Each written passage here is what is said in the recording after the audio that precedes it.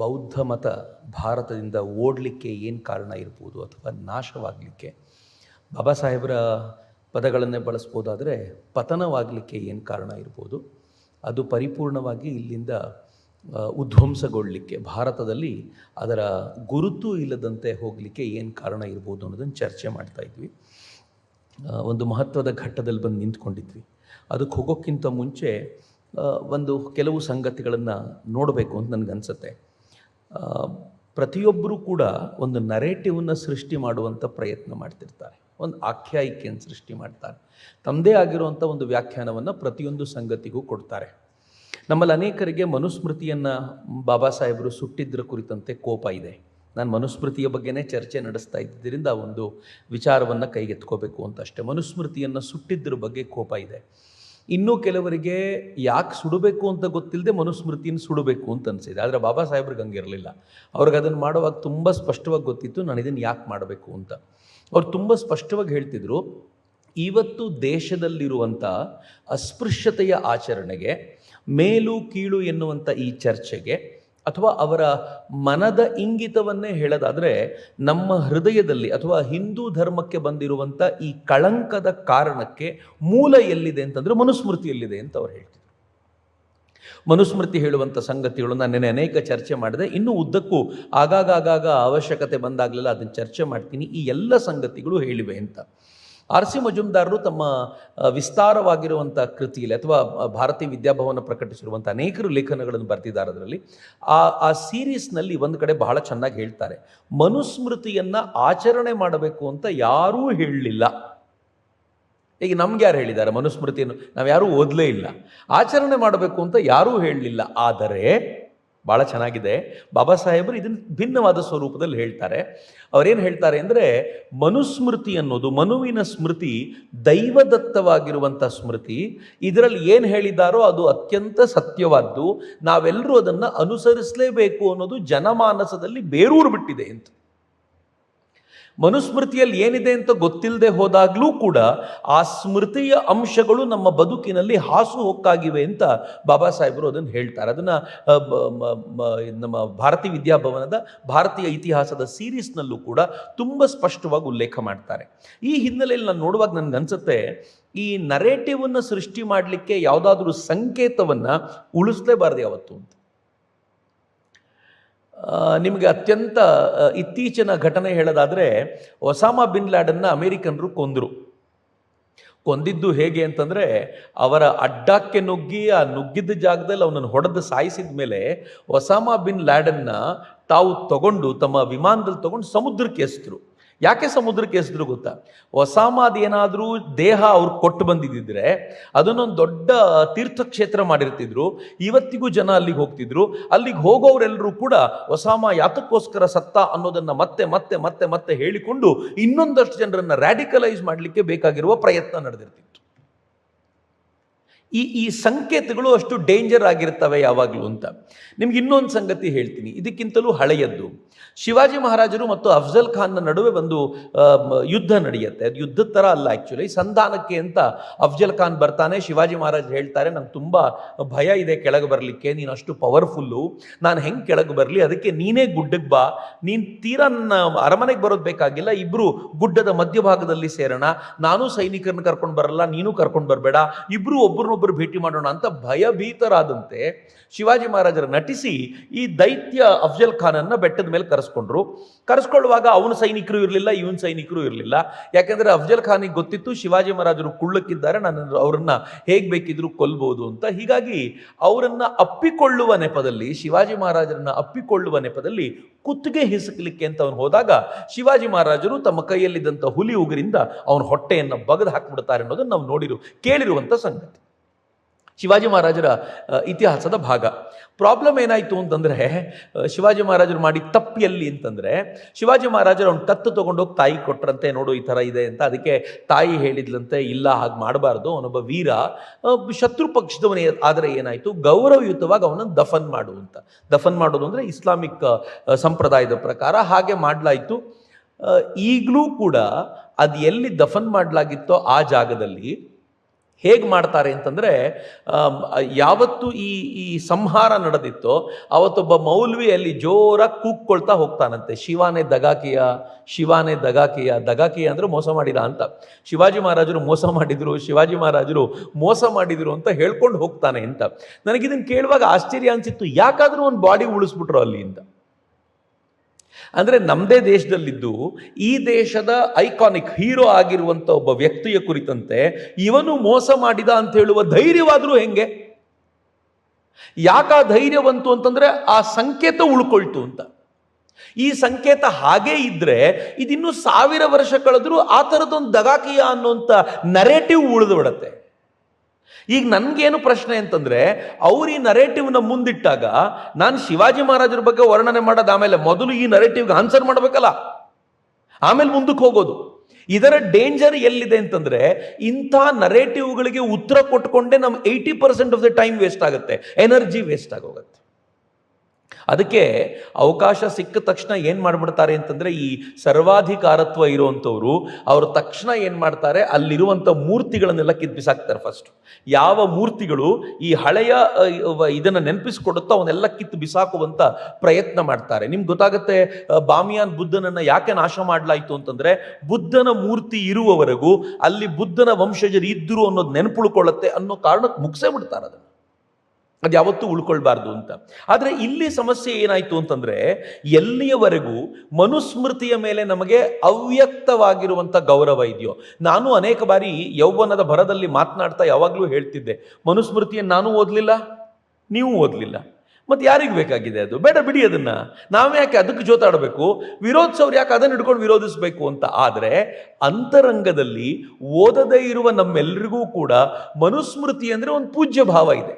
ಇದನ್ನೇನಾದರೂ ಮನುಸ್ಮೃತಿಯಲ್ಲಿ ಹೇಳಿದ್ದಾರೆ ಅಂತಂದರೆ ನಾವು ಇರಬೇಕಪ್ಪ, ಅದನ್ನು ನಾವು ಹಾಗೆ ಫಾಲೋ ಮಾಡಬೇಕು ಎನ್ನುವಂಥ ಭಾವ ಇದೆಯಲ್ಲ, ಆ ಭಾವವನ್ನು ಬುಡಸಹಿತ ಅಲ್ಗಾಡಿಸ್ಬೇಕು ಅಂತಾನೆ ಅವರ ಮನುಸ್ಮೃತಿಯನ್ನು ಸುಟ್ಟಿದ್ದು. ಆದರೆ ಸುಡುವಾಗ ಸುಮ್ಮನೆ ಸುಡಲಿಲ್ಲ, ಅದನ್ನು ಸುಡೋಕ್ಕಿಂತ ಮುಂಚೆ ಮನುಸ್ಮೃತಿಯಲ್ಲಿ ಏನೇನಿದೆ ಅನ್ನೋದನ್ನು ಹೇಳಿದರು. ಮನುಸ್ಮೃತಿಯನ್ನು ಯಾರು ಬರೆದ್ರು ಅಂತಲೂ ಹೇಳಿದರು. ಮನುಸ್ಮೃತಿ ಅಂದ ತಕ್ಷಣ ನನಗೆ ಚೆನ್ನಾಗಿ ನೆನಪಿದೆ, ನಾನು ಆಗಿನ್ನೂ ವಿಜಯವಾಣಿ ಆಗಿರಲಿಲ್ಲ, ವಿಜಯ ಕರ್ನಾಟಕ ಅನ್ಸುತ್ತೆ, ನಾನು ಸೀರೀಸ್ ಲೇಖನ ಬರೀತಿದ್ದೆ. ಅದರಲ್ಲಿ ಮನುಸ್ಮೃತಿ ಮನು ಬರೆದದ್ದೇ ಅಲ್ಲ ಅಂತ ಟೈಟ್ಲ್ ಹಾಕಿ ಬಾಬಾ ಸಾಹೇಬರ ವಿಚಾರಧಾರೆಯನ್ನು ಬರೆದಾಗ, ಒಬ್ಬರು ಭಾಳ ಹಿರಿಯರು, ಅವರು ಸುದೀರ್ಘ ಕಾಲ ಹಿಂದೂ ಧರ್ಮದ ವಿಚಾರಕ್ಕೋಸ್ಕರ ಹೋರಾಟ ಮಾಡಿದವರು, ಅವ್ರು ಫೋನ್ ಮಾಡಿದರು ನನಗೆ. ಫೋನ್ ಮಾಡಿ ಏನು ಕೇಳಿದ್ರು ಗೊತ್ತಾ? ಚಕ್ರವರ್ತಿಯವರೇ, ನಿಜನಾ ಇದು ಅಂತ ಕೇಳಿದರು. ನಾನಂದೆ, ಏನು ಸರ್ ಈಗ ಹೇಳ್ತೀರಾ, ಬಾಬಾ ಸಾಹೇಬರ ವಿಚಾರಧಾರೆ ಇದು, ಬಾಬಾ ಸಾಹೇಬ್ರು ಇದಕ್ಕೆ ಬೇಕಾಗಿರುವಂಥ ಪುರಾವೆಗಳನ್ನು ಕೊಡ್ತಾರೆ ನೋಡಿ ಅಂತಂದರೆ, ಅವರು ಗಾಬರಿಯಾಗಿ ಏನಂದ್ರು ಗೊತ್ತಾ, ಮತ್ತು ನಾವು ಯಾಕೆ ಇದಕ್ಕೆ ಇಷ್ಟೊಂದು ಅಂಟ್ಕೊಂಡಿದ್ದೀವಿ? ನಾನಂದೆ, ಅದನ್ನು ನೀವು ನನಗೆ ಹೇಳಬೇಕು, ನಾನಲ್ಲ ಹೇಳಬೇಕಾಗಿರೋದು ಅಂತ. ಇಷ್ಟು ವರ್ಷಗಳಿಂದ ಫೈಟ್ ಮಾಡಿದ್ದು ನೀವು ಹೇಳಬೇಕು ಅಂತ. ಅವರು ಎಂಥ ಅನ್ಯಾಯ ಆಗೋಯ್ತಲ್ಲ ಇದು ಅಂತ ಸುಮ್ಮನಾಗೋದು. ಆದರೆ ನಾವು ಈಗಲೂ ಹೇಗಿದ್ದೀವಿ ಅಂತಂದರೆ, ಮನುಸ್ಮೃತಿಯಲ್ಲಿರುವ ಒಳ್ಳೆಯ ಅಂಶಗಳು ಯಾವುದು, ಮನುಸ್ಮೃತಿಯ ಕೆಟ್ಟ ಅಂಶಗಳು ಯಾವುದು. ಸೊ ಈ ಥರ ಬೈಫರ್ಕೇಟ್ ಮಾಡುವಂಥ ಒಂದು ಪ್ರಯತ್ನ ಇದೆಯಲ್ಲ, ಇದು ಮತ್ತೆ ಅದನ್ನು ಎಸ್ಟಾಬ್ಲಿಷ್ ಮಾಡುವಂಥ ಪ್ರಯತ್ನ ಅಂತ ಅನ್ಸುತ್ತೆ. ಫೈನ್, ನಾವು ಅಲ್ಲಿಂದ ಮುಂದಕ್ಕೆ ಹೋಗಬೇಕಾಗಿರುವಂಥ ಪ್ರಸಂಗ. ನಾನು ನಿನ್ನೆ ಎಲ್ಲಿ ನಿಲ್ಲಿಸಿದ್ದೆ ಅಂತಂದರೆ, ಹೇಗೆ ವರ್ಣ ಪದ್ಧತಿ ಅದು ಜಾತಿ ಪದ್ಧತಿಯಾಗಿ ಕನ್ವರ್ಟ್ ಆಯಿತು ಅಂತ. ಬಾಬಾ ಸಾಹೇಬರ ವಿಚಾರಧಾರೆ ಬಹಳ ಸೂಕ್ಷ್ಮವಾಗಿರುವಂಥದ್ದು. ಮೊದಲು 4 ವರ್ಷಕ್ಕೆ ಫಿಕ್ಸ್ ಆಗ್ತಾ ಇದ್ದ ವರ್ಣ ಪದ್ಧತಿ ಕಾಲಕ್ರಮದಲ್ಲಿ ಒಬ್ಬ ವ್ಯಕ್ತಿಯ ಜೀವಮಾನಕ್ಕೆ ಅಂತ ವರ್ಗಾವಣೆ ಆಯಿತು. ಅದಾದ ನಂತರ ವಂಶ ಪಾರಂಪರ್ಯವಾಗಿ ಅದನ್ನು ಕೊಡಬೇಕು ಅನ್ನುವಂಥದ್ದು ಅದು ಸಹಜವಾಗಿ ಬಂದ ನಂತರ ಅದು ಎಲ್ಲಿಗೆ ಬಂದು ನಿಂತ್ಕೊಳ್ತು ಅಂತಂದರೆ, ವಂಶ ಪಾರಂಪರ್ಯ ಆಯಿತು ಅಂತಂದರೆ ಇದು ನಮ್ಗೆ ಗೊತ್ತಾಗುತ್ತೆ, ಯಾರು ಬ್ರಾಹ್ಮಣನಿದ್ದಾನೋ ಅವನು ತನ್ನ ಮಗನಿಗೆ ತಾನೇ ಗಾಯತ್ರಿ ಮಂತ್ರ ಕೊಟ್ಟ ನಂತರ ಅವನ ಮಗ ಬ್ರಾಹ್ಮಣನಾಗ್ತಾನೆ. ಈಗ ವೈಶ್ಯನನ್ನ ಬ್ರಾಹ್ಮಣ ಮಾಡೋದು ಯಾರು ಹಂಗಿದ್ರೆ? ಆಗ ಯಾರೂ ಇಲ್ಲ. ಕ್ಷತ್ರಿಯನನ್ನ ಬ್ರಾಹ್ಮಣ ಮಾಡ್ಲಿಕ್ಕೆ ಯಾರೂ ಇಲ್ಲ. ಬಿಕಾಸ್ ಬ್ರಾಹ್ಮಣ ತಂದೆ ತನ್ನ ಮಗನಿಗೆ ತಾನೇ ಗಾಯತ್ರಿ ಮಂತ್ರ ಬೋಧಿಸಿ ಬಿಡೋದ್ರಿಂದ ಅಲ್ಲೆಲ್ಲೂ ಮತ್ತೆ ಬೇರೆ ವರ್ಗ ಬರ್ಲಿಕ್ಕೆ ಆಗದೇ ಇಲ್ಲ. ಹೀಗಾಗಿ ಬ್ರಾಹ್ಮಣನ ಮಗ ಬ್ರಾಹ್ಮಣನಾದ್ರೆ ಕ್ಷತ್ರಿಯನ ಮಗ ಕ್ಷತ್ರಿಯನೇ ಆಗಬೇಕು, ವೈಶ್ಯನ ಮಗ ವೈಶ್ಯನೇ ಆಗಬೇಕು, ಶೂದ್ರನ ಮಗ ಶೂದ್ರನೇ ಆಗಬೇಕು. ಈಗ ಶೂದ್ರ ಅನ್ನೋದು ಕೆಳ ಹಂತ ಅನ್ನೋದು ಯಾವ ಹಂತದಲ್ಲಿ ನಿರ್ಮಾಣಗೊಂಡಿದ್ದು? ವರ್ಣ ವ್ಯವಸ್ಥೆಯಲ್ಲಿ ಅವನ ಉದ್ಯೋಗದ ದೃಷ್ಟಿಯಿಂದ, ಅವನ ಸ್ಕಿಲ್ನ ದೃಷ್ಟಿಯಿಂದ, ಅವನ ಪಾಂಡಿತ್ಯದ ದೃಷ್ಟಿಯಿಂದ ಅದು ಅತ್ಯಂತ ಕೆಳವರ್ಣ ಅಂತಂದ್ರೆ ಮೇಲು ಕೀಳು ಅಲ್ಲ, ಬದಲಾಗುವ ಸಾಧ್ಯತೆ ಇದೆ. ಆದರೆ ಈ ಹಂತದಲ್ಲಿ ಆಗ್ಲಿಕ್ಕಾಗೋದಿಲ್ಲ, ಹೀಗಾಗಿ ನೀನು ಇದು ಅಂತ ಹೇಳುವಾಗಿದ್ದಿದ್ದು. ಆದರೆ ಈಗೇನಾಯ್ತು ಗೊತ್ತಾ? ಶೂದ್ರನ ಮಗ ಅನಿವಾರ್ಯವಾಗಿ ಶೂದ್ರನೇ ಆಗಬೇಕಾಗಿ ಬಂತು. ಅವನು ನಿಜವಾಗಿಯೂ ಪಂಡಿತನಾಗಿ ಬ್ರಾಹ್ಮಣನಾಗುವ ಸಾಮರ್ಥ್ಯ ಇದ್ರೂ ಕೂಡ ಅವನಿಗೆ ಬ್ರಾಹ್ಮಣನಾಗುವ ಯೋಗ್ಯತೆಯನ್ನು ನಿರಾಕರಿಸಲಾಯಿತು. ಬಾಬಾ ಸಾಹೇಬ್ರದೀನ್ ಏನು ಹೇಳ್ತಾರೆ ಗೊತ್ತಾ? ಹಿಂದೂ ಧರ್ಮದ ದೋಷ ಏನು ಅಂತಂದರೆ, ಇದೊಂಥರ 4 ಸ್ಟೋರಿ ಬಿಲ್ಡಿಂಗ್ ಇದ್ದಂಗೆ, 4 ಅಂತಸ್ತಿನ ಮನೆ ಇದ್ದಂತೆ. ಈ 4 ಅಂತಸ್ತಿನ ಮನೆಯ ಪ್ರಾಬ್ಲಮ್ ಏನು ಗೊತ್ತಾ? ಬೇರೆ ಅಂತಸ್ತಿನ ಮನೆಗಳಾದರೆ 3ನೇ ಅಂತಸ್ತಿಗೆ ಹೋಗಿ 4ನೇ ಅಂತಸ್ತಿಗೆ ಹೋಗ್ಬೋದು, 4ನೇ ಅಂತಸ್ತಿಂದ 1ನೇ ಅಂತಸ್ತಿಗೆ ಬರ್ಬೋದು, ಎಲ್ಲ ಇದೆ. ಆದರೆ ಹಿಂದೂ ಧರ್ಮದ ಈ ಅಂತಸ್ತುಗಳಲ್ಲಿ ಒಬ್ಬ ಒಂದ್ಸಲ ಒಂದು ಅಂತಸ್ತಿಗೆ ಹೋದ್ಮೇಲೆ ಇನ್ನು ಮೇಲಕ್ಕೂ ಹೋಗೋಂಗಿಲ್ಲ, ಕೆಳಕ್ಕೂ ಬರೋಂಗಿಲ್ಲ. ಈ ಅಂತಸ್ತುಗಳು ಸೀಲ್ಡ್ ಆಗಿಬಿಟ್ಟಿವೆ ಅಂತ. ಅದಕ್ಕೆ ಇದು ರಾಟನ್ ಆಗಿದೆ, ಕೊಳೆತು ಹೋಗ್ತಾ ಇದೆ ಈ ಸಿಸ್ಟಮು ಅಂತ ಬಾಬಾ ಸಾಹೇಬರು ಆಕ್ರೋಶ ಭರಿತರಾಗಿ ನುಡಿತಾರೆ. ಇದರ ಮುಂದಿನ ಹಂತ, ಇವತ್ತು ಅದರ ಮುಂದಿನ ಹಂತವನ್ನು ಚರ್ಚೆ ಮಾಡೋಣ. ನಾವು ನೆನ್ಪಿಟ್ಕೊಳ್ಳೋಣ, ಮತ್ತೆ ಬುದ್ಧಿಸಮ್ಗೆ ನಾವು ವಾಪಸ್ ಬರಬೇಕು. ಇವತ್ತಿನ ಚರ್ಚೆ ಹಿಂದೂಯಿಸಮ್ ಅಲ್ಲ, ಆದರೆ ಹಿಂದೂಯಿಸಮ್ ಹೇಗೆ ಉಳಿತು, ಬುದ್ಧಿಸಮ್ ಹೇಗೆ ಈ ದೇಶದಿಂದ ಓಡಬೇಕಾಗಿ ಬಂತು ಅನ್ನೋದ್ರ ಕುರಿತಂತೆ ಚರ್ಚೆಯಲ್ಲಿ ಇವೆಲ್ಲವೂ ಬರುತ್ತೆ. ಯಾವಾಗ ಬ್ರಾಹ್ಮಣ ಅಥವಾ ವರ್ಣಗಳು ಜಾತಿ ಆಯಿತೋ ಆಗ ಸಹಜವಾಗಿ ಇದರ ಜೊತೆಗೆ ಕೊಳಕು ಕೂಡ ಬಂತು. ಅದರಲ್ಲಿ 1ನೇ ಕೊಳಕು ನಾನು ಹೇಳಿದೆ, ಇದು ಸೀಲ್ಡ್ ಕಂಪಾರ್ಟ್ಮೆಂಟ್ಗಳಾಗೋಗ್ಬಿಟ್ವಿ, ಅದು ಮೊದಲನೇ ಕೊಳಕಾದರೆ 2ನೇ ಕೊಳಕು ಏನು ಅಂತ ಬಾಬಾ ಸಾಹೇಬ್ರು ಎಕ್ಸ್ಪ್ಲೈನ್ ಮಾಡ್ತಾರೆ. ಬಹಳ ಇಂಟ್ರೆಸ್ಟಿಂಗ್ ಆಗಿರುವಂಥ ಸಂಗತಿಗಳು, ಅನೇಕ ಸಂಗತಿಗಳು ನಮ್ಮಲ್ಲಿ ಬಹುತೇಕರಿಗೆ ಗೊತ್ತಿರಲಿಕ್ಕಿಲ್ಲ. ಬಾಬಾ ಸಾಹೇಬರು ಎಕ್ಸ್ಪ್ಲೈನ್ ಮಾಡ್ತಾರೆ. ಅವ್ರು ಹೇಳ್ತಾರೆ, ವರ್ಣ ಅಲ್ಲಿಯವರೆಗೂ ವಿವಾಹದಲ್ಲಿ ಗಂಭೀರವಾದ ಪಾತ್ರ ವಹಿಸಿರಲಿಲ್ಲ. ಈಗ ವಿವಾಹದಲ್ಲಿ ಗಂಭೀರ ಪಾತ್ರ ವಹಿಸ್ತು ವರ್ಣ ಜಾತಿಯಾದಾಗ. ಮೊದಲೇನಾಗ್ತಿತ್ತು, 4 ವರ್ಷಕ್ಕೆ ವರ್ಣ ಬದಲಾಗುತ್ತೆ ಅಂತ ಆದರೆ ನೀವು ಯಾವ ವರ್ಣದ ಬಗ್ಗೆ ಮಾತನಾಡ್ತೀರಾ? ಈಗ ಬ್ರಾಹ್ಮಣನಿರೋನು ಬ್ರಾಹ್ಮಣ ಹುಡುಗಿನೇ ಮದುವೆ ಆಗಬೇಕು ಅಂತ ಅನ್ಕೊಂಡ್ರೆ 4 ವರ್ಷದ ನಂತರ ಶೂದ್ರ ಆಗ್ಬೋದು ಅವನು. ಕ್ಷತ್ರಿಯನಾಗಿರೋ 4 ವರ್ಷದ ನಂತರ ಬ್ರಾಹ್ಮಣ ಆಗ್ಬೋದು. ಸೊ ಹಿಂಗಾಗಿ ಇಂಥದ್ದೇ ವರ್ಣದ ಹುಡುಗಿನ ಮದುವೆ ಆಗಬೇಕು ಅನ್ನೋಂಥ ಪ್ರಕ್ರಿಯೆಯೇ ಇಲ್ಲ. ಇನ್ನು ಹೆಣ್ಣು ಮಕ್ಕಳಿಗೂ ಕೂಡ ವರ್ಣದ ಪ್ರಧಾನ ಇತ್ತು ಅಂತಾದರೆ ಅವ್ರಿಗೂ ಚೇಂಜ್ ಆಗ್ತಿರುತ್ತೆ. ಹೀಗಾಗಿ ವಿವಾಹದಲ್ಲಿ ವರ್ಣದ ಪಾತ್ರ ಇರಲಿಲ್ಲ. ಆದರೆ ಯಾವಾಗ ವರ್ಣ ಜಾತಿ ಆಗ್ಲಿಕ್ಕೆ ಶುರುವಾಯಿತೋ ಆಗ ವಿವಾಹದಲ್ಲಿ ವರ್ಣದ ಪಾತ್ರ ದೊಡ್ಡದ್ದಾಯಿತು ಅನ್ನೋದನ್ನು ಅವ್ರು ಹೇಳ್ತಾರೆ. ಅದಕ್ಕೆ ಅವರು ಎಕ್ಸಾಂಪಲ್ ಕೊಡ್ತಾ, ಭಾರತದಲ್ಲಿ ಯಾವ ವರ್ಣದವ್ರನ್ನ ಬೇಕಿದ್ರು ಮದುವೆ ಆಗ್ಬೋದಿತ್ತು ಅನ್ನೋದಕ್ಕೆ ಅನೇಕ ಎಕ್ಸಾಂಪಲ್ ಕೊಡ್ತಾರೆ. ನಾನು ಪಾಪ್ಯುಲರ್ ಆಗಿರುವಂಥ ಕೆಲವು ಎಕ್ಸಾಂಪಲ್ ನಿಮ್ಮ ಮುಂದೆ ಇಡ್ತೀನಿ. ಶಂತನು ಗಂಗೆಯನ್ನ ಮದುವೆ ಆದ. ಶಂತನು ಕ್ಷತ್ರಿಯ. ಗಂಗೆ ನಾವು ದೇವರು ಅಂತ ಕರೆದು ಪಕ್ಕಕ್ಕಿಡದೆ ಹೋದರೆ ಆಕೆಯನ್ನ ಶೂದ್ರ ಹೆಣ್ಮಗಳು ಅಂತ ಕರಿಬೋದು. ಇವತ್ತಿನ ದಿನಮಾನಗಳಲ್ಲಿ ನೋಡೋದಾದ್ರೆ ಶೂದ್ರ ಹೆಣ್ಮಗಳು ಅಂತ ಕರಿಬೋದು. ಕ್ಷತ್ರಿಯ ಶಂತನು ಶೂದ್ರ ಗಂಗೆಯನ್ನ ಮದುವೆ ಆದ. ಆಗ್ಬೋದಿತ್ತಲ್ಲ, ಯಾರೂ ವರ್ಣದ ವಿಚಾರದಲ್ಲಿ ಗಲಾಟೆ ಮಾಡಲಿಲ್ವಲ್ಲ ಅಲ್ಲಿ. ಸರಿ, ಅದೇ ಕ್ಷತ್ರಿಯ ಶಂತನು ಮತ್ಸ್ಯಗಂಧಿಯನ್ನ ಮದುವೆ ಆಗ್ತಾನೆ.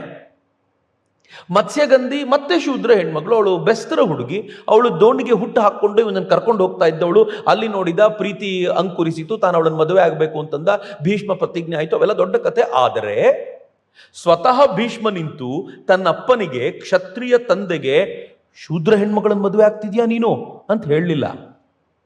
ನಾನು ಭೀಷ್ಮ ಪ್ರತಿಜ್ಞೆ ಮಾಡ್ತೀನಿ, ಪರವಾಗಿಲ್ಲ, ನಿನಗೆ ಈ ಉಳಿಗೆ ಹುಟ್ಟೋ ಸಂತಾನವೇ ರಾಜ್ಯವನ್ನು ನೋಡ್ಕೊಳ್ಳಿ ಅಂತ ಹೇಳಿಕೊಂಡು ಪ್ರತಿಜ್ಞೆ ಮಾಡಿ ತಂದೆಗೆ ಮದುವೆ ಮಾಡಿಸಿದ. ಬಹಳ ಚೆನ್ನಾಗಿರುವಂಥ ಸಂಗತಿ. ಇದನ್ನ ಈ ದಿಕ್ಕಿನಿಂದ ಗಮನಿಸಿದ್ರೆ, ಪರಾಶರರು ಅದೇ ಮತ್ಸ್ಯಗಂಧಿಯೊಂದಿಗೆ ಈಕೆಗಿಂತ ಮುಂಚೆ, ಅಂದರೆ ಈತನಿಗಿಂತ ಮುಂಚೆ ಮತ್ಸ್ಯಗಂಧಿಯೊಂದಿಗೆ ಪರಾಶರರು ಸ್ವಲ್ಪ ಕಾಲ ಕಳೆದಿರ್ತಾರೆ. ಅದು ಏನು, ದೋಣಿಯಲ್ಲಿ ಹೋಗಬೇಕಾದ್ರೆ ಪ್ರೇಮಾಂಕುರವಾಗಿ ಅವರು ಆಕೆಯೊಂದಿಗೆ ದಿನಗಳನ್ನು ಕಳೆದಿರುವಂಥ ಘಟನೆಗಳು ಉಲ್ಲೇಖವಾಗ್ತವೆ. ಪರಾಶರರು ಯಾರು? ಋಷಿ ಸದೃಶರು, ಬ್ರಾಹ್ಮಣರು.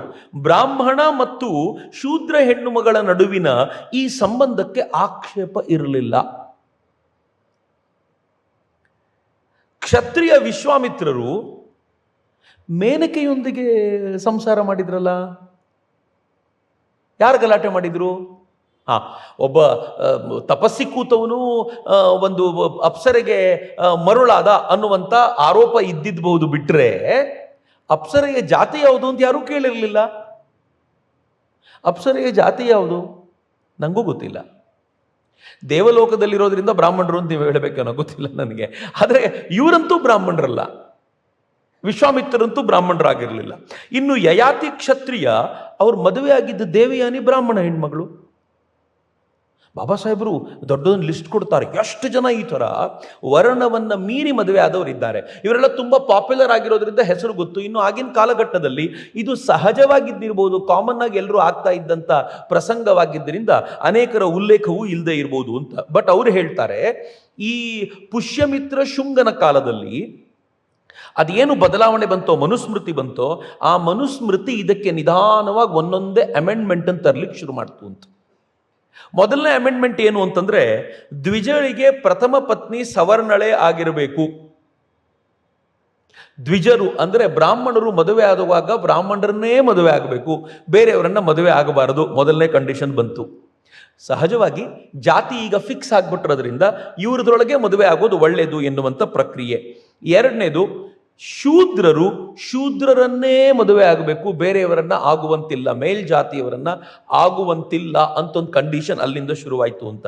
ಮುಂದೆ ಹೇಳ್ತಾರೆ, ಇದು ಮನುಸ್ಮೃತಿಯ ಮಾತನ್ನ ಬಾಬಾ ಸಾಹೇಬರು ಉಲ್ಲೇಖ ಮಾಡೋದು, ಶೂದ್ರನ ಹೆಣ್ಣನ್ನು ಶಯನಕ್ಕೊಯ್ದ ಬ್ರಾಹ್ಮಣ ಅಧೋಗತಿಯನ್ನು ಹೊಂದುತ್ತಾನೆ.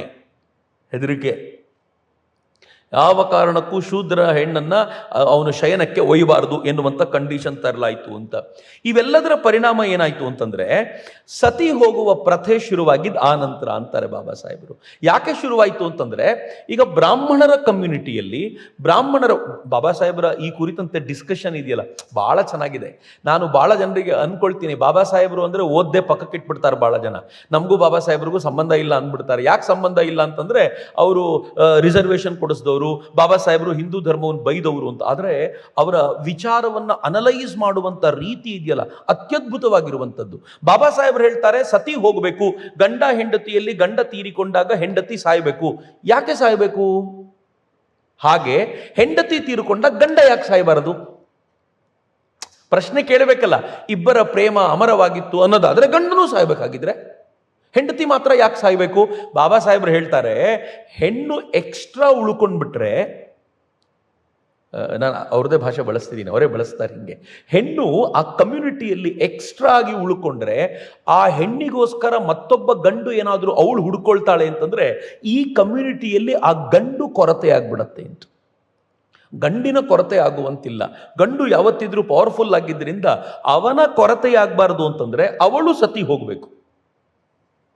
ಸತಿ ಹೋಗಲಿಲ್ಲ ಅಂತಂದ್ರೆ ಏನ್ ಮಾಡಬೇಕು ಅಂತಂದ್ರೆ, ಅವಳು ತನ್ನ ಕೂದಲನ್ನೆಲ್ಲ ಬೋಳಿಸಿಕೊಂಡು ಬ್ರಹ್ಮಚಾರಿಣಿಯಂತೆ ಬದುಕಬೇಕು. ಬಾಬಾ ಸಾಹೇಬ್ ಹೇಳ್ತಾರೆ, ಇದೆಲ್ಲ ಕಾರಣ ಏನು ಅಂತಂದ್ರೆ, ಪುರುಷ ಪ್ರಧಾನವಾಗಿದ್ದಂಥ ಈ ವ್ಯವಸ್ಥೆಯಲ್ಲಿ ಪುರುಷ ಸೆಕೆಂಡರಿ ಆಗಬಾರದು. ಎಕ್ಸ್ಟ್ರಾ ಪುರುಷ ಇದ್ರೆ ಅವನು ಯಾವುದಾದ್ರೂ ಹೆಣ್ಣನ್ನ ಬೇಕಿದ್ರೆ ಮದುವೆ ಆಗ್ಬೋದು. ಆದರೆ ಎಕ್ಸ್ಟ್ರಾ ಹೆಣ್ಣು ಒಬ್ಬ ಪುರುಷನನ್ನ ಸೆಳ್ಕೊಂಡ್ಬಿಟ್ರೆ ಸಮಾಜಕ್ಕೆ ಸಿಗುವಂತ ಒಬ್ಬ ಸಮರ್ಥ ವ್ಯಕ್ತಿ ಕೊರತೆಯಾಗ್ಬಿಡತ್ತೆ ಎನ್ನುವ ಒಂದು ಕಾರಣಕ್ಕೋಸ್ಕರ ಸತಿ ಪದ್ಧತಿ ಈ ಕಾರಣಕ್ಕೆ ಪ್ರಥೆ ಆಯಿತು. ಮೊದಲು ಹಂಗಿರ್ಲಿಲ್ಲ. ಯಾಕಿರ್ಲಿಲ್ಲ ಅಂದ್ರೆ, ಯಾವ ವರ್ಣದವ್ರು ಯಾರನ್ನು ಬೇಕಿದ್ರು ಮದುವೆ ಆಗ್ಬೋದಾಗಿದ್ದರಿಂದ ಕೊರತೆಯ ಪ್ರಶ್ನೆಯೇ ಇರಲಿಲ್ಲ. ಈ ಕಮ್ಯುನಿಟಿ ಸ್ಮಾಲ್ ಆಗಿದ್ದರಿಂದ ಈ ಕಮ್ಯುನಿಟಿಯಲ್ಲಿ ಕೊರತೆ ಬಂದ್ರೆ ಮುಂದೇನ್ ಮಾಡಬೇಕು ಎನ್ನುವ ಪ್ರಶ್ನೆಗೆ ಇದ್ದ ಹೆಣ್ಣು ಮಗಳನ್ನ ಬೆಂಕಿಗೆ ತಳ್ಳೋದು ಒಳ್ಳೆಯದು ಎನ್ನುವಂತ ಪ್ರತೆ ಬಂತು ಅಂತ ಅವರು ಹೇಳ್ತಾರೆ. ಕೊನೆಗೆ ಅದಕ್ಕೋಸ್ಕರವೇ ಮನು ಏನ್ ಮಾಡಿದ, ವಿಧವೆಗೆ ಅಕಸ್ಮಾತ್ ಅವಳು ಉಳ್ಕೊಳ್ತಾಳೆ ಅಂತಾದ್ರೂ ಮರು ವಿವಾಹ ಮಾಡಬೇಡಿ ಅಂತ ಹೇಳಿದ. ಇದರ ನಂತರ ವಿವಾಹ ಪದ್ಧತಿ ಮತ್ತು ಸಂತಾನ ವರ್ಣ ನಿರ್ಣಯದ ಕುರಿತಂತೆ ಬಾಬಾ ಸಾಹೇಬರು ಬಹಳ ಚೆನ್ನಾಗಿ ಹೇಳ್ತಾರೆ. ನನಗೆ ಅಲ್ಲಿಯವರೆಗೂ 2 ಥರದ ವಿವಾಹಗಳ ಪರಿಕಲ್ಪನೆ ಇರಲಿಲ್ಲ. ಬಾಬಾ ಸಾಹೇಬರು ಹೇಳ್ತಾರೆ, 2 ಥರದ ವಿವಾಹ ಇದೆ. ಒಂದು ಅನುಲೋಮ ವಿವಾಹ, ಮತ್ತೊಂದು ಪ್ರತಿಲೋಮ ವಿವಾಹ. ಬಹಳ ಚೆನ್ನಾಗಿದೆ. ಅನುಲೋಮ ವಿವಾಹ ಅಂತಂದ್ರೆ ಏನು ಅಂತಂದ್ರೆ, ಉನ್ನತ ವರ್ಣದ ಪುರುಷ ಮತ್ತು ಕೆಳವರ್ಣದ ಸ್ತ್ರೀ ಇವರು ಮದುವೆ ಆದರೆ ಅದು ಅನುಲೋಮ ವಿವಾಹ. ನಾನು ವರ್ಣದ ದೃಷ್ಟಿಯಲ್ಲಿ ಹೇಳೋದಾದ್ರೆ, ಬ್ರಾಹ್ಮಣ ವರ್ಣದ ಪುರುಷ ಕ್ಷತ್ರಿಯ ವರ್ಣದ ಸ್ತ್ರೀಯನ್ನ ಮದುವೆ ಆದರೆ ಇದು ಅನುಲೋಮ ವಿವಾಹ.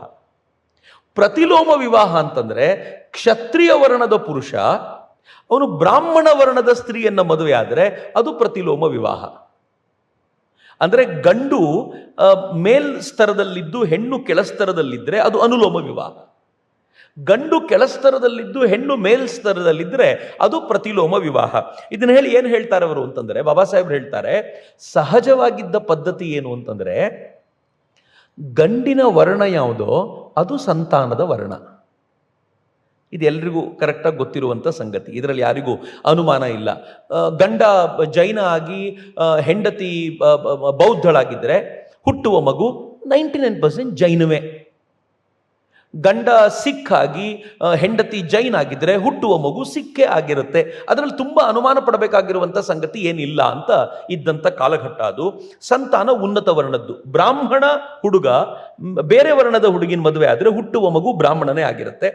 ಇನ್ನು ಕೆಳವರ್ಣದ ಪುರುಷ ಮೇಲ್ಸ್ತರದ ಹೆಣ್ಣು ಮಗಳನ್ನು ಮದುವೆ ಆದರೆ ಆಗ ಹುಟ್ಟುವ ಮಗು ಕೆಳಸ್ತರದ್ದಾಗ್ಬಿಡತ್ತೆ.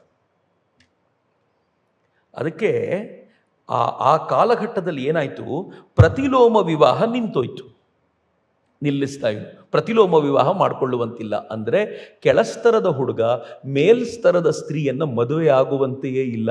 ಅಂದರೆ ಮೇಲ್ಸ್ತರದ ಹೆಣ್ಣು ಮಗಳಿಂದ ಹುಟ್ಟುವ ಹುಡುಗ ಕೆಳಸ್ತರದವನಾಗ್ಬಿಡ್ತಾನೆ ಎನ್ನುವಂಥ ಆತಂಕ ಅಂತ. ಬಟ್ ಅನುಲೋಮ ವಿವಾಹವಾದರೂ ಉಳ್ಕೊಂಡಿತ್ತು, ಬೇರೆ ವರ್ಣದವ್ರು ಮಾಡ್ಕೋಬೋದಿತ್ತು. ಆದರೆ ಕೊನೆ ಹಂತಕ್ಕೆ ಏನು ಮಾಡಿದ ಅವನು ಅಂತಂದರೆ, ಮನು ಅಂದರೆ ಅವತ್ತಿನ ದಿನದಲ್ಲಿ ಸುಮತಿ ಭಾರ್ಗವ ಏನು ಮಾಡಿದ ಅಂತಂದರೆ, ವರ್ಣ ನಿರ್ಣಯ ಮಾಡುವಾಗ ಆ ವರ್ಣ ತಾಯಿಯಿಂದ ಬರುತ್ತೆ ಅಂತ ಒಂದು ರೂಲ್ ಮಾಡಿಬಿಟ್ಟ ಅಂತ. ಆ ರೂಲ್ ಮಾಡಿದ ನಂತರ ಏನಾಯಿತು, ಮೇಲ್ಸ್ತರದ ವ್ಯಕ್ತಿ ಕೆಳಸ್ತರದ ಹುಡುಗಿಯನ್ನು ಮದುವೆ ಆದರೆ ಹುಟ್ಟುವ ಮಗು ಕೆಳಸ್ತರಕ್ಕೆ ಸೇರಿರುತ್ತೆ, ಕೆಳಜಾತಿಗೆ ಸೇರಿರುತ್ತೆ. ಇದು ನಿರ್ಣಯ ಆದಮೇಲೆ ಏನಾಯಿತು, ಬ್ರಾಹ್ಮಣ ಮೇಲ್ವರ್ಗ, ಪದೇ ಪದೇ ಬ್ರಾಹ್ಮಣನನ್ನೇ ಉಲ್ಲೇಖ ಮಾಡ್ತಾರೆ. ಬ್ರಾಹ್ಮಣ ಕೆಳಜಾತಿಯ ಹೆಣ್ಣು ಮಗಳನ್ನು ಮದುವೆ ಆದಾಗ ಹುಟ್ಟುವ ಮಗುವಿನ ಬಗ್ಗೆ ಅವನು ತಲೆ ಕೆಡಿಸಿಕೊಳ್ಳಬೇಕಾದ ಅಗತ್ಯ ಬರಲಿಲ್ಲ. ಇದು ಕೆಳಜಾತಿಗೆ ಸೇರಿದ್ದು ಅಂತ ಬಿಟ್ಬಿಡ್ಬೋದಾಗಿತ್ತು. ಆದರೆ ಹಿಂದೆಲ್ಲ ಹಂಗಿರಲಿಲ್ಲ. ಹಿಂದೆಲ್ಲ ಹೆಂಗಿತ್ತು ಅಂತಂದರೆ, ಶಂತನು ಮತ್ತು ಗಂಗೆ ಮದುವೆಯಾದಾಗ ಭೀಷ್ಮ ಹುಟ್ಟಿದ. ಭೀಷ್ಮ ಕ್ಷತ್ರಿಯನಾದ. ಶಂತನು ಮತ್ತು ಗಂಧಿಯ ಕಾರಣಕ್ಕೆ ವಿಚಿತ್ರ ವೀರ್ಯ ಹುಟ್ಟಿದ. ಅವನು ಕ್ಷತ್ರಿಯನಾದ, ಶಂತನುವಿನಿಂದ ಬಂತು. ಪರಾಶರ ಮತ್ತು ಮತ್ಸ್ಯಗಂಧೀರೆಂದಾಗಿ ಹುಟ್ಟಿದ ಕೃಷ್ಣ ದ್ವೈಪಾಯನ ವ್ಯಾಸರು ಅವರು ಋಷಿಗಳಾದರೂ ಬ್ರಾಹ್ಮಣರು ಅಂತ ಅನಿಸ್ಕೊಂಡ್ರು. ವಿಶ್ವಾಮಿತ್ರ ಮತ್ತು ಮೇನಕೆಯರಿಗೆ ಹುಟ್ಟಿದ ಶಕುಂತಲೆ ಆಕೆ ಅಪ್ಸರೆ ಅಂತ ಅನ್ನಿಸ್ಕೊಳ್ಳಿಲ್ಲ, ಕ್ಷತ್ರಿಯಳು ಅಂತ ಅನ್ನಿಸ್ಕೊಂಡು ಕ್ಷತ್ರಿಯ ರಾಜನಿಗೆ ಕೊಡಲ್ಪಟ್ಲು. ಯಯಾತಿ ಮತ್ತು ದೇವಯಾನರಿಗೆ ಹುಟ್ಟಿದ ಯದು, ಆತ ದೇವಯಾನಿಯ ಕಾರಣಕ್ಕೆ ಬ್ರಾಹ್ಮಣ ಅಂತ ಅನ್ನಿಸ್ಕೊಳ್ಳಿಲ್ಲ, ಆದರೆ ಕ್ಷತ್ರಿಯ ಅಂತ ಅನ್ನಿಸಿಕೊಂಡ. ಸೊ ಹಾಗಿದ್ದನ್ನ ಪೂರ್ಣ ಬದಲಾಯಿಸಿದ್ರ ಪರಿಣಾಮ ಏನಾಯಿತು ಅಂತಂದರೆ, ಬಾಬಾ ಸಾಹೇಬರು ಹೇಳ್ತಾರೆ, ಮೇಲ್ವರ್ಗದವರಿಗೆ ಕೆಳವರ್ಗದ ಹೆಣ್ಣು ಮಕ್ಕಳು ಲೈಂಗಿಕ ತೃಷೆ ತೀರಿಸಲಿಕ್ಕೆ ಮಾತ್ರವೇ ಬಿಟ್ಟರೆ ಮದುವೆಯಾಗಲಿಕ್ಕೆ ಅಲ್ಲ ಅಂತಾಗೋಯ್ತು. ಗೊತ್ತಿಲ್ಲ ನನಗೆ ಎಷ್ಟು ಜನ ಇದನ್ನು ಹೀಗೆ ಒಪ್ಕೊಳ್ಬೋದು, ಆದರೆ ಬಾಬಾ ಸಾಹೇಬರು ಇದನ್ನು ತುಂಬ ಗಂಭೀರವಾಗಿ ಹೇಳ್ತಾರೆ. ನಾನು ಇತ್ತೀಚೆಗೆ ಒಂದು ಪುಸ್ತಕವನ್ನು ಓದ್ತಿದ್ದೆ, ಭರತನಾಟ್ಯದ ಕುರಿತಂತೆ ಏನೋ ಓದ್ತಾ ಇರುವಾಗ ಒಂದು ಪುಸ್ತಕವನ್ನು ಓದ್ತಿದ್ದೆ. ಅದರಲ್ಲಿ ಹೇಳ್ತಾರೆ, ದೇವಸ್ಥಾನಗಳಲ್ಲಿ ದೇವರಿಗೆ ಪ್ರದರ್ಶನಕ್ಕೆ ಅಂತ ಒಂದಷ್ಟು ಹೆಣ್ಣು ಮಕ್ಕಳು ಈ ಭರತನಾಟ್ಯವನ್ನು ಪ್ರದರ್ಶನ ಮಾಡ್ತಾ ಇದ್ರು.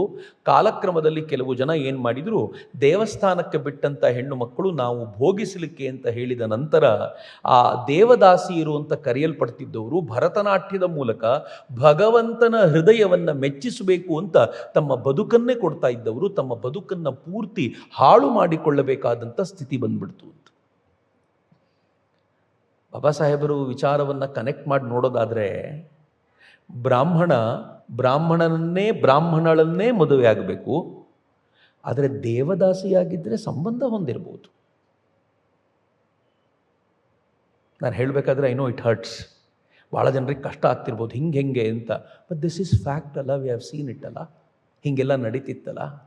ಮುಸಲ್ಮಾನರ ಆಕ್ರಮಣದ ನಂತರ ಇದಿನ್ನೂ ಅಸಹ್ಯವಾಗೋಯಿತು. ಆ ದೇವದಾಸಿಯರನ್ನು ಎಳ್ಕೊಂಡು ಹೋಗಿ ಅವರು ತಮ್ಮ ಆಸ್ಥಾನಗಳಲ್ಲಿ ಡ್ಯಾನ್ಸ್ ಮಾಡುವಂತೆ ಮಾಡಿ ಅದಕ್ಕೆ ಕುಲಟ ನೃತ್ಯದ ಪ್ರಕಾರವನ್ನು ಜೋಡಿಸಿದ ನಂತರ ಅದು ಪೂರ್ತಿ ಹಾಳಾಗೋಯಿತು. ಅವೆಲ್ಲ ಹೌದು, ಆದರೆ ಅದರ ಹಿನ್ನೆಲೆಯಲ್ಲಿ ಇದೂ ಇದೆಯಲ್ಲ, ಹೀಗೂ ಇದೆಯಲ್ಲ, ಈ ಪ್ರಶ್ನೆಗೆ ಎಲ್ಲಿಂದ ಬೇಸ್ ಸಿಕ್ತು ಅಂತ ನನಗೆ ಅನೇಕ ಬಾರಿ ಅನಿಸುತ್ತೆ. ಇಷ್ಟು ಉತ್ಕೃಷ್ಟವಾಗಿರುವಂಥ ಹಿಂದೂ ಸಮಾಜ ಎಲ್ಲಿಗೆ ಬಂದು ಮುಟ್ಬಿಡ್ತಪ್ಪ, ಯಾಕೆ ಹಿಂಗಾಗೋಯ್ತು ಅಂತ ಅನಿಸುತ್ತೆ. ಆದರೆ ಅದಕ್ಕೆ ಎಲ್ಲಿಂದ ಇದು ಹಾಳಾಯಿತು ಅನ್ನೋದನ್ನು ಹುಡುಕ್ಲಿಕ್ಕೆ ಸಿಗಲ್ವಲ್ಲ. ಬಾಬಾ ಸಾಹೇಬರು ಒಂದು ಸೂಕ್ಷ್ಮವಾದ ಹಿಂಟ್ ಕೊಡ್ತಾರೆ, ಎಲ್ಲಿಂದ ಶುರುವಾಯಿತು ನೋಡಿ. ಎಲ್ಲಿಂದ ಶುರುವಾಯಿತು ಅಂತಂದರೆ, ಬೌದ್ಧರ ಆಕ್ರಮಣದ ನಂತರ ಅವರು ಬ್ರಾಹ್ಮಣರನ್ನು ಪೂರ್ತಿ ತುಳಿದಿಟ್ಟಿದ್ರಲ್ಲ, ಆಗ ರಿವೋಲ್ಟ್ ಆಗದಂಥ ಬ್ರಾಹ್ಮಣ ಸಮಾಜ ತಮ್ಮನ್ನು ತಾವು ಕಾಪಾಡಿಕೊಳ್ಳಲಿಕ್ಕೆ ಸುಮತಿ ಭಾರ್ಗವನ ಮೂಲಕ ತಂದಂಥ ಈ ಮನುಸ್ಮೃತಿ ಒಂದು ಇಡೀ ಸಮಾಜದ ಮೇಲೆ ಒಂದು ಸ್ಮೃತಿಯಾಗಿ ಬಿತ್ತು. ಆ ಸ್ಮೃತಿಯನ್ನು ಅನುಸರಿಸಿದ ಈ ಸಮಾಜ ಫೈನಲಿ ಈ ಹಂತಕ್ಕೆ ಬಂತು ಅಂತ ಬಾಬಾ ಸಾಹೇಬರು ಹೇಳ್ತಾರೆ. ಸೊ ಈ ಹಂತದಲ್ಲೂ ಕೂಡ ಹಿಂದೂ ಮತ್ತು ಬೌದ್ಧ ಸಮಾಜದ ನಡುವಿನ ಬಾಂಧವ್ಯ ಹೆಂಗಿತ್ತು ಅಂತ ಕೇಳಿದರೆ, ಹಂತ ಹಂತವಾಗಿ ಹಿಂದೂ ಸಮಾಜ ತಾನು ತನ್ನದ್ದೇ ಆಗಿರುವಂಥ ಒಂದು ಕಂಪಾರ್ಟ್ಮೆಂಟ್ ಒಳಗೆ ಸೇರ್ಕೊಳ್ತಾ ಇತ್ತು. ಆದರೆ ಸುಪೀರಿಯಾರಿಟಿ ಕಾಂಪ್ಲೆಕ್ಸ್ ಎರಡಕ್ಕೂ ಇತ್ತು. ವಿಶೇಷವಾಗಿ ಹಿಂದೂ ಧರ್ಮಕ್ಕಿದ್ದರಿಂದ ಇಬ್ಬರ ನಡುವೆ ಸಹಜವಾಗಿರುವಂಥ ಬಾಂಧವ್ಯ ಹಾಗೆ ಉಳ್ಕೊಂಡು ಬಂತು. ಸುದೀರ್ಘ ಕಾಲ ಈ ಬೌದ್ಧ ಮತ್ತು ಹಿಂದೂ ಜೊತೆಯಲ್ಲೇ ಇತ್ತು. ಹೀಗಾಗಿ ಇಬ್ಬರೊಳಗೂ ಒಬ್ಬರ ಕಾರಣಕ್ಕೋಸ್ಕರ ರೂಪಾಂತರಗಳು ಸಾಕಷ್ಟು ಕಂಡು ಬಂದವು. ಆ ರೂಪಾಂತರಗಳು ಹೇಗಿದ್ವು ಅಂತಂದರೆ, ನಾನು ನಿನ್ನೆ ಹೇಳಿದಂತೆ ಬೌದ್ಧ ಮತಗಳೊಳಗೆ ಹಿಂದೂ ಧರ್ಮದ ವಿಚಾರಗಳು ಹೋದವು. ಬೌದ್ಧ ಮತದ ವಿಚಾರಗಳನ್ನು ಹಿಂದೂ ಧರ್ಮ ಸ್ವೀಕಾರ ಮಾಡಿಕೊಂಡು ಇಬ್ಬರು ಜೊತೆಯಲ್ಲಿ ಹೋಗುವಂಥ ಒಂದು ಹಂತ ಬಂತು. ಆದರೆ ಮುಸಲರ ಆಕ್ರಮಣಕ್ಕಿಂತ ಮುಂಚೆ ಮಿಹಿರ ಕುಲ ಅಂತ ಬಂದಿದ್ದ ಹೂಣರ ಆಕ್ರಮಣ ಆಯಿತು. ಈ ಹೂಣರ ಆಕ್ರಮಣದ ನಂತರ ಮಿಹಿರ ಕುಲ ವೈದಿಕ ಧರ್ಮವನ್ನು ಸ್ವೀಕರಿಸಿದ ಮಿಹಿರ ಕುಲನಿಗೆ ಬೌದ್ಧ ಮತವನ್ನು ಕಂಡ್ರೆ ಆಗ್ತಿರಲಿಲ್ಲ. ಅವನು ಯಾವ ಥರದ ನಿರಂಕುಶ ರಾಜ ಅಂತಂದರೆ, ಕ್ರೌರ್ಯವೇ ಅವನ ಸ್ವಭಾವವಾಗಿತ್ತು. ಶಾಂತ ಬೌದ್ಧರ ಮೇಲೆ ಭಯಂಕರ ದ್ವೇಷ ಪ್ರಕಟಿಸಿ ನಿರ್ದಯವಾಗಿ ಸ್ತೂಪಗಳನ್ನು, ವಿಹಾರಗಳನ್ನು ಅವನು ಧ್ವಂಸ ಮಾಡಿದ ಅಂತ ಬಾಬಾ ಸಾಹೇಬರು ಹೇಳ್ತಾರೆ. ಹೂಣರು ಹೊರಗಿನಿಂದ ಆಕ್ರಮಣ ಮಾಡಿದವರು. ಆಕ್ರಮಣ ಮಾಡಿದ ಹೂಣರ ಆ ದೊರೆ ಮಿಹಿರ ಕುಲ ವೈದಿಕ ಧರ್ಮವನ್ನು ಸ್ವೀಕರಿಸಿ ಈ ರೀತಿ ಬೌದ್ಧ ಮತವನ್ನು ನಾಶ ಮಾಡಿದ ಅಂತ ಅವ್ರು ಇನ್ನೊಂದು ಎಕ್ಸಾಂಪಲ್ ಕೊಡ್ತಾರೆ. ಗುಪ್ತರ ಶೈವ ಮತಾನುಯಾಯಿ ಶಶಾಂಕ ಬೌದ್ಧ ಧರ್ಮ ದ್ವೇಷಿಯಾಗಿದ್ದು ಅದರ ನಿರ್ಮೂಲನೆಗೆ ಸಾಕಷ್ಟು ಪ್ರಯತ್ನ ಮಾಡಿದ. ಬೋಧಿ ವೃಕ್ಷ ಅಗೆದು ಸುಟ್ಟ ಪಾಟಲಿಪುತ್ರದ ಬುದ್ಧನ ಪಾದಗಳ ಗುರುತಿನ ಆ ಶಿಲೆಯನ್ನು ಒಡೆದಾಕ್ದ. ವಿಹಾರ ನಾಶ ಮಾಡಿ ಬೌದ್ಧ ಭಿಕ್ಷುಗಳನ್ನು ಓಡಿಸಿದ. ನನಗೆ ಯಾವಾಗಲೂ ಈ ಒಂದು ಗೊಂದಲ ಇದೆ. ನಮ್ಮವರು ವಿಹಾರಗಳನ್ನು ನಾಶ ಮಾಡಿ ಬೌದ್ಧ ಭಿಕ್ಷುಗಳನ್ನು ಓಡಿಸಿದ್ರು. ಎಟ್ ದ ಸೇಮ್ ಟೈಮ್ ಅದೇ ರಾಜ ಇನ್ನೂ ಕೆಲವು ಸ್ತೂಪಗಳನ್ನು, ವಿಹಾರಗಳನ್ನು ಕಟ್ಟಿಸಿದ. ಹೆಂಗೆ ಎರಡೂ ಪ್ಯಾರಲಲ್ ಆಗಿ ಇರ್ಲಿಕ್ಕೆ ಸಾಧ್ಯ? ನಾವು ನಿನ್ನೆಯೂ ಕೂಡ ಕೆಲವು ರಾಜರುಗಳ ಕುರಿತ ಚರ್ಚೆ ಮಾಡ್ತಿರ್ಬೇಕಾದ್ರೆ ನೋಡಿದ್ವಿ, ಯಾವ ರಾಜನನ್ನ ಬಾಬಾ ಸಾಹೇಬರು ಇವನು ಬೌದ್ಧ ಧರ್ಮದ ಬದ್ಧ ದ್ವೇಷಿಯಾಗಿದ್ದ ಅಂತ ಕರೀತಾರೋ, ಪುಷ್ಯಮಿತ್ರ ಶುಂಗನನ್ನೇ, ಅವನೇ ಸ್ತೂಪಗಳನ್ನು ಕಟ್ಟಿದ ಉದಾಹರಣೆ ಇದೆ. ಅವನೇ ಸಾಂಚಿಯಲ್ಲಿ ಅದಕ್ಕೆ ಬ್ಯಾರಿಕೇಡ್ ಹಾಕಿ ಗೇಟ್ ಹಾಕಿ ಸುಂದರ ಮಾಡಿದ ಉದಾಹರಣೆ ಇದೆ. ಹೆಂಗ್ ಸಾಧ್ಯ ಇದು? ಒಂದು ನನಗನ್ಸೋದೇನು ಅಂತಂದ್ರೆ, ವಿಹಾರಗಳು ನಮ್ಮ ಒಟ್ಟಾರೆ ಸಾಮಾಜಿಕ ಬದುಕನ್ನು ಕೆಡಿಸಿಬಿಟ್ಟಿದ್ವು. ವಿಹಾರಗಳಲ್ಲಿ ಏನು ನಡೀತಿತ್ತು ಅಂತಂದರೆ ಅನಾಚಾರಗಳು ನಡೀತಾ ಇದ್ವು. ಎಷ್ಟರ ಮಟ್ಟಿಗೆ ಅಂತಂದರೆ, ಒಂದು ಹಂತದಲ್ಲಿ ನಾನು ಕೆಲವರ ಐತಿಹಾಸಿಕ ಗ್ರಂಥಗಳನ್ನು ಓದುವಾಗ ಹೇಳ್ತಾರೆ, ಭಾರತದಲ್ಲಿ ದೇವಸ್ಥಾನಗಳ ಹೊರಗಡೆ ನಾವೇನು ನೋಡ್ತೀವಲ್ಲ, ಈ ಕೆಟ್ಟ ಕೆಟ್ಟ ಶಿಲ್ಪಗಳು, ಅದು ಲೈಂಗಿಕ ವಿಚಾರಗಳನ್ನು ಹೇಳುವಂಥ ಶಿಲ್ಪಗಳು, ಅದು ವಿಹಾರಗಳ ಪ್ರಭಾವದಿಂದ ಬಂದಿದ್ದು ಅನ್ನೋದನ್ನು ಕೂಡ ನಾನು ಕೆಲವರ ಮಾತುಗಳಲ್ಲಿ ಕೇಳಿದ್ದೀನಿ. ಹಿಂಗೆ ಕೇಳುವಾಗ ಅನ್ಸುತ್ತೆ, ವಿಹಾರಗಳು ವ್ಯಭಿಚಾರದ ಕೇಂದ್ರಗಳಾಗಿತ್ತು ಅಂತ. ಯಾವ ವಿಹಾರಗಳು ಈ ಥರದ ವ್ಯಭಿಚಾರದ ಕೇಂದ್ರಗಳಾಗಿ ಸಮಾಜದ ಸ್ವಾಸ್ಥ್ಯವನ್ನು ಕೆಡಿಸ್ತಾ ಇವೆಯೋ ಅಂಥ ವಿಹಾರಗಳನ್ನು ನಾಶ ಮಾಡಿ ಅಲ್ಲಿರೋರನ್ನ ಓಡಿಸಿದ್ರಾ? ಇದಕ್ಕೆ ಬೇಕಾಗಿರುವಂಥ ಪುರಾವೆಯನ್ನು ಯಾರೂ ಕೊಡೋದಿಲ್ಲ. ಆದರೆ ಸ್ವಾಮಿ ವಿವೇಕಾನಂದರು ಒಂದು ಕಡೆ ಮಾತನಾಡ್ತಾ ಬಹಳ ಚೆನ್ನಾಗಿ ಹೇಳ್ತಾರೆ. ನಾನು ವಿವೇಕಾನಂದರನ್ನೇ ಕೋಟ್ ಮಾಡ್ತೀನಿ. ಬೌದ್ಧ ಮತೀಯರು ಕಾಲಕ್ರಮದಲ್ಲಿ ತತ್ವಜ್ಞಾನದಲ್ಲಿ ಮುಳುಗಿಬಿಟ್ರು, ಅದರಿಂದಾಗಿ ವಾಮಾಚಾರ ಇಣುಕಿತು. ವಾಮಾಚಾರ ಅಂದರೆ ನಾವು ನೆನ್ನೆ ಡಿಸ್ಕಸ್ ಮಾಡ್ತಿದ್ವಿ, ತಂತ್ರದ ಮಾದರಿಯಲ್ಲಿ ಅವರು ಬುದ್ಧ ಹೇಳಿದ ತತ್ವಗಳನ್ನು ಸಾಕ್ಷಾತ್ಕರಿಸಿಕೊಳ್ಳೋ ಪ್ರಯತ್ನ ಮಾಡಿದ್ರು. ಬಟ್ ಗೊತ್ತಿರಲಿ, ಸಂಪ್ರದಾಯವಾದಿಗಳು ಈ ತಂತ್ರದಿಂದ ದೂರ ಇರುವಂಥ ಪ್ರಯತ್ನ ಮಾಡ್ತಾರೆ, ಹತ್ರಕ್ಕೂ ಹೋಗೋದಿಲ್ಲ. ತಂತ್ರವನ್ನು ಕೆಲವೊಂದ್ಸಲ ಅದನ್ನು ಪ್ರಾಕ್ಟೀಸ್ ಮಾಡಿ ಇನ್ನು ಮುಂದೆ ಯಾರು ಮಾಡಬೇಡಿ ಅಂತ ಹೇಳುವಂಥ ಅನೇಕ ಪ್ರಕ್ರಿಯೆಗಳನ್ನು ನಾನು ನೋಡಿದ್ದೀನಿ. ಹೀಗಾಗಿ ವಾಮಾಚಾರ ಯಾವಾಗ ಇಣುಕ್ತೋ ಅದರಿಂದ ಸಮಾಜದ ಅನೇಕರು ದೂರವನ್ನು ಮೇಂಟೈನ್ ಮಾಡಿದ್ರು. ವಿಹಾರಗಳು ಧಾರ್ಮಿಕತೆಯ ಹೆಸರಲ್ಲಿ ತಂತ್ರಕ್ಕೆ ಜಾಗವಾಗಿ ಹೆಣ್ಣು ಹೆಂಡ ಇತ್ಯಾದಿಗಳ ತಾಣವಾಯಿತು ಅಂತ ಸ್ವಾಮಿ ವಿವೇಕಾನಂದರು ಹೇಳ್ತಾರೆ. ಪ್ರತಿಯೊಬ್ಬ ರಾಜನಿಗೂ ತನ್ನ ಸಾಮ್ರಾಜ್ಯ ಚೆನ್ನಾಗಿರಬೇಕು ಅಂದರೆ ಈ ಥರದ ಕಂಟಕ ವ್ಯಕ್ತಿಗಳನ್ನು ನಾಶ ಮಾಡಬೇಕು ಅಂತಿರುತ್ತೆ. ಈಗ ಉದಾಹರಣೆಗೆ ಭಾರತದಲ್ಲಿ ಎನ್ಕ್ರೋಚ್ ಆಗಿರುವಂಥ ಮಸೀದಿಗಳನ್ನು ನಾಶ ಮಾಡಿದ್ರು ಅಂತ ಇಟ್ಕೊಳ್ಳಿ, ಬುಲ್ಡೋಸ್ ಮಾಡಿದ್ರು. ಆ ಮಸೀದಿಗಳಲ್ಲಿ ಇನ್ನೂ ಕೆಲವೊಂದ್ಸಲ ನಾನು ಹೇಳ್ಬೋದಾದ್ರೆ, ಕೆಲವೊಂದ್ಸಲ ಶಸ್ತ್ರಾಸ್ತ್ರಗಳನ್ನು ಇಟ್ಕೊಂಡಿದ್ರು. ಅಲ್ಲಿ ಕಲ್ಲುಗಳನ್ನು ಅವರು ಮಸೀದಿಯ ಮೇಲೆ ಜೋಡಿಸ್ಕೊಂಡು ಮೆರವಣಿಗೆ ಮೇಲೆ ಹಾಕಬೇಕು ಅಂತ ನಿಂತಿದ್ರು. ನಾನು ಇತ್ತೀಚೆಗೆ ಬರ್ತಾ ಇರೋ ರಿಪೋರ್ಟ್ಗಳ ಬಗ್ಗೆ ಮಾತಾಡ್ತಿದ್ದೀನಿ. ಈ ಥರ ಒಂದು ಮಸೀದಿ ಅದು ಆಂಟಿ ನ್ಯಾಷನಲ್ ಆಗಿ ಕೆಲಸ ಮಾಡ್ತಿದೆ ಅಂತ ಗೊತ್ತಾದಾಗ ಸರ್ಕಾರದ ಜವಾಬ್ದಾರಿ ಏನು? ಅದನ್ನು ನಾಶ ಮಾಡಬೇಕು. ಅದನ್ನು ನಾಶ ಮಾಡಿ ಮುಗಿಸಿದ್ರು. ಈಗ ಇಲ್ಲಿಂದ ಆಚೆಗೆ ಒಂದು 500 ವರ್ಷಗಳ ನಂತರ ಉತ್ತರ ಪ್ರದೇಶದಲ್ಲಿದ್ದ ಯೋಗಿ ಆದಿತ್ಯನಾಥ್ ಅನ್ನೋರು ಹೇಗಿದ್ರು ಅಂತಂದ್ರೆ, ಅವರು ಮಸೀದಿಗಳ ಮೇಲೆ ಮಸೀದಿ ನಾಶ ಮಾಡ್ತಿದ್ರು ಅಂತ. ಆದರೆ ಅದೇ ಉತ್ತರ ಪ್ರದೇಶದಲ್ಲಿ ನೂರಾರು ಸಾವಿರಾರು ಮಸೀದಿಗಳು ಹಾಯಾಗಿವೆಯಲ್ಲ. ಇವತ್ತಿನ ಈ ವಿಚಾರಧಾರೆ 1000 ವರ್ಷಗಳ ನಂತರ ಹೀಗೆ ಪ್ರೆಸೆಂಟ್ ಆಗಲಿಲ್ಲ ಅಂದ್ರೆ ಹೇಗೆ? ಪಾಕಿಸ್ತಾನದಲ್ಲಿ ಇವತ್ತಿಗೂ ಹೇಳ್ತಾರೆ ಭಾರತದಲ್ಲಿ ಅಜಾನ್ ಕೂಗ್ಲಿಕ್ಕೆ ಅವಕಾಶ ಇಲ್ಲ. ಈ ಮುಂಬೈ ಮೇಲೆ ಅಟ್ಯಾಕ್ ಮಾಡಲಿಕ್ಕೆ ಬಂದವರಲ್ಲಿ ಒಬ್ಬ ಮಾತಾಡ್ತಾ ಅವನು ತನ್ನ ಹೇಳಿಕೆಯನ್ನು ಕೊಡುವಾಗ ಅವನು ಹೇಳ್ಕೊಳ್ತಾನೆ, ಅವನು ಮುಂಬೈಲಿ ಕಾಲಿಟ್ಟ ತಕ್ಷಣ ಅಜಾನ್ ಕೇಳಿಸ್ತಂತ. ಅವನು ಕೇಳಿಸಿದ ತಕ್ಷಣ ಗಾಬರಿ ಆಯ್ತಂತೆ, ಅಯ್ಯೋ ಅಜಾನ್ ಕೂಗ್ತಿದಾರಲ್ಲ ಇಲ್ಲಿ, ನಮಗೆ ನೋಡಿದ್ರಲ್ಲಿ ಹೇಳಿದ್ರು ಅಜಾನ್ ಕೂಗ್ಲಿಕ್ಕೆ ಬಿಡೋದಿಲ್ಲ ಅಲ್ಲಿ ಅಂತ. ನಂಗೆ ಆಶ್ಚರ್ಯ ಆಗ್ತಿದೆ ಅಂತ. ಅಂದ್ರೆ ಒಂದು ನರೇಟಿವ್ನ ಹೆಂಗೆ ಸೃಷ್ಟಿ ಮಾಡಿಬಿಟ್ಟಿದ್ದಾರೆ ಅಂತಂದ್ರೆ ಭಾರತದಲ್ಲಿ ಸಾಧ್ಯ ಇಲ್ಲ ಅಂತ. ನಾನು ಇಲ್ಲಿಗೆ ಬರಬೇಕಾದ್ರೆ ಒಂದು ಟ್ವೀಟ್ ನೋಡ್ಕೊಂಡು ಬರ್ತಿದ್ದೆ. ನಾರ್ವೇಯನ್ ಪ್ರೆಸಿಡೆಂಟು ಇವತ್ತು ಒಂದು ಮಾತನ್ನು ಹೇಳಿದ್ದಾನೆ. ಏನು ಹೇಳಿದ್ದಾನೆ ಅಂತಂದ್ರೆ, ವೆಸ್ಟರ್ನ್ ಮೀಡಿಯಾಗಳು ಈ ದೇಶದ ಭಾರತದ ಪ್ರಧಾನಿಯ ಕುರಿತಂತೆ ಇಷ್ಟು ನೆಗೆಟಿವ್ ಸಂಗತಿ ಯಾಕೆ ಹೇಳುತ್ತೆ ಅಂತ ನಂಗೆ ಅರ್ಥನೇ ಆಗೋದಿಲ್ಲ ಅಂತ. ಒಂದು ನರೇಟಿವ್ನ ಹೆಂಗೆ ಕ್ರಿಯೇಟ್ ಮಾಡಿಬಿಟ್ಟಿರೋದು ಅಂತಂದ್ರೆ, ಆ ನರೇಟಿವ್ನ 100 ವರ್ಷಗಳ ನಂತರ 1000 ವರ್ಷಗಳ ನಂತರ ಓದ್ದವನಿಗೆ ಏನನ್ಸುತ್ತೆ ಅಂತಂದ್ರೆ ಒಬ್ಬ ರಾಕ್ಷಸ ಆಳ್ತಿದ್ದ ಅಂತ. ಅದಕ್ಕೆ ಪ್ರತಿಯಾಗಿ ಇರಬಹುದಾಗಿರುವಂಥ ನರೇಟಿವ್ಗಳಿಗೆ ಬೇಕಾಗಿರುವಷ್ಟು ಸೂಕ್ತವಾಗಿರುವ ಅದಕ್ಕೆ ಶಕ್ತಿ ತುಂಬದೇ ಇರೋದ್ರಿಂದ, ಸಾಮರ್ಥ್ಯ ಇಲ್ಲದೆ ಇರೋದ್ರಿಂದ ಇವತ್ತಿಗೆ 1000 ವರ್ಷಗಳ ನಂತರ ಇವತ್ತು ಆಳ್ತಾ ಇರುವಂಥ ವ್ಯಕ್ತಿಯನ್ನ ಇವತ್ತಿನ ಜನ ದೇವರು ಅಂತ ಪೂಜಿಸ್ತಿರಬಹುದು. ಆದರೆ 1000 ವರ್ಷಗಳ ನಂತರ ಅವನನ್ನು ರಾಕ್ಷಸ ಅಂತ ಅವತ್ತಿನ ಜನಮಾನಸ ಅದನ್ನು ಪ್ರತಿಬಿಂಬಿಸಿದರೆ ನಾವು ಯಾರೂ ಅಲ್ಲಗಳಿಲಿಕ್ಕಾಗೋದಿಲ್ಲ ಅಂತ. ಬಹುಶಃ ಈ ಥರದ ಪ್ರಕ್ರಿಯೆ ಆಯ್ತಾ ಅನ್ನೋದನ್ನು ಕೂಡ ನಾವು ಸೂಕ್ಷ್ಮವಾಗಿ ಗಮನಿಸಬೇಕಾಗತ್ತೆ ಅಂತ ನನಗೆ ಯಾವಾಗಲೂ ಅನಿಸುತ್ತೆ. ಈ ಕಾರಣಕ್ಕೆ ಬೌದ್ಧ ಧರ್ಮ ಆ ಹಂತದಲ್ಲಿ ತಾನು ಡಿಜನರೇಟ್ ಆಗ್ತಾ ಒಳಗಿಂದೊಳಗೆ ಅದು ಡಿಜನರೇಟ್ ಆಗ್ತಾ ಇರುವಾಗ ಬ್ರಾಹ್ಮಣ ಧರ್ಮದ ಛಾಯೆಯೂ ಇತ್ತು. ಈ ಸಂದರ್ಭದಲ್ಲಿ ಇಸ್ಲಾಂನ ಆಕ್ರಮಣ ನಡೀತು. ಆಗ ಬಹುತೇಕರು ಯಾರು ಈ ರಾಜರುಗಳು ಓಡಿಸಿದ್ರೋ ಅವರೆಲ್ಲರೂ ಕೂಡ ಈ ರಾಜರುಗಳನ್ನು ಮಟ್ಟ ಹಾಕಬಹುದಾಗಿರೋರು ಮುಸಲ್ಮಾನರೇ ಆಗಿರೋದ್ರಿಂದ ನಾವು ಕನ್ವರ್ಟ್ ಆಗ್ಬಿಡ್ತೀವಿ ಅಂತ ಅವರೆಲ್ಲರೂ ಹೇಳಿದರೆ ಅದಕ್ಕೆ ಆಶ್ಚರ್ಯ ಪಡಬೇಕಾದ ಸಂಗತಿ ಏನೂ ಇಲ್ಲ ಅಂತ. ಇವತ್ತಿನ ಆಳುವಂಥ ರಾಜರೇನಾದರೂ, ಆಳುವಂಥ ಪ್ರಧಾನಮಂತ್ರಿಗಳು, ಯಾವುದೋ ಮುಖ್ಯಮಂತ್ರಿಗಳು ಕೆಲವು ಆ್ಯಂಟಿ ನ್ಯಾಷನಲ್ಗಳನ್ನು ನಾವು ಈ ದೇಶದಿಂದ ಓಡಿಸ್ತೀವಿ, ಅವ್ರನ್ನ ಗಡೀಪಾರು ಮಾಡ್ತೀವಿ ಅಂತ ಹೊರ ದೇಶಕ್ಕೆ ಕಳಿಸಿದರೆ ಗಡೀಪಾರಾದವ್ರು ಏನು ಮಾಡ್ಬೋದು ಹೇಳಿ? ಭಾರತದ ವಿರೋಧಿಗಳು ಯಾರಿದ್ದಾರೋ ಅವ್ರ ಜೊತೆ ಕೈ ಜೋಡಿಸಿ ಭಾರತವನ್ನು ನಾಶ ಮಾಡ್ಲಿಕ್ಕೆ ನಾವು ಏನು ಮಾಡಬೇಕು ಅದು ಪ್ರಯತ್ನ ಮಾಡ್ಬೋದು.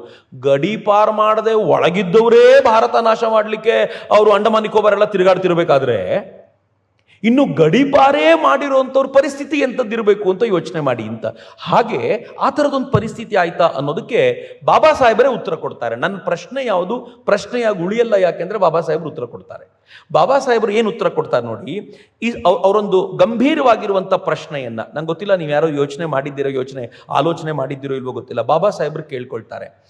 ಇಸ್ಲಾಂ ಮತಾಂತರದ ದೃಷ್ಟಿಯಿಂದ ವಾಯವ್ಯ ಭಾಗದಲ್ಲಿ ಇವತ್ತೇನು ಪಾಕಿಸ್ತಾನ ಇದೆಯೋ ಆ ಭಾಗದಲ್ಲಿ ಮುಸಲ್ಮಾನರು ಜಾಸ್ತಿ ಇದ್ದಾರೆ, ಅಕ್ಸೆಪ್ಟಬಲ್, ನೋ ಡೌಟ್. ಆದರೆ ಇವತ್ತಿನ ಬಂಗಾಳ ಭಾಗದಲ್ಲಿ ಮುಸ್ಲಿಮರು ಹೆಂಗೆ ಜಾಸ್ತಿ ಆದರು? ಪ್ರಶ್ನೆ ಯೋಚನೆ ಮಾಡಬೇಕಾಗಿರೋದಲ್ಲ. ಉತ್ತರ ಪ್ರದೇಶದಲ್ಲಿ, ಬಿಹಾರದಲ್ಲಿ ಇಲ್ಲೆಲ್ಲ ಎಷ್ಟು ಮುಸಲ್ಮಾನರಿದ್ದಾರೋ ಅದಕ್ಕಿಂತ ಹೆಚ್ಚು ಬಂಗಾಳದಲ್ಲಿ. ಎಷ್ಟರ ಮಟ್ಟಿಗೆ ಅಂತಂದ್ರೆ ದೇಶ ವಿಭಜನೆಯಾಗುವಾಗ ಒಂದು ಪೂರ್ವ ಪಾಕಿಸ್ತಾನ ಅಂತ ಸೆಪರೇಟ್ ಆಗುವಂತ ಪರಿಸ್ಥಿತಿ ಬಂತಲ್ಲ, ಅಷ್ಟು ಮುಸಲ್ಮಾನರು ಅಲ್ಲಿ ಹೆಂಗೆ ಕಾನ್ಸಂಟ್ರೇಟ್ ಆದರು? ಎಲ್ಲಿಂದ ಬಂದರು ಈ ಮುಸಲ್ಮಾನರು? ಈ ಪ್ರಶ್ನೆಗೆ ಉತ್ತರ ಹುಡುಕಬೇಕಾದ್ರೆ ಬಾಬಾ ಸಾಹೇಬರು ಇದಕ್ಕೊಂದು ಉತ್ತರ ಏನು ಹೇಳ್ತಾರೆ ಅಂತಂದ್ರೆ, ವಾಯವ್ಯದಲ್ಲಿ ತುರ್ಕಿಗಳಿದ್ರು ಮತ್ತು ಬೌದ್ಧರು ಇದ್ದರು, ಅದರಲ್ಲಿ ಯಾವ ಅನುಮಾನವೂ ಇಲ್ಲ. ಇದನ್ನು ತಮ್ಮ ಪುಸ್ತಕದಲ್ಲಿ 6 ಗ್ಲೋರಿಯಸ್ ಎಪೋಕ್ಸ್ ಆಫ್ ಇಂಡಿಯಾ ಅನ್ನುವಂಥ ಕೃತಿಯಲ್ಲಿ ಸಾವರ್ಕರ್ ಹೇಳ್ತಾರೆ. ಏನು ಹೇಳ್ತಾರೆ ಅಂತಂದರೆ, ಮೊಹಮ್ಮದ್ ಘಜ್ನಿ ಮತ್ತು ಮೊಹಮ್ಮದ್ ಘೋರಿ ಇವರುಗಳ ಆಕ್ರಮಣ ಏನಿದೆ, ಅದರಲ್ಲೂ ವಿಶೇಷವಾಗಿ ಹಜಾಜನಿಂದ ಇವನನ್ನು ಕರ್ಕೊಳ್ಬೇಕಾದ್ರೆ ಮೊಹಮ್ಮದ್ ಬಿನ್ ಕಾಸಿಮನ್ನು ಮತ್ತು ಇಲ್ಲಿ ಬಂದ ನಂತರ ಘಜ್ನಿಯನ್ನೆಲ್ಲ ಆಹ್ವಾನ ಮಾಡಬೇಕಾದ್ರೆ ಅವರಿಗೆ ಇನ್ವಿಟೇಷನ್ ಕೊಟ್ಟಿದ್ದು ಆ ಭಾಗದಲ್ಲಿದ್ದ ಬೌದ್ಧರು ಅಂತ. ಅವ್ರಿಗೆ ಇಲ್ಲಿರುವಂಥ ಈ ಬ್ರಾಹ್ಮಣ ರಾಜರನ್ನ ಮಟ್ಟ ಹಾಕಲಿಕ್ಕೆ ಇವರೇ ಸರಿಯಾಗಿದ್ದಾರೆ, ನಿಮ್ಗೆ ಇದಕ್ಕೆಲ್ಲ ದಾರಿ ನಾವು ತೋರಿಸ್ಕೊಡ್ತೀವಿ ಬನ್ನಿ ಅಂತ ಕರೆದ್ರು ಅಂತ. ಆಗ ಒಪ್ಪಿಕೊಳ್ಳಿಕ್ಕೆ ಕಷ್ಟ ಆಗ್ತಿತ್ತು. ಆದರೆ ಬಾಬಾ ಸಾಹೇಬರು ಅದಕ್ಕೆ ಸರಿಯಾಗಿರುವಂಥ ಉತ್ತರ ಕೊಡ್ತಾರೆ. ಅವ್ರೇನು ಹೇಳ್ತಾರೆ ಅಂತಂದರೆ, ಅಲ್ಲಿದ್ದಂಥ ಆ ಭಾಗದಲ್ಲಿದ್ದಂಥ ಜನ ತುರ್ಕಿಸ್ತಾನದವರಾಗಿದ್ದರಿಂದ ಅವರನ್ನು ಬಹಳ ಬೇಗ ಕನ್ವರ್ಟ್ ಮಾಡ್ಲಿಕ್ಕಾಯ್ತು, ನೋಡ್ಲಿಕ್ಕೆ ಒಂದೇ ಥರ ಇದ್ರು ಅಂತ.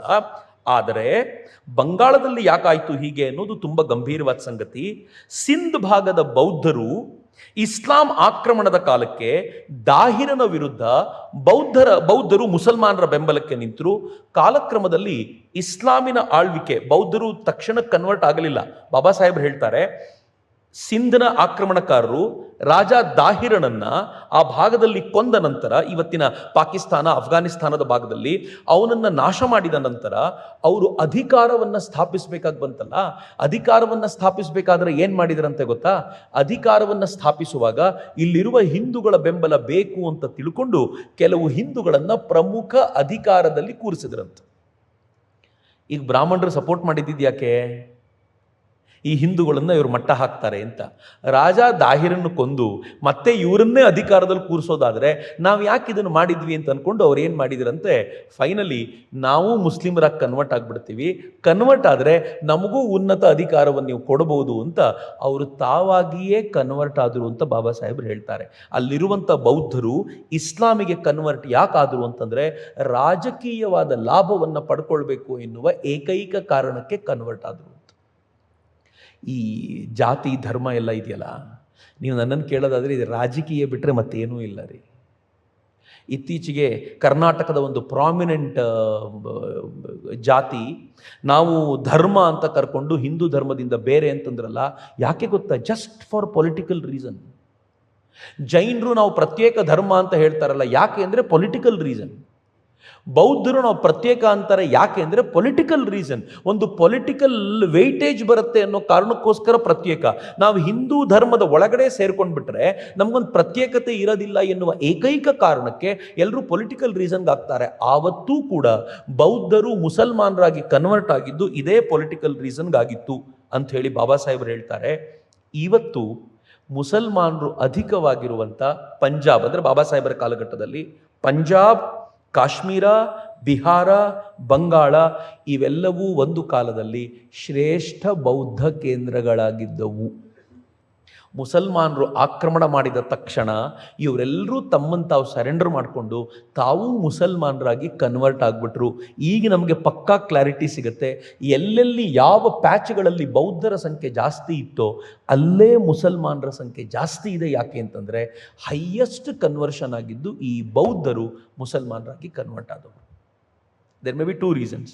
ಒಂದು, ಇವರೆಲ್ಲರೂ ಹೇಳೋ ಥರ ಬ್ರಾಹ್ಮಣರ ಉಪಟಳವನ್ನು ಸಹಿಸ್ಲಿಕ್ಕೆ ಆಗೋದಿಲ್ಲ ಅಂತಿರ್ಬೋದು. ಮತ್ತು ಎರಡನೇದು, ಹೋರಾಟ ಮಾಡುವ ಮನೋಭಾವವೇ ಸತ್ತೋಗಿದ್ದರಿಂದ ಎಲ್ಲಿ ಈ ಥರದ್ದು ಬಂತೋ ತಕ್ಷಣಕ್ಕೆ ಅವರು ತಮ್ಮ ಗ್ರೂಪನ್ನು ಬದಲಾಯಿಸಿ ಯಾರು ಸ್ಟ್ರಾಂಗ್ ಆಗಿದ್ದಾರೋ ಅವ್ರ ಪರವಾಗಿ ನಿಲ್ಲುವಂಥ ಒಂದು ಹಂತಕ್ಕೆ ಬಂದ್ಬಿಟ್ರು ಅಂತ ಆರ್ ಸಿ ಮಜುಮ್ದಾರರು ಈ ವಿಚಾರದಲ್ಲಿ ಒಂದು ಪ್ರಶ್ನೆಯನ್ನು ಕೇಳ್ತಾರೆ. ಭಾಳ ಚೆನ್ನಾಗಿದೆ ಈ ಪ್ರಶ್ನೆ ಕೂಡ. ಬೌದ್ಧರೆಲ್ಲ ಹೀಗೆ ಮತಾಂತರಗೊಂಡ್ಬಿಟ್ರು, ಆದರೆ ಜೈನರು ಮತಾಂತರಗೊಳ್ಳಿಲ್ಲ. ಕರ್ನಾಟಕದಲ್ಲೂ ಜೈನರಿದ್ದರು, ಕರ್ನಾಟಕದ ಮೇಲೆ ಆಕ್ರಮಣಗಳು ಕಡಿಮೆ ಅಂತ ನಾವು ಒಪ್ಕೊಳ್ಳೋಣ. ಆದರೆ ಗುಜರಾತ್ನಲ್ಲಿ, ರಾಜಸ್ಥಾನದಲ್ಲಿ ಇವತ್ತಿಗೂ ಜೈನರ ಸಂಖ್ಯೆ ಪ್ರಾಮಿನೆಂಟ್ ಆಗಿದೆ. ಹೆಂಗೆ ಅಂತ ಕೇಳಿದರೆ, ಎಷ್ಟರ ಮಟ್ಟಿಗೆ ಬಿಹಾರದ ಮೇಲೆ, ಬಂಗಾಳದ ಮೇಲೆ ನಿರಂತರವಾದ ಆಕ್ರಮಣ ಆಯಿತೋ ಅಷ್ಟರ ಮಟ್ಟಿಗಿನ ಆಕ್ರಮಣ ಇವರಿಗಾಗದೆ ಇವರು ತಮ್ಮನ್ನು ತಾವು ಉಳಿಸ್ಕೊಳ್ಳಿಕ್ಕೆ ಸಾಧ್ಯವಾಯಿತು. ಆಕ್ರಮಣದ ಕಾರಣಕ್ಕೆ ಬೌದ್ಧರೆಲ್ಲರೂ ಆ ಕಡೆಗೆ ಹೋದರು, ಆದರೆ ಜೈನರು ಸ್ಟ್ರಾಂಗ್ ಆಗಿ ತಮ್ಮತನವನ್ನು ಉಳಿಸಿಕೊಂಡ್ರು ಅಂತ ಆರ್ ಸಿ ಮಜುಮ್ದಾರರು ತುಂಬ ಸ್ಪಷ್ಟವಾಗಿ ಹೇಳ್ತಾರೆ. ಸೊ ನನಗನ್ಸೋದು ಒಂದೇ ಒಂದು ಏನು ಅಂತಂದರೆ, ಹಿಂದೂ ಧರ್ಮ ಈಸ್ ವೆರಿ ಕಾಂಪ್ಲೆಕ್ಸ್. ನೀವು ಈ ಧರ್ಮವನ್ನು ಅರ್ಥ ಮಾಡ್ಕೊಳ್ಳೋದೇ ಕಷ್ಟ. ಇನ್ನೀ ಧರ್ಮದ ಜೊತೆಗೆ ಇದ್ರ ಹಿಸ್ಟ್ರಿನ ತಿಳ್ಕೊಳ್ಬೇಕು ಅಂತಂದರೆ ಮೈ ಗಾಡ್, ಏನು ಸಿಕ್ಕು ಗೋಜಲು ಅಂತ ಅನಿಸುತ್ತೆ. ನೀವೇನೂ ಇಲ್ಲದೆ ಬರೀ ಜಾತಿ ಪದ್ಧತಿ ಒಂದು ಹಿಡ್ಕೊಂಡು ಕೂತ್ರೇನೆ ಎಷ್ಟು ವಿಶೇಷವಾಗಿದೆ ಅಂತಂದರೆ, ನಾನು KS ಲಾಲ್ರ ಪರಿಶಿಷ್ಟ ವರ್ಗಗಳ ವೃದ್ಧಿ ಹೆಂಗಾಯಿತು ಅನ್ನೋದನ್ನು ನಿಮ್ಗೆ ಹೇಳಬೇಕು. KS ಲಾಲ್ ಅಂತ ತುಂಬ ಅದ್ಭುತವಾಗಿರುವಂಥ ವ್ಯಕ್ತಿ. ಅವರು ಪ್ರೊಫೆಸರ್ ಆಗಿದ್ದರು, ಒಂದು PhD ಮಾಡಿದರು. PhD ಟಾಪಿಕ್ ಏನಿತ್ತು ಗೊತ್ತಾ ಅವ್ರದ್ದು? ಮುಸಲ್ಮಾನರ ಅವಧಿಯಲ್ಲಿ ಭಾರತದಲ್ಲಿ ಪರಿಶಿಷ್ಟ ಜಾತಿ ಮತ್ತು ಪಂಗಡಗಳ ಅಭಿವೃದ್ಧಿ ಅಂತ. ವೃದ್ಧಿ ಅಂತ, ಅಭಿವೃದ್ಧಿ ಅಲ್ಲ, ವೃದ್ಧಿಗೂ ಅಭಿವೃದ್ಧಿಗೂ ಬೇರೆ ಇದೆ.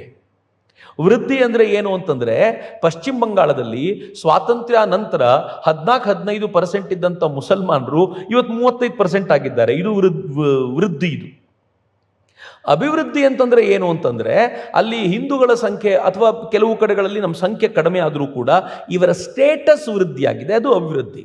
ಇಲ್ಲಿ ವೃದ್ಧಿಯ ಬಗ್ಗೆ ಅವ್ರು ಮಾತನಾಡ್ತಾರೆ. KS ಲಾಲ್ ಅವ್ರು ವೃದ್ಧಿ ಬಗ್ಗೆ ಮಾತಾಡಿ ಏನು ಹೇಳ್ತಾರೆ ಗೊತ್ತಾ? ಜಗತ್ನಲ್ಲಿ ಎಲ್ಲೂ ಇಲ್ಲದೆ ಇರುವಷ್ಟು ಟ್ರೈಬಲ್ಗಳು ಭಾರತದಲ್ಲಿ ಹೆಂಗಿದ್ದಾರೆ, ಕಾಡು ಜನಾಂಗದವ್ರು ಹೆಂಗಿದ್ದಾರೆ. ಟ್ರೈಬಲ್ಗಳು ಅಂತಂದ್ರೆ ಕಾಡಿನಲ್ಲಿರುವಂಥ ಬುಡಕಟ್ಟು ಜನಾಂಗ ಅಂತ ನಾವು ಭಾವಿಸೋದಾದ್ರೆ ಎಷ್ಟು ಬುಡಕಟ್ಟು ಜನ ಭಾರತದಲ್ಲಿದ್ದಾರೆ, ಎಷ್ಟು ಪರಿಶಿಷ್ಟ ವರ್ಗಗಳಲ್ಲಿ ಎಷ್ಟು ಜಾತಿಗಳು ಬರ್ತವೆ, ಯಾಕೆ ಹಿಂಗಾಯ್ತು ಅಂತ ಕೇಳಿದರೆ ಅವರು ಸ್ಪಷ್ಟವಾಗಿ ಒಂದು ಮಾತನ್ನ ಏನು ಹೇಳ್ತಾರೆ ಅಂತಂದರೆ, ಭಾರತದಲ್ಲಿ ಇಸ್ಲಾಮಿನ ಆಕ್ರಮಣದ ಹೊತ್ತಲ್ಲಿ ಅವ್ರ ಜೊತೆ ಫೈಟ್ ಮಾಡಿದಂಥ ಇಲ್ಲಿನ ಪ್ರತಿಯೊಂದು ಜನಾಂಗವೂ ಕೂಡ ಇನ್ನು ಇವರನ್ನು ಮೀರ್ಲಿಕ್ಕೆ ನಮ್ಮ ಹತ್ರ ಆಗೋದಿಲ್ಲ ಅಂತಂದು ಕಾಡಿಗೆ ಹೋಗ್ಬಿಡೋರಂತ. ಜನಾಂಗದ ನಂತರ ಜನಾಂಗಗಳು ಕಾಡಿಗೆ ಹೋಗ್ತಿದ್ರು, ಅವಕಾಶ ಬಂದಾಗ ಮತ್ತೆ ವಾಪಸ್ ಬಂದು ಹೊಡಿತಾ ಇದ್ರು, ಮತ್ತು ಸ್ವಲ್ಪ ದಿನಗಳಲ್ಲಿ ರೋಡ್ ಹೋಗ್ತಾರೆ ಮತ್ತೆ ವಾಪಸ್ ಬರೋಣ ಅಂತ ಎಲ್ಲವನ್ನೂ ಬಿಟ್ಟು ಹೋದವರು ಸ್ವಲ್ಪ ದಿನ ಬರಲೇ ಇಲ್ವಲ್ಲ. ನೂರಾರು ವರ್ಷಗಳ ಕಾಲ ಮುಸಲ್ಮಾನರ ಆಳ್ವಿಕೆ ಇತ್ತಲ್ಲ, ಹೀಗಾಗಿ ಕಾಡಿನಿಂದ ವಾಪಸ್ ಬರ್ಲಿಕ್ಕೆ ಆಗಲೇ ಇಲ್ಲ. ಪೀಳಿಗೆಯಿಂದ ಪೀಳಿಗೆಗಳು ಅವರು ಅದನ್ನೇ ಹ್ಯಾಬಿಟ್ಯಾಟ್ ಮಾಡ್ಕೊಂಡು ಅಲ್ಲೇ ಉಳ್ಕೊಳ್ಬೇಕಾದಂಥ ಪರಿಸ್ಥಿತಿ ಬಂದ್ಬಿಡ್ತು. ಅದರ ಪರಿಣಾಮ ಭಾರತದಲ್ಲಿ ಬುಡಕಟ್ಟು ಜನಾಂಗ ಬಲು ದೊಡ್ಡ ಪ್ರಮಾಣದಲ್ಲಿ ನಿರ್ಮಾಣಗೊಳ್ತು ಅಂತಾರೆ. ಅವರು ಅನೇಕ ಉದಾಹರಣೆ, ಅವ್ರದ್ದು PhD ಪ್ರಬಂಧನೇ ಅದರ ಮೇಲೆ. ಅವ್ರು ಏನು ಹೇಳ್ತಾರೆ ಅಂತಂದ್ರೆ, ಮೊಹಮ್ಮದ್ ಬಿನ್ ತುಘಲಕ್ಕು ತಾನು ದೆಹಲಿಯಿಂದ ದೇವಗಿರಿಗೆ ತನ್ನ ರಾಜಧಾನಿಯನ್ನು ವರ್ಗಾಯಿಸುವಾಗ ಅಲ್ಲಿಂದ ನಡ್ಕೊಂಡು ಬರ್ತಿದ್ದ ಜನ ಇನ್ನು ನಡಿಲಿಕ್ಕಾಗಲ್ಲ ಅಂತ ದಾರಿಯಲ್ಲಿ ಕಾಡಿಗೆ ಹೋಗ್ಬಿಟ್ರಂತ. ಇವನು ವಾಪಸ್ ದೆಹಲಿಗೆ ಹೋಗಿದ್ದವ್ರಿಗೆ ಗೊತ್ತೇ ಆಗಲಿಲ್ಲ, ಅವ್ರು ವಾಪಸ್ ಹೋಗಲೇ ಇಲ್ಲ. ಕಾಡಿನಲ್ಲೇ ಉಳ್ಕೊಂಡಿದ್ದರಿಂದ ಅನೇಕ ಜಾತಿಗಳು ಅವರು ಬುಡಕಟ್ಟು ಜನಾಂಗವಾಗಿ ಅವತ್ತಿನಿಂದ ಇವತ್ತಿನವರೆಗೂ ಕಾಡಿನಲ್ಲಿ ಉಳ್ಕೊಳ್ಳುವಂಥ ಪರಿಸ್ಥಿತಿ ಬಂದ್ಬಿಡ್ತು ಅನ್ನೋದನ್ನ ಅವ್ರು ತುಂಬ ವಿಸ್ತಾರವಾಗಿ ವರ್ಣನೆ ಮಾಡ್ತಾರೆ. ಅದೊಂದು ಬೇರೆನೇ ಟಾಪಿಕ್ಕು. ಆದರೆ ಒಂದು ಕಾಂಪ್ಲೆಕ್ಸ್ ಸಿಚುಯೇಷನ್ ಭಾರತದಲ್ಲಿದೆ. ಅದಕ್ಕೆ ನಾನು ಯಾವಾಗಲೂ ಹೇಳೋದು, ಭಾರತದ ಇತಿಹಾಸವನ್ನು ನಾವು ಪರಿಪೂರ್ಣವಾಗಿ ಅಧ್ಯಯನ ಮಾಡಬೇಕು ಅಂತಂದರೆ 2 ಪ್ರಮುಖ ಸಂಗತಿಗಳನ್ನು ಗಣನೆಗೆ ತೆಗೆದುಕೊಳ್ಳಲೇಬೇಕು. ಮೊದಲನೇ ಸಂಗತಿ, ಹೆಚ್ಚು ಕಡಿಮೆ 800,000 ವರ್ಷಗಳ ಕಾಲ ಈ ಆಕ್ರಮಣ ಏನು ನಡೀತು, ಇಸ್ಲಾಮಿಕ್ ಮತ್ತು ಕ್ರಿಶ್ಚಿಯನ್ ಆಕ್ರಮಣ, ಅದರಿಂದ ಆಗಿರುವಂಥ ನಮ್ಮ ಸಾಮಾಜಿಕ ಸ್ಟೇಟಸ್ಗಳಲ್ಲೆಲ್ಲ ಬದಲಾವಣೆಯನ್ನು ಅರ್ಥ ಮಾಡಿಕೊಳ್ಳಲೇಬೇಕು. ಅದರ ಜೊತೆಗೆ ಬುದ್ಧನ ಕಾಲದಲ್ಲಿ ಆದಂಥ ಪರಿವರ್ತನೆಗಳೇನಿದ್ವೋ ಅದು ಏನು ಇಂಪ್ಯಾಕ್ಟ್ ಮಾಡ್ತು ಅನ್ನೋದನ್ನು ನಾವು ಅರ್ಥ ಮಾಡ್ಕೊಳ್ಳಿಲ್ಲ ಅಂತಂದರೆ ಇವತ್ತು ನಾವು ಯಾಕೆ ಹಿಂಗಿದ್ದೀವಿ ಅಂತ ಅರ್ಥ ಮಾಡ್ಕೊಳ್ಳೋದು ಭಾಳ ಕಷ್ಟ ಆಗುತ್ತೆ ಅಂತ ನನಗೆ ಯಾವಾಗಲೂ ಅನಿಸುತ್ತೆ. ಇಷ್ಟಾದರೂ ಇವತ್ತು ಗೋಖಲೆ ಇನ್ಸ್ಟಿಟ್ಯೂಟಲ್ಲಿ ಇಷ್ಟೊಂದು ಜನ ನಾವು ಕೂತು ಕೇಳ್ತಾ ಇದ್ದೀವಿ. ಎಲ್ಲರೂ ತಮ್ಮನ್ನು ತಾವು ಹಿಂದೂಗಳು ಅಂತ ಕರ್ಕೊಳ್ತೀವಿ. ನಮ್ಗೆ ಆ ಪರಂಪರೆಯ ಮೇಲೆ ಗೌರವ ಇದೆ. ಎಷ್ಟೋ ಜನ ಇವತ್ತು ಯೂಟ್ಯೂಬ್ನಲ್ಲಿ ಕೂತ್ಕೊಂಡು ಕೇಳ್ತಾರೆ. ಇವತ್ತು ಇಡೀ ಭಾರತದಲ್ಲಿ ಇಷ್ಟೊಂದು ಜನ ಇದ್ದೀವಿ. ಪಶ್ಚಿಮ ಬಂಗಾಳದಲ್ಲಿ ಇದು ಹಿಂದೂಗಳ ಗೆಲುವು. ನನಗೆ ಆಶ್ಚರ್ಯ ಅನ್ಸುತ್ತೆ, ಈ ಗೆಲುವನ್ನು ಹೆಂಗೆ ಸಂಭ್ರಮಿಸ್ತಾ ಇದ್ದಾರೆ ಅಲ್ಲಿ ಅಂತಂದರೆ, ಬಹುಶಃ ನನಗನ್ಸುತ್ತೆ 1947 ಆಗಸ್ಟ್ 14 ಮಧ್ಯರಾತ್ರಿ ಹಿಂಗೆ ಸಂಭ್ರಮಿಸಿರಲಿಲ್ಲ. ಆ ಪರಿಯ ಸಂಭ್ರಮ, ಅದೊಂಥರ ಹುಚ್ಚಿಗೆ ಬಿದ್ದು ಸಂಭ್ರಮ. ನಾವೇನೋ ಈ ಬೇಡಿಯನ್ನು ಕಳಿಸ್ಕೊಂಡು ಬಿಟ್ಟಾಗ ಖುಷಿ ಪಡ್ತಾರಲ್ಲ, ಬಹುಶಃ ಅಸ್ಪೃಶ್ಯತೆಯನ್ನ ಇವತ್ತಿನಿಂದ ಇಲ್ಲ, ಯಾರು ಮಾಡೋದಿಲ್ಲ ಅಂತಂದಾಗ ಅಸ್ಪೃಶ್ಯರಿಗೆ ಯಾವ ಆನಂದ ಉಂಟಾಗ್ಬೋದೋ ಆಗಿತ್ತೋ ಆ ಥರದ ಒಂದು ಭಾವವನ್ನು ನೀವಲ್ಲಿ ನೋಡ್ತಾ ಇದ್ದೀರಾ ಬಂಗಾಳದಲ್ಲಿ ಇವತ್ತು. ಅಂದರೆ ಹಿಂದೂ ಇವತ್ತಿಗೂ ಇದ್ದಾನೆ. ವೇದದ ಕಾಲದಲ್ಲಿ ಯಾವ ಹಿಂದೂ ಇದ್ನೋ ಇವತ್ತು ಕೂಡ ಅದೇ ಗಾಯತ್ರಿ ಮಂತ್ರವನ್ನು ಹೇಳ್ತಾ ಇವತ್ತಿಗೂ ಕೂಡ ಹಿಂದೂ ಇದ್ದಾನೆ ಅಂತಂದ್ರೆ ಏನ್ ಮ್ಯಾಜಿಕ್ ಇದು? ಏನಿದ್ದಿರ್ಬೋದು? ಯಾರೋ ಕೆಲವು ರಾಜರುಗಳು ಇದನ್ನು ಉಳಿಸಿದ್ರು ಅನ್ನೋ ಕಾರಣಕ್ಕೆ ಉಳಿತಾ, ಅಥವಾ ಇದರೊಳಗೆ ಏನಾದರೂ ಬೇರೆ ಸತ್ವ ಇದೆಯಾ ಅನ್ನೋದನ್ನು ಬಹಳ ಯೋಚನೆ ಮಾಡಬೇಕು ಅಂತ KS ಲಾಲ್ ತಮ್ಮ ಪುಸ್ತಕದಲ್ಲಿ ಅಲ್ಬೆರೂನಿನ ಅವರು ಕೋಟ್ ಮಾಡ್ತಾರೆ. ನಾನು ಅದೇ ಕೋಟನ್ನು ನಿಮ್ಗೆ ಹೇಳ್ತೀನಿ. ಅಲ್ಬೆರೂನಿ ಹೇಳ್ತಾನೆ, ಹಿಂದೂಗಳು ತಮ್ಮ ಜಾತಿಗಳನ್ನು ವರ್ಣಗಳು ಅಂತ ಹೆಸರಿಸಿದ್ದಾರೆ. ಆರಂಭದಲ್ಲಿ ಇವು 4 ಬ್ರಾಹ್ಮಣ, ಕ್ಷತ್ರಿಯ, ವೈಶ್ಯ, ಶೂದ್ರ ಬೇರೆ ಬೇರೆಯಾಗಿದ್ರು. ಈ 4 ವರ್ಣಗಳ ಜನರು ಒಂದೇ ಹಳ್ಳಿ, ಒಂದೇ ಪಟ್ಟಣದಲ್ಲಿ ಪರಸ್ಪರ ಹೊಂದಾಣಿಕೆಯಿಂದ ಜೀವಿಸುತ್ತಾರೆ. ಒಂದೇ ರೀತಿಯ ಮನೆ ಛತ್ರಗಳಲ್ಲಿ ವಾಸಿಸುತ್ತಾರೆ. ಅಂತ್ಯಜರನ್ನು 8 ಭಾಗಗಳಾಗಿ ವಿಂಗಡಿಸಿ ಅವರು ಊರ ಅಂಚಿನಲ್ಲಿ ಪ್ರತ್ಯೇಕವಾಗಿ ನೆಲೆಸುವಂತೆ ಮಾಡಿದ್ದಾರೆ.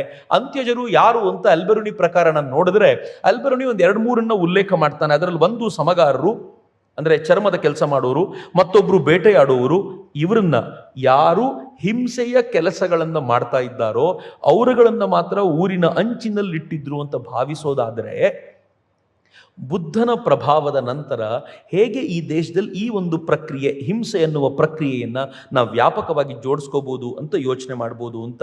ಇದರ ನಂತರ ಹಿಂದೂ ಸಮುದಾಯದಲ್ಲಿ ಒಂದು ಫೈಟಿಂಗ್ ಸ್ಪಿರಿಟ್ ಇತ್ತು. ಅದು ಇವತ್ತಿಗೂ ಇದೆ. ನಮಗೆ ಸೈಲೆಂಟಾಗಿರ್ತಾರೆ, ಸಮಯ ಬಂದಾಗ ಇಡೀ ಸಿಸ್ಟಮ್ ಫೈಟ್ ಮಾಡಿಬಿಡುತ್ತೆ. ಒಂದು ಫೈಟ್ ಹೆಂಗೆ ಮಾಡ್ತಾನೆ ಅಂತಂದರೆ, ಎದುರಿಗಿರೋನು ಎಕ್ಸ್ಪೆಕ್ಟೇ ಮಾಡಿರದೇ ಇರೋ ಥರ ಫೈಟ್ ಆಗತ್ತೆ. ನಾನು ಮತ್ತೆ ಅಲ್ಲಿಗೆ ಬರ್ತೀನಿ. ಪಶ್ಚಿಮ ಬಂಗಾಳದ ರಿಸಲ್ಟ್ ಆದ ನಂತರ ನಾನು ನೋಡ್ತಾ ಇದ್ನಲ್ಲ, ಪ್ರತಿಯೊಬ್ಬರು ಹೆಂಗಿದ್ರು ಅಂತಂದರೆ ಆ್ಯಸ್ ಇಫ್ ಅವನೊಂದು 15 ವರ್ಷಗಳಿಂದ ಈ ಫೈಟಿಗೋಸ್ಕರ ಕಾಯ್ತಾ ಇದ್ದೀನಿ ಅನ್ನೋ ಥರ, ನಾನು ಈ ರಿಸಲ್ಟಿಗೋಸ್ಕರ ಕಾಯ್ತಾ ಇದ್ದೀನಿ ಅನ್ನೋ ಥರ. ಅಕಸ್ಮಾತ್ ಈ ಬಾರಿ ಅವನು ಸೋತಿದ್ದಿದ್ರೆ ಏನಾಗಿರ್ತಿತ್ತು ಅಂತಂದರೆ, ಪ್ರತಿ ಟಿ ವಿ ಚಾನಲ್ಲು ತೋರಿಸ್ತಾ ಇದೆ, ಮನೆಯಲ್ಲೂ ಕೂಡ ಆಪೋಸಿಷನ್ ಪಾರ್ಟಿಯವರು ಕತ್ತಿಗಳನ್ನು ಇಟ್ಕೊಂಡು ಕೂತಿದ್ದಾರೆ. ನಾನು ಇವತ್ತೊಂದು ರಿಪೋರ್ಟ್ ನೋಡ್ತಾ ಇದ್ದೆ. ಅಂದರೆ ಕ್ರೌರ್ಯ ಹೆಂಗಿರುತ್ತೆ, ಏನೇನು ಸಹಿಸ್ಕೋಬೇಕಾಗಿತ್ತು ನಾವು ಅಂತ.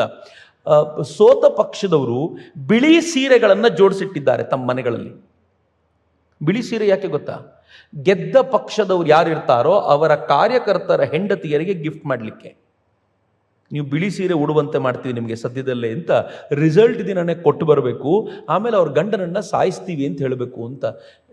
ಗುಳೆ ಎದ್ದು ಬರಬೇಕಾದಂಥ ಪ್ರಸಂಗ ಪಶ್ಚಿಮ ಬಂಗಾಳದಿಂದ ನಿರ್ಮಾಣ ಆಗ್ತಾ ಇತ್ತು ಅನ್ನೋದು ನಾವು ಒಪ್ಪಿಕೊಳ್ಬೇಕಾಗಿರುವಂಥ ಸಂಗತಿ. ಯಾರು ಮುಖ್ಯಮಂತ್ರಿ ಆಗಬೇಕೋ ಅವನು PA ನೀವು ಹಾಡು ಹಗಲೇ ಕೊಂದು ಬಿಸಾಕ್ಬಿಡ್ತೀರಾ, ಅವನನ್ನು ಶೂಟ್ ಮಾಡಿ ಹೋಗ್ತೀರಾ ಅಂತಂದರೆ ಯಾವ ಪರಿಯ ರಾಜ್ಯ ಆಗ್ಬಿಟ್ಟಿರ್ತಿತ್ತು ಅನ್ನೋದನ್ನ ಯೋಚನೆ ಮಾಡಿದಾಗ ಅನ್ಸುತ್ತೆ, ಹಿಂದೂ ಸಮಯಕ್ಕೋಸ್ಕರ ಕಾಯ್ತಾನೆ, ಸರಿಯಾದ ಸಮಯಕ್ಕೆ ಬಡಿತಾನೆ. ಇದು ಅವತ್ತಿನಿಂದಲೂ ನಡ್ಕೊಂಡು ಬಂದಿದೆ. ತನ್ನ ಕೈಯಲ್ಲಿ ಆಗಲ್ಲ ಅಂತಂದಾಗ ಕಾಡಿಗೆ ಹೋಗ್ಬಿಡ್ತಾನೆ, ಸೈಲೆಂಟ್ ಆಗಿರ್ತಾನೆ. ಆಗತ್ತೆ ಎಂದಾಗ ಬಂದು ಹೊಡೆದು ಮತ್ತೆ ಅಧಿಕಾರವನ್ನು ತಾನು ಪಡ್ಕೊಳ್ತಾನೆ ಅಂತ. ಇದು ಬಹಳ ವಿಶಿಷ್ಟವಾಗಿರುವಂಥದ್ದು. ಇನ್ನು ಈ ಹಿಂದೂ ಇವತ್ತು ಸೋತ ನಂತರ ಅವನು ಮುಸಲ್ಮಾನರ ಎದುರುಗಡೆ ಸೋತ, ಕ್ರಿಶ್ಚಿಯನ್ರ ಎದುರುಗಡೆ ಸೋತ ನಂತರ ನಾವು ಹೇಳ್ತೀವಿ ಅವನು ವರ್ಣ ಪದ್ಧತಿ ಕಾರಣ ಆಯಿತು, ಜಾತಿ ಪದ್ಧತಿ ಕಾರಣ ಆಯಿತು, ಹೀಗೆಲ್ಲ ನಾವು ಮಾತಾಡೋರು. ಇದೇ ಹಿಂದೂ ಶಕರನ್ನು ಸೋಲಿಸಿದ, ಹೂಣರನ್ನು ಸೋಲಿಸಿದ. ಯಾವ ಹೂಣರನ್ನು, ಯಾವ ಮಂಗೋಲಿಯರನ್ನ ಜಗತ್ತೆಲ್ಲ ಹೆದರ್ತಾ ಇತ್ತೋ ಅವ್ರು ಈ ನಾಡಲ್ಲಿ ಬಂದು ಸೋತೋದ್ರು. ಅಲೆಕ್ಸಾಂಡರ್ ಜಗತ್ತನ್ನು ಗೆಲ್ತೀನಿ ಅಂತ ಬಂದ, ಭಾರತದಲ್ಲಿ ಸೋತು ಹೋದ. ಇದೇ ಹಿಂದೂ ಅವರೆಲ್ಲರನ್ನೂ ಸೋಲಿಸಿದ. ಸೋತ ನಂತರ ಆರೋಪಗಳು ಬರ್ತವೆ. ಆ ಆರೋಪಗಳನ್ನು ಎದುರಿಸುವ, ಸ್ವೀಕರಿಸುವ ಸಾಮರ್ಥ್ಯ ಇರಬೇಕು. ಹಿಂದೂ ಆ ಸಾಮರ್ಥ್ಯವನ್ನು ತೋರಿಸಿದ. ಮುಸ್ಲಿಂ ಅಟ್ಯಾಕ್ ಕೂಡ ಹಿಂದೂ ಎದುರಿಸಿದ್ದು ಹೇಗೆ ಅಂತಂದರೆ, ಆರಂಭದಲ್ಲಿ ಗಾಬರಿಗೊಳಗಾದ. ಅವನದನ್ನು ನೋಡ್ದ, ಈ ಪರಿ ಅಟ್ಯಾಕ್ ನಾನು ನೋಡಲೇ ಇಲ್ಲ ಅಂತ. ಹೆಣ್ಣು ಮಕ್ಕಳ ಮೇಲೆ ಅಟ್ಯಾಕ್ ಮಾಡುವಂಥ ಈ ದೇಶದ ರಾಜರುಗಳನ್ನು ನೋಡೇ ಇರಲಿಲ್ಲ. ಇಸ್ಲಾಂ ಆ ಕೆಲಸ ಮಾಡ್ತು. ಮೊದಲು ತುಂಬ ಗಾಬರಿ ಆದ. ಅವನಿದು ಹೌದೋ ಅಲ್ವೋ ಅಂತ ಅಂದ್ಕೊಳ್ಳೋದ್ರ ವೇಳೆಗೆ ಅನೇಕ ಆಕ್ರಮಣಗಳು ನಡೆದೋದ್ವು. ರಿಯಾಕ್ಷನ್ ಆನಂತರ ಹೆಂಗೆ ಕೊಟ್ಟ ಅಂತಂದರೆ, ಆ ಮುಸಲ್ಮಾನರು ಹಿಂದೂಗಳೊಂದಿಗೆ ಒಪ್ಪಂದ ಮಾಡಿಕೊಂಡು ನಾವಿಬ್ಬರೂ ಚೆನ್ನಾಗಿರೋಣ, ನಾನು ಆಳ್ತಾ ಇರ್ತೀನಿ, ನೀವು ಚೆನ್ನಾಗಿರಿ ಅಂತ ಹೇಳುವಂಥ ಸ್ಥಿತಿಗೆ ಬಂದ. ಹಿಂದೂ ತನ್ನ ಈ ಕ್ಷಾತ್ರ ತೇಜವನ್ನು ಯಾವತ್ತೂ ಬಿಟ್ಕೊಡ್ಲಿಲ್ಲ ಅಂತ. ಸೊ ಹೀಗಾಗಿಯೇ ಭಾರತದ ಇತಿಹಾಸದ ರಚನೆಯಲ್ಲಿ ಇವೆಲ್ಲವನ್ನು ನಾವು ಗಂಭೀರವಾಗಿ ಗಮನಿಸಬೇಕು ಅಂತ ಅನ್ಸೋದು. ನಾನು ಈ ಇಸ್ಲಾಂನ ಬೌದ್ಧ ಧರ್ಮದ ವಿಚಾರವನ್ನು ಒಂದೇ ಒಂದು ಕೋಟ್ನೊಂದಿಗೆ ಮುಗಿಸ್ತೀನಿ. ಅನ್ವರ್ ಶೇಖ್ ಅಂತ ಒಬ್ಬರು ಹಿಂದೂ ರೈಟರ್ಸ್ ಫೋರಮ್ ಅಂತ, ಬಹುಶಃ ಈಗಿಲ್ಲ ಅವರು. ನಾನು ಕಾಲೇಜಿನ ಮಟ್ಟದಲ್ಲಿದ್ದಾಗ ಅವ್ರದ್ದು ಅನೇಕ ಪುಸ್ತಕಗಳನ್ನು ಓದಿದ್ದೆ. ಯಾರಿಗಾದರೂ ಸಿಕ್ಕಿದರೆ ಆ ಪುಸ್ತಕಗಳನ್ನು ಓದಲೇಬೇಕು. ಅನ್ವರ್ ಶೇಖ್ ಬರೆದಿರುವಂಥ ಪುಸ್ತಕಗಳು. ಅವರು ಇಸ್ಲಾಮಿಕ್ ಇಂಪೀರಿಯಲಿಸಮ್ ಹೆಂಗೆ ನಡೆಯುತ್ತೆ, ಹೇಗೆ ಪ್ರಾಫೆಟ್ ಪೈಗಂಬರರು ತಮ್ಮದೇ ಆಗಿರುವಂಥ ಒಂದು ಇಂಪೀರಿಯಲಿಸ್ಟಿಕ್ ಜಗತ್ತನ್ನು ನಿರ್ಮಾಣ ಮಾಡಿದರು, ಇವೆಲ್ಲವನ್ನು ತುಂಬ ವಿಸ್ತಾರವಾಗಿ ಬರೀತಾರೆ.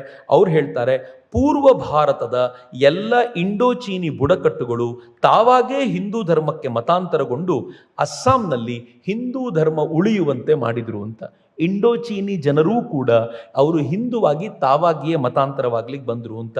ಮಣಿಪುರ ಇತ್ತೀಚಿನ ಸೇರ್ಪಡೆ ಅಷ್ಟೇ ಅಂತ ಅವ್ರು ಹೇಳ್ತಾರೆ. ಇಸ್ಲಾಮಿ ದಾಳಿ, ಮತಾಂತರಕ್ಕಾಗಿ ಬಲವಂತಗಳನ್ನು ಎದುರಿಸಿ ನಿಂತ ಇವರೆಲ್ಲ ಮತ್ತಷ್ಟು ಪ್ರಖರ ಹಿಂದೂಗಳಾದರು ಅಂತ. ಯಾವಾಗ ಇಸ್ಲಾಮಿನ ದಾಳಿ ಆಯಿತೋ, ಮತಾಂತರ ಮಾಡಲಿಕ್ಕೆ ಶುರು ಮಾಡ್ತೋ, ಇವರು ಪ್ರಖರ ಹಿಂದೂ ಆದರೆ ಹೊರತು ಇವರು ವೀಕ್ ಆಗಲಿಲ್ಲ. ಹಾಗಾಗಿ ಮುಸ್ಲಿಂ ಆಳ್ವಿಕೆಯ ಕಾಲದಲ್ಲಿ ಜಾತಿ ಪದ್ಧತಿ ಹಿಂದೂಗಳಲ್ಲಿ ಮತ್ತಷ್ಟು ಬಲವಾಯಿತು ಅಂತ ಬಾಬಾ ಸಾಹೇಬರು ಹೇಳುವಂತೆ ಅದು ಅಲ್ಲಿ ಶುರುವಾಗಿದ್ದಿರ್ಬೋದು ಪುಷ್ಯಮಿತ್ರ ಶುಂಗನ ಕಾಲಕ್ಕೆ, ಆದರೆ ಮುಸಲ್ಮಾನರ ಆಕ್ರಮಣ ಕಾಲಕ್ಕೆ ಇದು ತುಂಬ ಸ್ಟ್ರಾಂಗ್ ಆಯಿತು. ನಾನು ಸುಮ್ಮನೆ ನಿಮ್ಗೆ ಹೇಳೋದಾದರೆ, ಯಾವಾಗ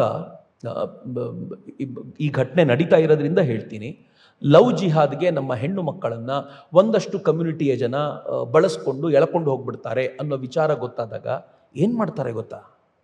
ನಾನು ಈಗ ನೋಡ್ತಾ ಇದ್ದೀನಿ. ನಾನು ಇತ್ತೀಚೆಗೆ ಹುಬ್ಳಿಗೆ ಹೋಗಿ ಬಂದೆ. ಒಂದಾದ್ಮೇಲೆ ಒಂದು ಲವ್ ಜಿಹಾದ್ ಪ್ರಕರಣಗಳು ಅಲ್ಲಿಗೆ ಬರ್ತಾ ಇವೆ. ಏನು ಮಾಡ್ತಿದ್ದಾರೆ ಗೊತ್ತಾ? ಅವರು ಕಮ್ಯುನಿಟಿ ವೈಸ್ ಮೀಟಿಂಗ್ ಮಾಡ್ಕೊಳ್ತಿದ್ದಾರೆ. ಈಗ ಬೇರೆ ಕಮ್ಯುನಿಟಿ ಬಗ್ಗೆ ತಲೆ ಕೆಡಿಸ್ಕೊಳ್ಳೋದು ಬೇಡ, ನಮ್ಮ ಕಮ್ಯುನಿಟಿಯ ಹೆಣ್ಮಕ್ಳನ್ನು ನಾವು ಉಳಿಸ್ಕೊಳ್ಳೋದು ಹೆಂಗೆ, ನನಗೆ ಜಾತಿ ಪದ್ಧತಿ ಮತ್ತೆ ಸ್ಟ್ರಾಂಗ್ ಆಗೋದು ಹಿಂಗೆ, ಆಕ್ರಮಣ ಬಂತು ಅಂತಂದಾಗ ನಾವು ಹೆಂಗೆ ಸ್ಟ್ರಾಂಗ್ ಆಗಿಬಿಡ್ತೀವಿ ಅಂತ. ಕೆಲವು ಸ್ಟ್ರಾಂಗ್ ಕಮ್ಯುನಿಟಿಗಳು ಏನು ಎಚ್ಚರಿಕೆ ಕೊಟ್ಟಿವೆ, ಬೇರೆ ಕಮ್ಯುನಿಟಿ ಬಗ್ಗೆ ನಮ್ಗೆ ಗೊತ್ತಿಲ್ಲ, ನಮ್ಮ ಕಮ್ಯುನಿಟಿ ಹೆಣ್ಮಗು ಏನಾದರೂ ಕರ್ಕೊಂಡು ಓಡೋಯ್ತು, ನಿನ್ನ ಜೊತೆ ಓಡೋಯ್ತು ಅಂತ ಗೊತ್ತಾದರೆ ನಾವು ಏನು ಮಾಡಬೇಕು ಅದನ್ನು ಮಾಡ್ತೀವಿ ಅಂತ ಎಚ್ಚರಿಕೆ ಕೊಡ್ಲಿಕ್ಕೆ ಶುರು ಮಾಡಿದ್ದಾರೆ. ಯಾವ ಕಮ್ಯುನಿಟಿ ಹಿಂಗೆ ಎಚ್ಚರಿಕೆ ಕೊಡುತ್ತೋ ಆ ಕಮ್ಯುನಿಟಿ ಹೆಣ್ಮಕ್ಳನ್ನ ಮುಟ್ಟಲ್ಲ, ಬೇರೆ ಕಮ್ಯುನಿಟಿಯವ್ರನ್ನ ಮುಟ್ತಾರೆ. ಹಾಗೆ ಬೇರೆ ಕಮ್ಯುನಿಟಿಯವ್ರನ್ನ ಮುಟ್ಟಿದಾಗ ಆ ಕಮ್ಯುನಿಟಿಗೆ ಎಚ್ಚರಿಕೆ ಕೊಡ್ಲಿಕ್ಕೆ ಧೈರ್ಯ ಇಲ್ಲದೆ ಹೋದಾಗ ಅವ್ರು ಏನು ಮಾಡ್ಬೇಕು ಹೇಳಿ? ಅವ್ರು ಆದಷ್ಟು ತಮ್ಮ ಕಮ್ಯುನಿಟಿಯ ಹೆಣ್ಮಕ್ಕಳನ್ನ ಒಳಗೆ ಇಟ್ಕೊಳ್ಳುವಂಥ ಪ್ರಯತ್ನ ಮಾಡಬೇಕು. ಜಾತಿ ಸ್ಟ್ರಾಂಗ್ ಆಗ್ತಾ ಹೋಗುತ್ತೆ ಅಂತ. ಯಾವಾಗ ಎದುರಿಸುವ ಪ್ರಕ್ರಿಯೆ ಬರುತ್ತೋ, ಹೊರಗಡೆಯವ್ರನ್ನ ಎದುರಿಸುವ ಪ್ರಕ್ರಿಯೆ ಬರುತ್ತೋ, ಆಗ ನಮ್ಮೊಳಗೆ ನಾವು ಸ್ಟ್ರಾಂಗ್ ಆಗುವಂಥ ಅನಿವಾರ್ಯತೆ ಕ್ರಿಯೇಟ್ ಆಗುತ್ತೆ. ಇಸ್ಲಾಂ ಅಂಥದ್ದೊಂದು ಅನಿವಾರ್ಯತೆ ಕ್ರಿಯೇಟ್ ಮಾಡ್ತು. ಬುದ್ಧಿಸಮ್ ನಮ್ಮ ವರ್ಣಗಳನ್ನು ಜಾತಿಯಾಗಿ ಕನ್ವರ್ಟ್ ಮಾಡಿಸ್ತು, ನಮಗೆ ಒತ್ತಾಯ ಹಾಕ್ತು. ಯಾವುದೇ ಜಾತಿ ಆಗಿತ್ತೋ ಅದು ಇಸ್ಲಾಮಿನ ಕಾಲಘಟ್ಟದಲ್ಲಿ ಸ್ಟ್ರಾಂಗ್ ಆಗಿ ಆಗಲಿಕ್ಕೆ ಕಾರಣ ಆಯಿತು. ಬಹುಶಃ ಇದನ್ನು ಅರ್ಥ ಮಾಡಿಕೊಂಡ್ರೆ ಒಂದು ಅರ್ಧ ಭಾಗ ಕ್ಲಿಯರ್ ಆಗುತ್ತೆ. ನಾವು ಎಲ್ಲಿಂದ ಇದನ್ನು ಅನ್ವೈಂಡ್ ಮಾಡಬೇಕು ಅನ್ನೋದರ ಒಂದು ಪರಿಕಲ್ಪನೆ ನಮ್ಗೆ ಸಿಗುತ್ತೆ ಅಂತ. ಬಾಬಾ ಸಾಹೇಬರು ಬುದ್ಧಿಸಮ್ನ ಬಗ್ಗೆ ಮಾತಾಡಿದರು, ಬಾಬಾ ಸಾಹೇಬರು ಇಸ್ಲಾಮಿನ ಬಗ್ಗೆ ಮಾತಾಡಿದರು. ನಾನು ಇವೆಲ್ಲವನ್ನು ನಿಮ್ಮ ಮುಂದೆ ಚರ್ಚೆ ಮಾಡಿದೆ. ಬಾಬಾ ಸಾಹೇಬರು ಕ್ರೈಸ್ತರ ಬಗ್ಗೆ ಏನೂ ಹೇಳಲೇ ಇಲ್ವಾ? ಮಜಾ ಏನು ಅಂದರೆ ನಮ್ಗೆ ಗೊತ್ತೇ ಇಲ್ಲ ಹೇಳಿದಾರೋ ಇಲ್ವೋ ಅಂತ. ಬಾಬಾ ಸಾಹೇಬರು ವಿಸ್ತಾರವಾಗಿ ಕ್ರೈಸ್ತರ ಬಗ್ಗೆ ಬರೆದಿದ್ದಾರೆ. ನಮಗೆ ಬಾಬಾ ಸಾಹೇಬರು ಏನು ಹೇಳಿದ್ದಾರೆ ಅಂದರೆ ಹಿಂದೂ ಧರ್ಮವನ್ನು ಬೈದಿದ್ದಾರೆ ಅನ್ನೋದೊಂದು ಬಿಟ್ಟರೆ ಮತ್ತೇನೂ ಗೊತ್ತಿಲ್ಲ. ಆದರೆ ವಾಸ್ತವವಾಗಿ ಕ್ರೈಸ್ತರ ಬಗ್ಗೆ ಏನು ಹೇಳಿದ್ದಾರೆ ಅಂತಂದರೆ, ಅವರು ಮೊದಲನೇ ಪ್ರಶ್ನೆನೇ ಕೇಳ್ತಾರೆ, ಭಾರತದಲ್ಲಿ ಕ್ರೈಸ್ತರು ಫೇಲ್ ಆಗಿದ್ದು ಯಾಕೆ ಅನ್ನೋ ಪ್ರಶ್ನೆಯಿಂದ ಶುರು ಮಾಡ್ತಾರೆ. ಕ್ರೈಸ್ತರು ಫೇಲ್ ಯಾಕೆ ಆಗ್ತಾರೆ ಭಾರತದಲ್ಲಿ, ಯಾಕೆ ಭಾರತದಲ್ಲಿ ಫೇಲ್ ಆಗ್ತಾರೆ ಅಂತ ಅವ್ರು ಲೆಕ್ಕ ಕೊಡುವಾಗ ಅವ್ರು ಹೇಳ್ತಾರೆ, 1931 ಜನಗಣತಿಯ ಪ್ರಕಾರ 1931, ಈಗ ನಮ್ಮ ಹತ್ರ ಇರುವಂಥ ಲೇಟೆಸ್ಟ್ ಜನಗಣತಿ 2011ರದ್ದು, ಇವರು 1931 ಜನಗಣತಿ ಕೊಡ್ತಾರೆ. 1931 ಜನಗಣತಿಯ ಪ್ರಕಾರ ಭಾರತದಲ್ಲಿರುವ ಕ್ರೈಸ್ತರ ಸಂಖ್ಯೆ 62,97,000. ಹೆಚ್ಚು ಕಡಿಮೆ 63 ಲಕ್ಷ ಅಂತ ತಿಳ್ಕೊಳ್ಬೋದು. 6.3 ಮಿಲಿಯನ್ ಕ್ರಿಶ್ಚಿಯನ್ಸ್ ಇದ್ದಾರೆ. ಇದಕ್ಕಾಗಿ ಅವರು ತಗೊಂಡ ಸಮಯ ಎಷ್ಟು ಅಂತ ಅವ್ರು ಹೇಳ್ತಾರೆ. 63 ಲಕ್ಷ ಹಿಂದೂಗಳನ್ನು ಕನ್ವರ್ಟ್ ಮಾಡಿ ಕ್ರೈಸ್ತರನ್ನಾಗಿ ಮಾಡಲಿಕ್ಕೆ ಬ್ರಿಟಿಷರು ತೆಗೆದುಕೊಂಡ ಟೈಮ್ ಎಷ್ಟು ಅಂತ ಕೇಳಿದರೆ 800 ಇಯರ್ಸ್ ಅಂತಾರೆ ಬಾಬಾ ಸಾಹೇಬ್. 800 ವರ್ಷಗಳಲ್ಲಿ 63 ಲಕ್ಷ ಮಾತ್ರ ಕ್ರೈಸ್ತರನ್ನ ಸೃಷ್ಟಿ ಮಾಡ್ಲಿಕ್ಕೆ ಆಯಿತು ಅಂತಂದರೆ ಕ್ರೈಸ್ತರು ಫೇಲ್ ಆಗಿದ್ದು ಎಲ್ಲಿ? ಈ ದಿಕ್ಕಿನಲ್ಲಿ ನಾವು ಯಾವತ್ತೂ ನೋಡೇ ಇರೋದಿಲ್ಲ ಅವ್ರು ಫೇಲ್ ಆಗಿದ್ದಾರಾ ಅಂತ. ನಮಗವ್ರು ಸಿಕ್ಕಾಪಟ್ಟೆ ಚರ್ಚ್ ಕಟ್ಟಿದ್ದಾರೆ ಅಂತ ಕಣ್ಣಿಗೆ ಕಾಣಿಸ್ತಿರುತ್ತೆ. ಬಾಬಾ ಸಾಹೇಬರ ಅನಾಲಿಸಿಸ್ಸೇ ಬೇರೆ. ಹೆಂಗೆ ಅನಾಲಿಸಿಸ್ ಮಾಡ್ತಾರೆ ನೋಡಿ. ಫಸ್ಟ್ ಆಫ್ ಆಲ್ ಅವ್ರು ಹೇಳ್ತಾರೆ, ಹಿಸ್ಟ್ರಿ ನೋಡಬೇಕು ಕ್ರಿಶ್ಚಿಯನ್ರದು, ಅವ್ರು ಯಾವಾಗ ಬಂದರು ಅಂತ. ಭಾರತಕ್ಕೆ ಕ್ರೈಸ್ತ ಧರ್ಮ ಬರಲಿಕ್ಕೆ ಅಥವಾ ಕ್ರೈಸ್ತ ಮತ, ನಾನು ಎಲ್ಲೆಲ್ಲಿ ಧರ್ಮ ಅಂತೀನೋ ಅದನ್ನು ಮತ ಅಂತ ಅಥವಾ ರಿಲಿಜನ್ ಅಂತ ನಾವು ಚೇಂಜ್ ಮಾಡ್ಕೋಬೇಕು. ಬಿಕಾಸ್ ಧರ್ಮ and religion are not same. ಕ್ರೈಸ್ತ ರಿಲಿಜನ್ ಭಾರತಕ್ಕೆ ಬರುವಾಗ ಅದು ದೈವ ಪ್ರೇರಣೆಯಿಂದ ತಾನು ಭಾರತಕ್ಕೆ ಬಂತು ಅಂತ ಹೇಳ್ಕೊಳ್ತಂತೆ. ಭಾಳ ಗಂಭೀರವಾಗಿರುವಂಥ ಸಂಗತಿ ಇದು. ಸೇಂಟ್ ಥಾಮಸ್ ಅಂತ ದಕ್ಷಿಣದಲ್ಲಿ ಒಬ್ಬ ಸಂತನ ಬಗ್ಗೆ ಕ್ರಿಶ್ಚಿಯನ್ರು ಮಾತನಾಡ್ತಾರೆ. ತುಂಬ ಭಾವುಕವಾಗಿ ಅವ್ರ ಬಗ್ಗೆ ಮಾತಾಡ್ತಾರೆ. ಅವನೇ ಇಲ್ಲಿ ಕ್ರೈಸ್ತ ಮತದ ಸ್ಥಾಪಕ ಅಂತ ಹೇಳ್ತಾರೆ. ಗುಡ್ಡದೊಂದರ ಮೇಲೆ ಅವನ ಸಮಾಧಿ ಇದೆ ಅಂತ ಕೂಡ ಹೇಳ್ತಾರೆ. ಆದರೆ ಇದ್ಯಾವುದೂ ಪುರಾವೆ ಇಲ್ಲದ ದಂತ ಕಥೆಯಷ್ಟೇ ಬಾಬಾ ಸಾಹೇಬರದು. ನಾನು ಹೇಳ್ತಿರೋದಲ್ಲ. ನಾನು ಹೇಳ್ತಾ ಇದ್ದೀನಿ ಅಂದ ತಕ್ಷಣ ಒಂದು FIR ಮಾಡ್ತಾರೆ, ಇದು ನಮ್ಮ ಬಗ್ಗೆ ವಿರುದ್ಧವಾಗಿ ಮಾತನಾಡ್ತಿದ್ದಾರೆ ಅಂತ. ಬಾಬಾ ಸಾಹೇಬರು ಹೇಳ್ತಿರೋದು ಇದೊಂದು ದಂತಕಥೆ, ಇದಕ್ಕೆ ಯಾವ ಪುರಾವೆಗಳು ಇಲ್ಲ. ಸೇಂಟ್ ಥಾಮಸ್ ಭಾರತಕ್ಕೆ ಬಂದು ಇದನ್ನು ಸ್ಥಾಪಿಸಿದ ಅನ್ನೋದಕ್ಕೆ ಪುರಾವೆ ಇಲ್ಲ ಅಂತ ಬಾಬಾ ಸಾಹೇಬರು ಹೇಳ್ತಾರೆ. ಹಿಂಗೆ ಹೇಳ್ದೇನು ಹೇಳ್ತಾರೆ ಅವರು, ಮೊದಲನೇ ಬಾರಿಗೆ ಭಾರತಕ್ಕೆ ಕ್ರಿಸ್ತನ ಸುವಾರ್ತೆಗಳನ್ನು ತೆಗೆದುಕೊಂಡು ಬಂದವರು ಈಜಿಪ್ಟಿನ ನಾವಿಕರು. ಅವರು ಭಾರತಕ್ಕೆ ಬಂದು ಈ ಸುವಾರ್ತೆಗಳನ್ನು ಹಂಚಿದ್ರು. ಇಲ್ಲಿ ಬಹಳ ಜನ ಅದನ್ನು ನೋಡಿ ಬಹಳ ಚೆನ್ನಾಗಿದೆ ಅಂತ ಹೇಳಿದ್ದನ್ನ ಅಲೆಕ್ಸಾಂಡ್ರಿಯಾದ ಜನ ಕೇಳಿಸ್ಕೊಂಡು ಬಹಳ ಚೆನ್ನಾಗಿದೆಯಲ್ಲ ಅಂತ ಅಲೆಕ್ಸಾಂಡ್ರಿಯಾ ಅಲ್ಲಿನ ಮೊದಲನೇ ಬಾರಿ ಭಾರತಕ್ಕೆ ಧರ್ಮ ಪ್ರಚಾರಕ ಮಂಡಳಿಯನ್ನು ಅವರು ಕಳಿಸಿಕೊಟ್ರು. ಹೀಗೆ ಭಾರತಕ್ಕೆ ಧರ್ಮ ಪ್ರಚಾರಕ ಮಂಡಳಿ ಬಂದಿದ್ದು ಅಲೆಕ್ಸಾಂಡ್ರಿಯಾದ ಕಡೆಯಿಂದ, ಸೇಂಟ್ ಥಾಮಸ್ನ ರೀತಿಯ ಅಲ್ಲ. ಇದು ಬಾಬಾ ಸಾಹೇಬರ ಅಂಬೋಣ. ಇದಾದ್ಮೇಲೆ ಬಾಬಾ ಸಾಹೇಬರು ಹೇಳ್ತಾರೆ, ಆದರೆ ಉದ್ದಕ್ಕೂ ಕೋಸ್ಟಲ್ ಬೆಲ್ಟ್ನಲ್ಲಿ ಈ ನಾವಿಕರು ಈ ವಿಚಾರಗಳನ್ನು ತೆಗೆದುಕೊಂಡು ಬರ್ತಾ ಇದ್ದಿದ್ರಿಂದ ಕ್ರಿಸ್ತಶಕ 4ನೇ ಶತಮಾನದ ವೇಳೆಗೆ ಕ್ರಿಶ್ಚಿಯನ್ರ ಹೋಲ್ಡ್ ಈ ಕೋಸ್ಟಲ್ ಬೆಲ್ಟಲ್ಲಿ ಸ್ವಲ್ಪ ಜೋರಾಗಿತ್ತು ಅಂತ ಹೇಳಬಹುದು. ಆದರೆ ಅದು ವಿಸ್ತಾರಗೊಳ್ಳಲಿಲ್ಲ ಇಡೀ ದೇಶಕ್ಕೆ. ಯಾಕೆ ಅಂತಂದ್ರೆ ಅವ್ರು ಈ ಹೋಲ್ಡನ್ನು ಇಲ್ಲಿ ಗಟ್ಟಿ ಮಾಡುವ ಹೊತ್ತಿಗೆ ಸರಿಯಾಗಿ ಪ್ರಾಫೆಟ್ ಮೊಹಮ್ಮದರ ಅನುಯಾಯಿಗಳು ಅವರು ವಿಯೆನ್ನಾ ಸ್ಪೇನ್ನಿಂದ ಆರಂಭಿಸಿ ಫ್ರಾನ್ಸ್ನವರೆಗೂ ಅಟ್ಯಾಕ್ ಮಾಡ್ತಾ ಇಡೀ ಯುರೋಪನ್ನು ಅಲುಗಾಡಿಸ್ಬಿಟ್ಟಿದ್ರು. ಯುರೋಪಿಯನ್ನರ ಕ್ರಿಶ್ಚಿಯನ್ರು ಎಷ್ಟು ಸುನ್ನಾಗ್ಬಿಟ್ಟಿದ್ರು ಅಂತಂದರೆ, ಅವ್ರು ಎಷ್ಟು ತಲೆಕೆಟ್ಟು ಕೂತಿದ್ರು ಅಂತಂದರೆ, ಅವ್ರಿಗೆ ಭಾರತ ಕ್ರಿಶ್ಚಿಯನ್ ಎಲ್ಲ ಮರೆತು ಹೋಗಿ ತಂಪಾಡಿಗೆ ತಾವು ಬದುಕಿದ್ರೆ ಸಾಕು ಎನ್ನುವಂಥ ಸ್ಥಿತಿ ಬಂದ್ಬಿಟ್ಟಿತ್ತು ಅವರಿಗೆ ಅಂತ ಬಾಬಾ ಸಾಹೇಬ್ ಹೇಳ್ತಾರೆ. ಹೀಗಾಗಿ ಆ ಪ್ರಾಸೆಸ್ ಏನಿತ್ತೋ, ಕ್ರಿಸ್ತನ ಸುವಾರ್ತೆಯನ್ನು ತೆಗೆದುಕೊಂಡು ಹೋಗುವಂಥ ಪ್ರಾಸೆಸ್ಸು ಭಾರತದಲ್ಲಿ ನಿಲ್ತು ಅಂತ. ನಮ್ಮ ಮೇಲೆ ಆಕ್ರಮಣ ಆಗುತ್ತೆ, ಆಕ್ರಮಣ ಆದ ಸ್ವಲ್ಪ ಕಾಲ ನಾವು ಗಾಬರಿ ಆಗ್ತೀವಿ, ಏನೂ ನಷ್ಟ ಇಲ್ಲ ರೀ. ಇದು ಸಹಜ, ಆಕ್ರಮಣಗಳಾಗೋದು, ಯುದ್ಧ ಗೆಲ್ಲೋದು, ಯುದ್ಧ ಸೋಲೋದು. ಆದರೆ ಇಸ್ಲಾಂ ಮತ್ತು ಕ್ರಿಶ್ಚಿಯಾನಿಟಿಯಲ್ಲಿ ಯುದ್ಧ ಸೋಲೋದು ಅಂದರೆ ಅರ್ಥ ಏನು ಗೊತ್ತಾ? ದೇವರು ಸೋಲೋದು ಅಂತ ಅರ್ಥ. ನಮ್ದ್ರಲ್ಲಿ ದೇವರು ಸೋಲೋದಲ್ಲ, ನಾನು ಸೋಲ್ತಿರೋದು. ಅವ್ರದ್ರಲ್ಲಿ ದೇವರು ಸೋಲೋದು. ಅವ್ರದ್ರಲ್ಲಿ ದೇವರು ಅಂದರೆ ಯಾರು ಅಂದರೆ, ಈ ಕಮ್ಯುನಿಟಿಯ ಗಾಡ್ ಮತ್ತೊಂದು ಕಮ್ಯುನಿಟಿಯ ಗಾಡ್ ಜೊತೆಗೆ ಫೈಟ್ ಮಾಡ್ತಾನೆ. ಎರಡು ರಾಷ್ಟ್ರಗಳ ನಡುವೆ, ಎರಡು ಜನಾಂಗದ ನಡುವೆ ಯುದ್ಧ ನಡೀತಿದೆ ಅಂತಂದ್ರೆ ಅದು ವ್ಯಕ್ತಿಗಳ ನಡುವಿನ ಯುದ್ಧ ಅಲ್ಲ. ನಮ್ಮ ದೇವರು ಸ್ಟ್ರಾಂಗೋ, ನಿಮ್ಮ ದೇವರು ಸ್ಟ್ರಾಂಗೋ ಅಂತ ಫೈಟ್ ಮಾಡೋದು. ಯಾರ ದೇವರು ಸ್ಟ್ರಾಂಗೋ ಉಳಿದವರೆಲ್ಲರೂ ಆ ದೇವರನ್ನು ಅನುಸರಿಸಬೇಕು, ಇದು ರೂಲ್. ಹಿಂಗಾಗಿಯೇ ಏಕದೇವತಾವಾದ ಅವರಲ್ಲಿ ಹೆಂಗ್ ಬರುತ್ತೆ ಅಂತಂದ್ರೆ, ಜನಾಂಗಗಳು ಫೈಟ್ ಮಾಡಿ ಮಾಡಿ ಮಾಡಿ ಕೊನೆಗೆ ಉಳಿದಿರೋ ದೇವರೇ ಸ್ಟ್ರಾಂಗ್, ಎಲ್ಲರೂ ಇವನನ್ನು ಅನುಸರಿಸಬೇಕು ಅಂತ. ಅವರಿಗೆ ಭಾರತದಲ್ಲಿ ಬಂದು ಪ್ರಾಬ್ಲಮ್ ಆಗಿದ್ದು ಏನು ಅಂತಂದ್ರೆ, ಮುಸಲ್ಮಾನರಿಗೆ ನಮ್ದ್ರಲ್ಲಿ ಜನಾಂಗ ಜೊತೆ ಫೈಟ್ ಮಾಡಬೇಕಾದ್ರೆ 4-5 ದೇವ್ರು ಇರ್ತೀವಿ, 33 ಕೋಟಿ ದೇವರಲ್ಲ, ಎಷ್ಟು ದೇವರನ್ನು ಸೋಲಿಸ್ಬೇಕು, ಯಾವಾಗ ಸೋಲಿಸಿ ಮುಗಿಸೋದು, ಇದು ಸಾಧ್ಯವೇ ಇಲ್ಲ ಅಂತ. ಅದಕ್ಕೆ ನಾನು ತಮಾಷೆ ಮಾಡ್ತಿರ್ತೀನಿ ಅನೇಕ ಬಾರಿ, ಈ ವೇದಿಕೆಯಲ್ಲೂ ಅನೇಕ ಬಾರಿ ಹೇಳಿದ್ದೀನಿ ನಾನು. ನಂಗೆ ತುಂಬ ಜನ ಕೇಳ್ತಾರೆ, ಹಿಂದೂಗಳ ದೇವರ ಕೈಯಲ್ಲೆಲ್ಲ ಶಸ್ತ್ರಗಳು, ಮುಸಲ್ಮಾನರ ದೇವರು ನೋಡು ದೇವರಿಗೆ ಆಕಾರವೇ ಇಲ್ಲ, ಹೀಗಾಗಿ ಶಸ್ತ್ರದ ಪ್ರಮೇಯವೇ ಬರಲ್ಲ ಅಂತ. ಬಟ್ ವಾಸ್ತವವಾಗಿ ಏನು ಗೊತ್ತಾ, ಹಿಂದೂಗಳು ದೇವರ ಕೈಯಲ್ಲಿ ಶಸ್ತ್ರ ಕೊಟ್ಟು ಕೈ ಮುಗಿದು ದೇವರನ್ನು ಕೇಳ್ಕೊಳ್ಳೋದು, ದೇವರೇ ನಮ್ಮೆಲ್ಲರನ್ನೂ ಕಾಪಾಡಪ್ಪ ಅಂತ. ಅವರಲ್ಲಿ ದೇವರು ಜನರ ಕೈಯಲ್ಲಿ ಶಸ್ತ್ರ ಕೊಟ್ಟು ನನ್ನನ್ನು ಕಾಪಾಡಪ್ಪ, ನೀವು ಸೋತ್ರೆ ನನ್ನ ಕತೆ ಮುಗೀತು ಅಂತ. ನಮಗೂ ಅವ್ರಿಗೂ ಇರುವಂಥ ಒಂದು ಬೇಸಿಕ್ ಡಿಫ್ರೆನ್ಸ್ ಏನು ಅಂತಂದರೆ, ನಾವು ಎಲ್ಲವನ್ನೂ ಭಗವಂತನ ಮೇಲೆ ಭಾರ ಹಾಕೋದು. ನೀನು ಮಾಡಬೇಕಪ್ಪ, ನಾನು ನಿನ್ನನ್ನು ನಂಬಿದ್ದೀನಿ, ನಿನ್ನಲ್ಲದೆ ಮತ್ತೆ ಯಾರೂ ಅಲ್ಲ ಅಂತ. ಈ ಕಾರಣಕ್ಕೆ ನಮ್ಮಲ್ಲಿ ಭಗವಂತನ ಕೈಯಲ್ಲಿ ಶಸ್ತ್ರಾಸ್ತ್ರಗಳು, ಅವ್ರ ಕೈಯಲ್ಲಿ ಜನರ ಕೈಯಲ್ಲಿ ಶಸ್ತ್ರಾಸ್ತ್ರ, ಅವರು ಕಾಪಾಡಬೇಕಾದವರಲ್ಲ ಅಂತ ಒಂದು ತಮಾಷೆಯ ಸಂಗತಿ ಕೂಡ, ಬಟ್ ಸತ್ಯ ಕೂಡ ಅದು ಹಾಗೆ ಇದೆ. ಆದರೆ ಈ ಮತಾಂತರದ ಪ್ರಕ್ರಿಯೆ ಏನು ನಿಂತಿತ್ತೋ ಇದಕ್ಕೆ ವಾಪಸ್ ಕೀ ಕೊಟ್ಟಿದ್ದು ವಾಸ್ಕೋ ಡ ಗಾಮ.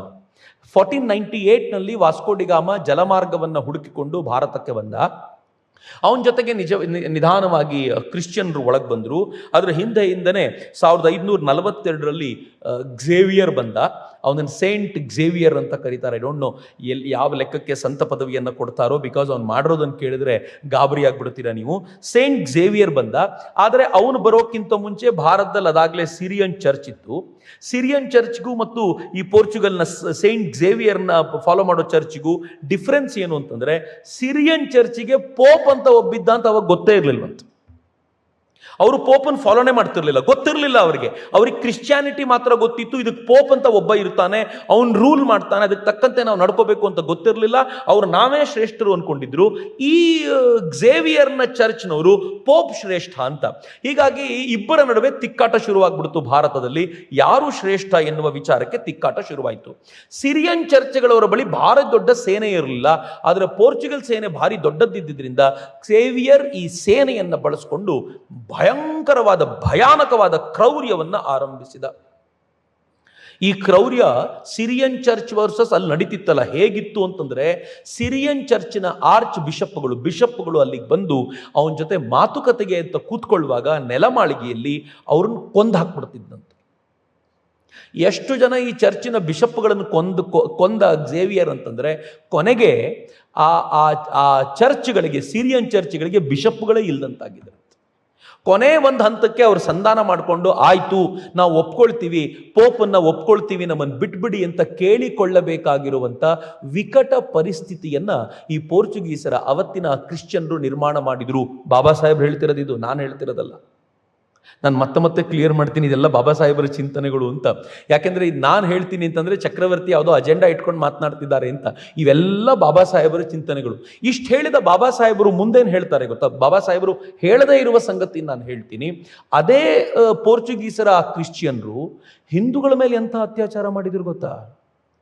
ಇದನ್ನು ಗೋವಾ ಇನ್ಕ್ವಿಸಿಷನ್ ಅಂತ ಕರೀತಾರೆ. ಗೋವಾದಲ್ಲಿರುವಂಥ ಹಿಂದೂಗಳನ್ನು ಮತಾಂತರ ಮಾಡಬೇಕು ಅಂತ, ದೊಡ್ಡ ಸಂಖ್ಯೆಯಲ್ಲಿ ಏಕಕಾಲಕ್ಕೆ ಮತಾಂತರ ಮಾಡಬೇಕು ಅಂತ ಮತಾಂತರ ಮಾಡಲಿಕ್ಕೆ ಅವರು ಪ್ರಯತ್ನ ಪಟ್ಟರು. ಮತಾಂತರ ಹೇಗೆ ಮಾಡ್ತಿದ್ರು? ಹಿಂದೂಗಳನ್ನು ಮತಾಂತರಿಸೋದು ಸುಲಭ. ಆವಾಗೆಲ್ಲ ಈ ಜಾತಿಯ ಕಟ್ಟುಕಟ್ಟಳೆ ಇದ್ದಿದ್ದರಿಂದ ಈ ಸಾಮೂಹಿಕ ಊಟಕ್ಕೆ ಕೂತಿರುವಾಗ ಅವನು ಬಂದು ಕೂತಿರ್ತಿದ್ದ. ಒಬ್ಬ ಊಟಕ್ಕೆ ಕೂತವನು ಒಂದು ಬಿಳಿ ಬಟ್ಟೆಯನ್ನು ಹೊದ್ಕೊಂಡು ಊಟ ಮಾಡ್ತಾ ಇದ್ದ. ಊಟದ ನಡುವೆ ಎದ್ದು ತನ್ನ ಬಿಳಿ ಬಟ್ಟೆಯನ್ನು ತೆಗೆದು, ನಾನು ಕ್ರಿಶ್ಚಿಯನ್, ನೀವೆಲ್ಲರೂ ನನ್ನ ಜೊತೆ ಊಟ ಮಾಡಿದ್ರಿಂದ ನೀವೆಲ್ಲರೂ ಮತಭ್ರಷ್ಟರಾಗಿದ್ದೀರಿ, ನಿಮಗಿನ ಕ್ರಿಶ್ಚಿಯನ್ ಪಂಥ ಸ್ವೀಕಾರ ಮಾಡದೆ ಬೇರೆ ದಾರಿ ಇಲ್ಲ ಅಂತಿದ್ದ. ಕುಡಿಯುವ ನೀರಿನ ಬಾವಿ, ಇದೆಲ್ಲ ನಡೆದಿರೋ ಘಟನೆಗಳು. ಇವತ್ತು ಗೋವಾಕ್ಕೆ ನಾವು ಹೋಗಬೇಕಾದ್ರೆ ಅಲ್ಲಿನ ದೊಡ್ಡ ದೊಡ್ಡ ಚರ್ಚ್ ನೋಡ್ಕೊಂಡು ಬರ್ತೀವಿ. ಆದರೆ ಗೋವಾಕ್ಕೆ ಚರ್ಚ್ ನೋಡ್ಲಿಕ್ಕೆಲ್ಲ ಹೋಗ್ಬೇಕಾಗಿರೋದು. ವಾಸ್ತವವಾಗಿ ಈ ಚರ್ಚ್ಗಳನ್ನ ಎದುರಿಸಿ ಇವತ್ತಿನವರೆಗೂ ದೇವಸ್ಥಾನಗಳನ್ನ ಕಾಪಾಡ್ಕೊಂಡಿದ್ದಾರಲ್ಲ, ಆ ದೇವಸ್ಥಾನಗಳನ್ನು ನೋಡ್ಲಿಕ್ಕೆ ಹೋಗ್ಬೇಕು ಗೋವಾಕ್ಕೆ. ಗೋವಾ ಬೀಚಿಗೋಸ್ಕರ ಅಲ್ಲ ಫೇಮಸ್, ಗೋವಾ ಈ ಫೈಟ್ ನಲ್ಲಿ ಹಿಂದೂ ಧರ್ಮವನ್ನ ಇವತ್ತಿನವರೆಗೂ ಉಳಿಸಿದ್ದಕ್ಕೋಸ್ಕರ ಫೇಮಸ್. ನಮ್ಮ ಇಡೀ ಕೋಸ್ಟಲ್ ಬೆಲ್ಟ್ ನಲ್ಲಿ ಗೌಡ ಸಾರಸ್ವತ ಬ್ರಾಹ್ಮಣರಾದಿಯಾಗಿ ಕೊಂಕಣಿಗಳು ಏನು ಹಬ್ಬಿದ್ದಾರೋ, ಅವ್ರು ಯಾಕೆ ಕರ್ನಾಟಕದ ಕೇರಳದ ಕೋಸ್ಟಲ್ ಬೆಲ್ಟ್ನವರೆಗೂ ಹಬ್ಬಿದ್ರು ಅಂತಂದ್ರೆ, ಇವರ ಅತ್ಯಾಚಾರವನ್ನ ತಾಳಿಕೊಳ್ಳಲಿಕ್ಕಾಗದೆ ಇದ್ದ ಬದ್ದುದನ್ನೆಲ್ಲ ಗೋವಾದಲ್ಲೇ ಬಿಟ್ಟು ಓಡಬಂದಂತ ಜನ ಅವರು. ಆ ಇನ್ಕ್ವಿಸಿಷನ್ನ ಪರಿ ಹೆಂಗಿತ್ತು ಅಂತಂದ್ರೆ, ಕನ್ವರ್ಟ್ ಆದವನನ್ನ ಮನೆಗೆ ಹೋಗಿ ನೋಡ್ತಿದ್ರು. ತುಳಸಿ ಕಟ್ಟೆ ಇತ್ತು ಅಂದ್ರೆ ಎತ್ತಾಕೊಂಡು ಬರ್ತಿದ್ರು ಅವನನ್ನ. ಅವ್ರದ್ದೊಂದು ನೆಲಮಾಳಿಗೆ ಇತ್ತು. ಪ್ರಾಬಬಲಿ ಆದಿಲ್ ಶಾನ ಅರಮನೆ ಆನಂತರದ ದಿನಗಳಲ್ಲಿ ಆಯ್ತು ಅದು. ಆ ಅರಮನೆ ಒಳಗೆ ಆ ದೊಡ್ಡ ಮನೆಯೊಳಗೆ ಕರ್ಕೊಂಡು ಬಂದು ಅತ್ಯಂತ ಕ್ರೂರವಾದ ಹಿಂಸೆ ಕೊಡಲಾಗ್ತಿತ್ತು. ಆ ಗೋವಾ ಇನ್ಕ್ವಿಸಿಷನ್ನ ಕಥೆ ನೀವು ಓದಿದ್ರೆ ಗಾಬರಿ ಆಗುತ್ತೆ. ಯಾರನ್ನ ಇವನು ಸೂಡೋ ಕ್ರಿಶ್ಚಿಯನ್ ಅಂತ ಎಳ್ಕೊಂಡು ಬರ್ತಿದ್ರೋ ಅವನಿಗೆ ಹೇಳ್ತಿದ್ರು, ನಿನ್ನನ್ನು ಬಿಡ್ತೀವಿ, ಒಂದೇ ಕಂಡೀಷನ್, ನಿನ್ನ ಥರ ಸೂಡೋ ಕ್ರಿಶ್ಚಿಯನ್ಗಳು 7 ಹೆಸರು ಕೊಡಬೇಕು ನೀನು ಅಂತ. ಅವನ ಪಾಪ ತನ್ನನ್ನು ಬಿಡ್ತಾರೇನೋ ಅನ್ಕೊಂಡು ಪಾಪ ಯಾರ್ಯಾರ್ದೋ ಹೆಸರು ಹೇಳ್ತಿದ್ನಲ್ಲ, ಅವ್ರನ್ನ ಕರ್ಕೊಂಡು ಬರ್ತಿದ್ರು, ನೀವು 7 ಜನರ ಹೆಸರು ಕೊಡಿ ಅಂತ. ಹೀಗೆ ಕರ್ಕೊಂಡು ಬಂದು ಅಲ್ಲಿ ಹಿಂದೂಗಳನ್ನು ಯಾವ ಪರಿ ಮಾರಣ ಹೋಮ ಮಾಡಲಾಯಿತು ಅಂತಂದರೆ ಅದು ಅನ್ಇಮ್ಯಾಜಿನಬಲ್ ಆಗಿರುವಂಥದ್ದು. ಈ ಕ್ರೌರ್ಯ ಇದೆಯಲ್ಲ, ಬಾಬಾ ಸಾಹೇಬ್ರು ಹೇಳ್ತಾರೆ, ಭಾರತದಲ್ಲಿ ಕ್ರಿಶ್ಚಿಯಾನಿಟಿ ಸ್ಪ್ರೆಡ್ ಆಗೋದು ತುಂಬ ಸ್ಲೋ ಆಗಿದ್ದಕ್ಕೆ ಕಾರಣ 3 ಅವ್ರು ಹೇಳ್ತಾರೆ. 3ನ್ನೂ ವಿಶ್ಲೇಷಣೆ ಮಾಡ್ತಾ ಅದ್ಭುತ ಅನ್ಸುತ್ತೆ. ಮೊದಲನೇದು, ಅವರ ಕ್ರೌರ್ಯ ಬಹಳ ಕೆಟ್ಟದ್ದಾಗಿತ್ತು. ಎರಡನೇದು, ಅವರು ಕನ್ವರ್ಟ್ ಮಾಡಲಿಕ್ಕೆ ಬ್ರಾಹ್ಮಣರ ಮೇಲೆ ನಿರ್ಭರರಾಗಿದ್ರು. ಮತ್ತು 3ನೇದು, ಅವರ ಶಿಥಿಲ ನೈತಿಕತೆ, ಕ್ರಿಶ್ಚಿಯನ್ರ ನೈತಿಕತೆ ಅತ್ಯಂತ ತಳಮಟ್ಟದ್ದಾಗಿದ್ದರಿಂದ ಈ ದೇಶ ಅವರನ್ನು ಒಪ್ಕೊಳ್ಳಿಲ್ಲ. ನಾನು ಎಕ್ಸ್ಪ್ಲೈನ್ ಮಾಡ್ತೀನಿ ಬಾಬಾ ಸಾಹೇಬ್ರು ಏನೇನು ಹೇಳ್ತಾರೆ ಅಂತ. ಸೊ ಬಹಳ ವಿಸ್ತಾರವಾಗಿರುವಂಥ ವಿಶ್ಲೇಷಣೆ ಅವರು ಕ್ರಿಶ್ಚಿಯನ್ರ ಕುರಿತಂತೆ ಮಾಡ್ತಾರೆ. ಈ ಕ್ರೌರ್ಯವನ್ನು ನೋಡಿದ ತಕ್ಷಣ ಈ ದೇಶ ಡಿಸೈಡ್ ಮಾಡ್ತಂತೆತ್ತು, ಇವ್ರ ಜೊತೆ ಮಾತ್ರ ಹೋಗಬಾರ್ದು. ಯಾವಾಗ ಈ ಕ್ರೌರ್ಯ ನಿಲ್ತು ಅಂತಂದ್ರೆ, ಈ ಪೋರ್ಚುಗೀಸರನ್ನ ಸ್ವಾತಂತ್ರ್ಯ ಬಂದ 11 ವರ್ಷಗಳ ನಂತರ ಫೈಟ್ ಮಾಡಿ ಓಡಿಸಿದ್ವಲ್ಲ, ಅದರ ನಂತರ ಇವರು ಕ್ರೌರ್ಯ ನಿಲ್ತು ಅಂತ ಹೇಳ್ತಾರೆ. ಇತ್ತೀಚೆಗೆ ಒಬ್ಬ ಕ್ರಿಶ್ಚಿಯನ್ ಗೋವೆಯಲ್ಲಿ ಮಾತನಾಡ್ತಿದ್ದದನ್ನ ತುಂಬಾ ವೈರಲ್ ಆಯಿತು. ಅವನು ಹೇಳ್ತಾನೆ, ಗೋವಾದಲ್ಲಿ ಹಿಂದೂಗಳನ್ನು ಉಳಿಲಿಕ್ಕೆ ಬಿಡಬಾರ್ದು, ಇದು ಕ್ರಿಶ್ಚಿಯನ್ ಲ್ಯಾಂಡ್, ಇಲ್ಲಿಂದ ಓಡಿಸ್ಬೇಕು ಹಿಂದೂಗಳನ್ನೆಲ್ಲ ಅಂತ ಹೇಳಿದ್ದು ಒಂದು ವೈರಲ್ ಆಯಿತು. ನಂಗೆ ಬಹಳ ವಿಶೇಷ ಅನ್ಸುತ್ತೆ. ಹಂಗೇನಾದ್ರೂ ಆಯಾ ಲ್ಯಾಂಡ್ ಅಂತ ಗುರುತಿಸೋದಾದ್ರೆ ಇಡೀ ಭಾರತ ಹಿಂದೂ ಲ್ಯಾಂಡು. ನಾವೇನು ಹೇಳಬೇಕು? ನಾವು ಸೆಕ್ಯುಲರ್ ಅಂತ ಸಂವಿಧಾನದಲ್ಲಿ ಬರೆದಿದ್ದೀವಿ ಅನ್ನೋ ಕಾರಣಕ್ಕೋಸ್ಕರ ಇವ್ರನ್ನೆಲ್ಲ ಸಹಿಸ್ಕೊಳ್ತಾ ಇದ್ದೀವಿ ಅಂತ ಹೇಳೋದಾದ್ರೆ ನಿಮ್ಮ ಮಾತುಗಳಿಗೆಲ್ಲ ಉತ್ತರ ಕೊಡಬೇಕು ಅಂತ ಭಾಳ ಬಾರಿ ಅನ್ಸುತ್ತೆ. ಫೈನ್. ಈ ಕ್ರೌರ್ಯ ಕ್ರಿಶ್ಚಿಯನ್ರನ್ನ ಡೆವಲಪ್ ಆಗ್ಲಿಕ್ಕೆ ಬಿಡಲಿಲ್ಲ. ಇದು ಮೊದಲನೇದು. ಎರಡನೇದು, ಬಾಬಾ ಸಾಹೇಬ್ರು ಹೇಳ್ತಾರೆ, ಕ್ರಿಶ್ಚಿಯನ್ರು ಬ್ರಾಹ್ಮಣರ ಮೇಲೆ ತುಂಬ ನಿರ್ಭರ ಆಗ್ಬಿಟ್ರು. ಇವರನ್ನು ಮತಾಂತರ ಮಾಡಿದರೆ, ಮೇಲ್ವರ್ಣದವರನ್ನ ಮತಾಂತರ ಮಾಡಿದರೆ ಉಳಿದವರೆಲ್ಲರೂ ಸೈಲೆಂಟಾಗಿ ಫಾಲೋ ಮಾಡ್ತಾರೆ. That was their study. ಅದಕ್ಕೆ ಅವ್ರು ಏನು ಮಾಡಿದ್ರು ಅಂತಂದರೆ, ಅವರು ಸ್ಕೂಲುಗಳನ್ನು, ಕಾಲೇಜುಗಳನ್ನು, ಹಾಸ್ಪಿಟಲ್ಗಳನ್ನು ಆರಂಭಿಸಿದ್ರು. ಆ ಮೂಲಕ ಮೇಲ್ವರ್ಗದವರನ್ನ ಕಾಂಟ್ಯಾಕ್ಟ್ ಮಾಡೋದು ಸುಲಭ ಅಂತ. ಯಾರಾದರೂ ಯೋಚನೆ ಮಾಡಿದ್ವಾ ಹಿಂಗೆ? ನಾವೆಲ್ಲರೂ ಏನು ಸೇವಾ ಮನೋಭಾವ ಕ್ರಿಶ್ಚಿಯನ್ರದ್ದು ಅಂತ ಈಗಲೂ ಬಾಯ್ ಬಿಡ್ಕೋತಿರ್ತೀವಿ. ಸೇವೆ ಅಂತಂದರೆ ಕ್ರಿಶ್ಚಿಯನ್ರದ್ದು ಅಂತ. ಬಾಬಾ ಸಾಹೇಬ್ರು ಹೇಳ್ತಾರೆ, ಅದು ಸೇವೆ ಅಲ್ಲ.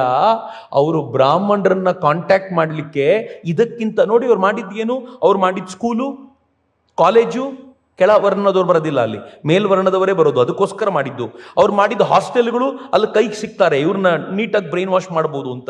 ಅವ್ರು ಮಾಡಿದ್ದು ಹಾಸ್ಪಿಟಲ್ಗಳು, ಅಲ್ಲಿ ಬರುವಂಥವ್ರಿಗೆ ಚಿಕಿತ್ಸೆ ಕೊಡೋ ಮೂಲಕ ಇವ್ರನ್ನ ಬದಲಾಯಿಸ್ಬೋದು ಅಂತ. ಆವತ್ತಿನಿಂದ ಇವತ್ತಿನವರೆಗೂ ಈ ಮೋಡ್ ಆಫ್ ಆಪರೇಷನ್ ಚೇಂಜೇ ಆಗಲಿಲ್ಲ. ಅವತ್ತು ವ್ಯವಸ್ಥಿತವಾಗಿ ಮಾಡಿದ್ರು. ಬಾಬಾ ಸಾಹೇಬ್ರು ಹೇಳ್ತಾರೆ, ಇದನ್ನು ಅವ್ರು ಹೇಳ್ತಾರೆ, ಬಟ್ ಎಲ್ಲಿ ಎಡವಟ್ಟಾಯಿತು ಅನ್ನೋದನ್ನು ಬಾಬಾ ಸಾಹೇಬ್ರು ಹೇಳ್ತಾರೆ. ಕ್ರಿಶ್ಚಿಯನ್ ಸಂಸ್ಥೆಗಳು ಶಿಕ್ಷಣ ವೈದ್ಯಕೀಯ ಕ್ಷೇತ್ರದಲ್ಲಿ ಸಲ್ಲಿಸಿದ ಸೇವೆ ಭಾರತೀಯ ಕ್ರೈಸ್ತರನ್ನು ಮೀರಿದೆ. ಯಾಕೆಂದ್ರೆ ಭಾರತದಲ್ಲಿ ಕ್ರೈಸ್ತರೆಲ್ಲ ಕೆಳವರ್ಣದವರೇ. ಪ್ರಯೋಜನ ಇದರದು ಉಚ್ಚವರ್ಣದ ಹಿಂದೂಗಳಿಗೆ ಪಡ್ಕೊಂಡಿದ್ದಾರೆ. ಇಲ್ಲಿ ದಟ್ಟ ದರಿದ್ರ ಮತ್ತು ಮಹತ್ವಾಕಾಂಕ್ಷಿಗಳಿಲ್ಲದ ಭಾರತೀಯ ಕ್ರಿಶ್ಚಿಯನ್ರು ತಮ್ಮ ಮಕ್ಕಳಿಗೆ ಉನ್ನತ ಶಿಕ್ಷಣ ಕೊಡಿಸ್ಲಿಕ್ಕೆ ಹೋಗೋದಿಲ್ಲ. ಹೀಗಾಗಿ ಕನ್ವರ್ಟ್ ಏನೋ ಮಾಡಿದ್ರವರು, ಆದರೆ ಅವ್ರು ಉಪಯೋಗಿಸ್ತಾ ಇದ್ದ ಯಾವ ಸೇವಾ ಮಾರ್ಗಗಳು ಕೂಡ ಅದು ಈ ಕನ್ವರ್ಟ್ ಆದ ಇಂಡಿಯನ್ ಕ್ರಿಶ್ಚಿಯನ್ಸ್ಗೆ ಉಪಯೋಗ ಆಗಲಿಲ್ಲ. ಅದು ಮೇಲ್ವರ್ಣದವರಿಗೆ ಮಾತ್ರ ಆಯಿತು ಅಂತ ಬಾಬಾ ಸಾಹೇಬರು ಅದನ್ನು ಗಂಭೀರವಾಗಿ ಹೇಳ್ತಾರೆ. ಆದರೆ ಒಂದು ಹಂತದಲ್ಲಿ ಅವ್ರು ಹೆಂಗೆ ಹೇಳ್ತಾರೆ ಅಂತಂದರೆ, ಬ್ರಾಹ್ಮಣರು ಈ ಎಲ್ಲ ಸೇವಾ ಮಾರ್ಗದ, ಅದು ಸ್ಕೂಲ್ ಇರ್ಬೋದು, ಕಾಲೇಜ್ ಇರ್ಬೋದು, ಹಾಸ್ಟೆಲ್ ಇರ್ಬೋದು, ಆನಂತರ ಹಾಸ್ಪಿಟಲ್ ಇರ್ಬೋದು, ಇದರ ಮ್ಯಾಕ್ಸಿಮಮ್ ಲಾಭ ಪಡ್ಕೊಂಡ್ರು. ಆದರೆ ಯಾವತ್ತೂ ಕ್ರಿಶ್ಚಿಯನ್ ಧರ್ಮದ ಬಗ್ಗೆ ಮಾತೇ ಆಡಲಿಲ್ಲ ಅಂತ. ಅವ್ರು ಯಾವತ್ತೂ ಬಾಬಾ ಸಾಹೇಬ್ರು ಹೇಳ್ತಾರೆ, ಕನ್ವರ್ಟೇ ಆಗಲಿಲ್ಲ. ಸ್ಕೂಲಿಗೆ ಬಂದವರೆಲ್ಲ ಕನ್ವರ್ಟ್ ಆಗಲಿಲ್ಲ ಅಂತ. ಉಲ್ಟಾ ವೇದಾಂತ ದರ್ಶನಗಳ ಚರ್ಚೆ ಬಂದಾಗ ಈ ಉನ್ನತ ವರ್ಣಗಳ ಬ್ರಾಹ್ಮಣರು ಆ ಕ್ರಿಶ್ಚಿಯನ್ರನ್ನ ವಾದದಲ್ಲಿ ಸೋಲಿಸಿ ಹಿಂದೂ ಧರ್ಮದ ಶ್ರೇಷ್ಠತೆಯನ್ನು ಅವ್ರ ಎದುರುಗಡೆ ಪ್ರೂವ್ ಮಾಡಿ ಹೊರಟೋಗ್ಬಿಡ್ತಿದ್ರು. ನಮ್ಗೆಲ್ರಿಗೂ ಗೊತ್ತಿರಬೇಕು, ಬಾಬಾ ಸಾಹೇಬರು ಒಂದ್ ಕಡೆ ಬಹಳ ಚೆನ್ನಾಗಿ ಉಲ್ಲೇಖ ಮಾಡ್ತಾರೆ. ಬ್ರಹ್ಮ ಸಮಾಜ ಒಂದು ಶುರುವಾಯಿತು ಕಲ್ಕತ್ತಾದಲ್ಲಿ. ಬ್ರಹ್ಮ ಸಮಾಜ ಏನ್ ಮಾಡ್ತು ಅಂತಂದ್ರೆ ಹಿಂದೂ ಧರ್ಮದ ಮೂರ್ತಿ ಪೂಜೆಯನ್ನು ವಿರೋಧಿಸಿತು. ಹಾಗೆ ವಿರೋಧಿಸ್ಕೊಳ್ತಾ ಏನು ನಿರ್ಗುಣ ನಿರಾಕಾರ ಪರಬ್ರಹ್ಮನ ಬಗ್ಗೆ ಅದು ಮಾತಾಡ್ತಾ ಇತ್ತು. ಮಾತಾಡುವಾಗ ಕ್ರಿಶ್ಚಿಯನ್ರಿಗೆ ಬಹಳ ಖುಷಿ, ಇವ್ರನ್ನ ನಾವೇನಾದ್ರೂ ತಲೆ ಕೆಡಿಸಿದ್ರೆ ನಾವು ಇದನ್ನು ಪೂರ್ಣ ಪ್ರಮಾಣದಲ್ಲಿ ನಮ್ದಾಗಿಸ್ಕೊಳ್ಬಹುದು ಅಂತ ಹಠ ಹಿಡ್ಕೊಂಡು ಅವ್ರು ಏನ್ ಮಾಡಿದ್ರು, ತುಂಬಾ ಸುದೀರ್ಘವಾಗಿ ಒಬ್ಬ ವಿಶೇಷವಾಗಿರುವಂತ ಪಾದ್ರಿಯನ್ನ ಅದಕ್ಕೋಸ್ಕರ ಬಿಟ್ಟು ರಾಜಾರಾಮ್ ಮೋಹನ್ ರಾಯರನ್ನ ಕನ್ವರ್ಟ್ ಮಾಡಬೇಕು ಅಂತ ಪ್ರಯತ್ನ ಮಾಡಿದ್ರು.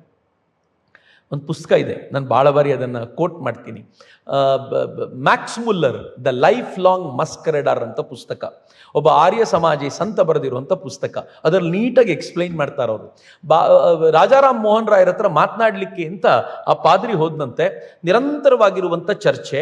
ಆ ಚರ್ಚೆಯಲ್ಲಿ ಆತ ಏನು ಕೇಳ್ತಾನೋ ಪ್ರಶ್ನೆ, ಅದಕ್ಕೆ ಅಷ್ಟೇ ಪ್ರಫೌಂಡ್ ಆಗಿ ಆತ ಉತ್ತರ ಕೊಡ್ತಾನೆ. ಪಾದ್ರಿಯ ಪ್ರಾಬ್ಲಮ್ ಏನು ಅಂತಂದ್ರೆ ಆತನಿಗೆ ಹಿಂದೂ ದರ್ಶನಗಳು ಗೊತ್ತಿಲ್ಲ. ಆದರೆ ರಾಜಾರಾಮ್ ಮೋಹನ್ ರ ಲಾಭ ಏನು ಅಂತಂದ್ರೆ ಹಿಂದೂ ದರ್ಶನಗಳು ಗೊತ್ತು, ಅವ್ರು ಬೈಬಲ್ನು ಚೆನ್ನಾಗಿ ಓದ್ಕೊಂಡಿದ್ದಾರೆ. ಕ್ರಿಶ್ಚಿಯನ್ರನ್ನ ನಾವು ಇದು ಮಾಡೋದು ಬಹಳ ಸುಲಭ, ಕೌಂಟರ್ ಮಾಡೋದು ಸುಲಭ. ಯಾಕೆಂದ್ರೆ ಒಂದೇ ಪುಸ್ತಕ ಅವ್ರದ್ದು. ನಮ್ಗೆ ಹಂಗಿಲ್ಲ, ನಮ್ಗೆ ನೂರಾರು ಪುಸ್ತಕಗಳಿದೆ.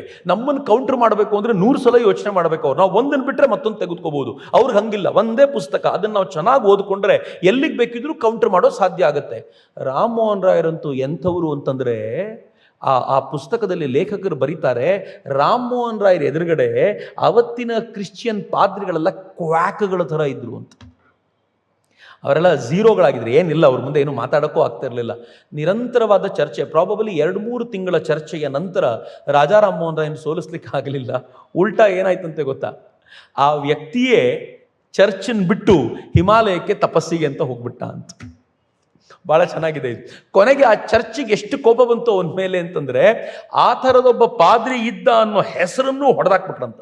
ನಮ್ಮ ಜೊತೆನೇ ಇರಲಿಲ್ಲ ಅವನು ಅಂತ. ಆವಾಗ ಸಮಾಧಾನ ಆಯಿತು ಅವರಿಗೆ ಅಂತ. ಅದು ತುಂಬ ಕಡೆಗಳಲ್ಲಿ ನಾವು ಹುಡುಕಿದ್ರೆ ಬಹಳ ವಿಶೇಷವಾಗಿರುವಂಥ ವಿಚಾರ ಸಿಗುತ್ತೆ. ಬಾಬಾ ಸಾಹೇಬ್ರು ಹೇಳ್ತಾರಲ್ಲ, ಯಾವ ಬ್ರಾಹ್ಮಣರನ್ನ ಇವ್ರು ಕನ್ವರ್ಟ್ ಮಾಡಬೇಕು ಅಂತ ಹೋದ್ರೋ ಅವ್ರು ಇವ್ರನ್ನ ವಾದದಲ್ಲಿ ಎಲ್ಲ ಲಾಭ ಪಡ್ಕೊಂಡ್ರು. ರಾಜಾರಾಮ್ ಮೋಹನ್ ರಾಯರಿಗೆ ರಾಜ ಅನ್ನೋದು ಬಿರುದನ್ನು ಪಡ್ಕೊಂಡ್ರು. ಅವರೆಲ್ಲವನ್ನೂ ಪಡ್ಕೊಂಡಿದ್ದಾರೆ ಬೇಕಾಗಿರೋದನ್ನ. ಬಟ್ ಇವ್ರನ್ನ ಹೆಂಗ್ ಮಟ್ಟ ಹಾಕಿದ್ರು ಅಂತಂದ್ರೆ ಇವ್ರ ಹತ್ರ ಏನೂ ಮಾಡ್ಲಿಕ್ಕೆ ಆಗಲಿಲ್ಲ ಅಂತ. ಮಿಸ್ಟರ್ ಬರ್ನ್ ಅಂತ ಒಬ್ಬ ಲೇಖಕನ ಉಲ್ಲೇಖ ಮಾಡವ್ರು ಹೇಳ್ತಾರೆ, ಒಬ್ಬ ಸಾಧಾರಣ ಹಿಂದೂ ಶೂನ್ಯದಿಂದ ದೇವರು ಸೃಷ್ಟಿ ಮಾಡಿದ ಅನ್ನೋದನ್ನ ಕೇಳಿ ನಗ್ತಾನೆ. ಸೋಮವಾರ ಭೂಮಿ ಮಾಡಿದ, ಮಂಗಳವಾರ ಸಮುದ್ರ ಮಾಡಿದ, ಬುಧವಾರ ಈ ವಾತಾವರಣ ಸೃಷ್ಟಿಸಿದ, ಗುರುವಾರ ಇದು ಮಾಡಿದ, ಶುಕ್ರವಾರ ಅದು ಮಾಡಿದ, ಶನಿವಾರದವರೆಗೂ ಕೆಲಸ ಮಾಡಿ ಸುಸ್ತಾಗಿರೋ ಭಗವಂತ ಭಾನುವಾರ ರೆಸ್ಟ್ ತಗೊಂಡ ಅಂತೇನಾದರೂ ಒಬ್ಬ ಹಿಂದುವಿನ ಮುಂದೆ ಬಂದು ಹೇಳಿದರೆ ಅವನು ನಗ್ತಾನೆ. ಮಿಸ್ಟರ್ ಬರ್ನ್ ಹೇಳ್ತಾನೆ, ಅವನು ನಗ್ತಾನೆ. ಒಬ್ಬ ಆರ್ಡಿನರಿ ಹಿಂದೂ ಕೂಡ ಇದನ್ನು ಕೇಳಿ ನಗ್ತಾನೆ. ಅವನು ಪುನರ್ಜನ್ಮ ನಂಬ್ತಾನೆ. ಹೀಗಾಗಿ ತನ್ನ ಮೋಕ್ಷಕ್ಕೆ ತಾನೇ ಹೊಣೆಗಾರನಾಗ್ತಾನೆ. ದೈವಿ ಪಶ್ಚಾತ್ತಾಪ, ದೇವರು ಪಶ್ಚಾತ್ತಾಪ ಪಡ್ತಾನೆ, ದೇವರು ನಿಮ್ಮ ಸಿನ್ಸ್ಗಳನ್ನು ಸ್ವೀಕಾರ ಮಾಡ್ತಾನೆ ಅನ್ನೋದನ್ನೆಲ್ಲ ಅವನು ಒಪ್ಕೊಳ್ಳೋದಿಲ್ಲ. ನನ್ನದಕ್ಕೆ ನಾನೇ ಹೊಣೆ, ನಾನೇ ಸರಿ ಮಾಡಬೇಕು ಅಂತ ಒಪ್ಪೋದ್ರಿಂದ ನಮ್ಮದ್ದು ಮತ್ತು ಅವನದ್ದು ಒಂದೇ ಪ್ಲಾಟ್ಫಾರ್ಮಲ್ಲಿ ಯಾವತ್ತೂ ಬರದೇ ಇಲ್ಲ. ಎಷ್ಟು ಚೆನ್ನಾಗಿದೆ ನೋಡಿ ಕ್ರಿಶ್ಚಿಯನ್ರ ಬಗ್ಗೆ ಹೇಳೋದು. ನಾನು ಪ್ರತ್ಯೇಕವಾಗಿ ಹೇಳಿದ್ರೆ ಕ್ರಿಶ್ಚಿಯನ್ರಿಗೆ ಕೋಪ ಬರುತ್ತೆ. ಬಾಬಾ ಸಾಹೇಬರು ಹೇಳಿರೋದು ಇದನ್ನೆಲ್ಲ. ಬಾಬಾ ಸಾಹೇಬರು ಬರ್ನನ್ನು ಕೋಟ್ ಮಾಡೋದು.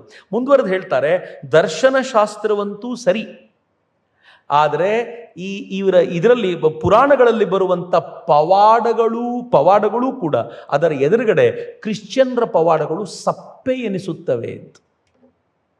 ಕ್ರಿಶ್ಚಿಯನ್ರು ಪವಾಡಗಳ ಮೇಲೆ ಬದುಕಿರೋದು. ಅಂದರೆ ಆ ಪವಾಡಗಳನ್ನು ಹೇಳಿ ಜನರಿಗೆ ಹೇಳೋದು, ನಮ್ಮ ಭಗವಂತ ಇದ್ರೆ ಹೆಂಗೆ ಮಾಡ್ತಾನೆ ಗೊತ್ತಾ ಅಂತ ಹೇಳ್ತಾರಲ್ಲ. ಸ್ವಾಮಿ ವಿವೇಕಾನಂದರು ಅಮೇರಿಕಾದಲ್ಲಿ ಮಾತನಾಡ್ತಾ ಒಂದು ಕಡೆ ಹೇಳ್ತಾರೆ, ನಿಮ್ಮ ಪಾದ್ರಿಗಳು ನಮ್ಮ ದೇವಸ್ಥಾನದ ಹೊರಗಡೆ ನಿಂತ್ಕೊಂಡು ನಮ್ಮ ದೇವರನ್ನು ಏನೇನೋ ಹೇಳ್ತಿರ್ತಾರೆ, ಅದನ್ನು ಕೇಳಿ ಒಬ್ಬ ಹಿಂದೂ ನಕ್ಬಿಟ್ಟು ಹೋಗ್ತಾನೆ. ಅಯ್ಯೋ ಪಾಪ ದಡ್ಡ, ಏನೂ ಗೊತ್ತಿಲ್ಲ ಇವನಿಗೆ ಅಂತ ನಕ್ಬಿಟ್ಟು ಹೋಗ್ತಿರ್ತಾನೆ, ಅವನದರಿಂದ ಅಫೆಂಡೂ ಆಗೋದಿಲ್ಲ ಅಂತ ಸ್ವಾಮಿ ವಿವೇಕಾನಂದರು ಹೇಳ್ತಾರೆ. ಅವ್ರು ಕನ್ವರ್ಟ್ ಮಾಡ್ತಾ ಇದ್ದಂಥ ಸ್ಟೈಲ್ ಹೆಂಗೆ ಅಂತಂದರೆ ಅದು ನನಗೂ ಗೊತ್ತಿದೆ, ನಿಮಗೂ ಗೊತ್ತಿದೆ. ಅವ್ರು ಹೇಳ್ತಾರಂತೆ, ನೋಡಿ ನಿಮ್ಮ ಭಗವಂತ ಬೆಂಕಿಯಲ್ಲಿ ಹಾಕಿದ್ರೆ ಬೆಂಕಿ ಅಗ್ನಿ ಪರೀಕ್ಷೆ, ನೀರಿನ ಪರೀಕ್ಷೆ, ನಿಮ್ಮ ಭಗವಂತ ನೀರಿನಲ್ಲಿ ಮುಳುಗ್ತಾನೆ ಅಂತ ಅವರು ಕಟ್ಟಿಗೆಯ ಏಸುವನ್ನು ಮಾಡ್ತಿದ್ರು. ನಮ್ಮದು ಲೋಹದ ಭಗವಂತನನ್ನಿಟ್ಟು ನೀರಲ್ಲಿ ಹಾಕ್ತಿದ್ರು, ನೀರಲ್ಲಿ ನಮ್ಮ ಭಗವಂತ ಮುಳುಗ್ತಿದ್ದ, ಅವರು ತೇಲ್ತಿದ್ದ, ನಮ್ಗೆ ಗೊತ್ತೇ ಆಗ್ತಿರಲಿಲ್ಲ ಕಟ್ಟಿಗೆದು ಅಂತ. ನೋಡಿ ನಮ್ಮ ಭಗವಂತ ತೇಲ್ತಾನೆ, ಕಾಪಾಡ್ತಾನೆ ಅಂತ. ಯಾರೋ ಬುದ್ಧಿವಂತ ಎದ್ದು ಬಂದಂತೆ, ನಮ್ಮಲ್ಲಿ ನೀರಿನ ಟೆಸ್ಟ್ ಅಲ್ಲ ಸರ್, ಅಗ್ನಿ ಪರೀಕ್ಷೆ ನಮ್ಮಲ್ಲಿ ನಡೆಯೋದು, ಒಂದ್ಸಲ ಟೆಸ್ಟ್ ಮಾಡಿಬಿಡೋಣ ಅಂತ ಮತಾಂತರ ಮಾಡ್ಲಿಕ್ಕೆ ಬಂದ ಪಾದ್ರಿ ಅಲ್ಲಿಂದ ಓಡೋಗ್ಬಿಟ್ಟಿದ್ದ ಅಂತ ಹೇಳ್ತಾರೆ. ಇದನ್ನು ನನಗೆ ಸ್ವಾಮೀಜಿಯವರಲ್ಲೂ ಓದಿದ ನೆನಪು.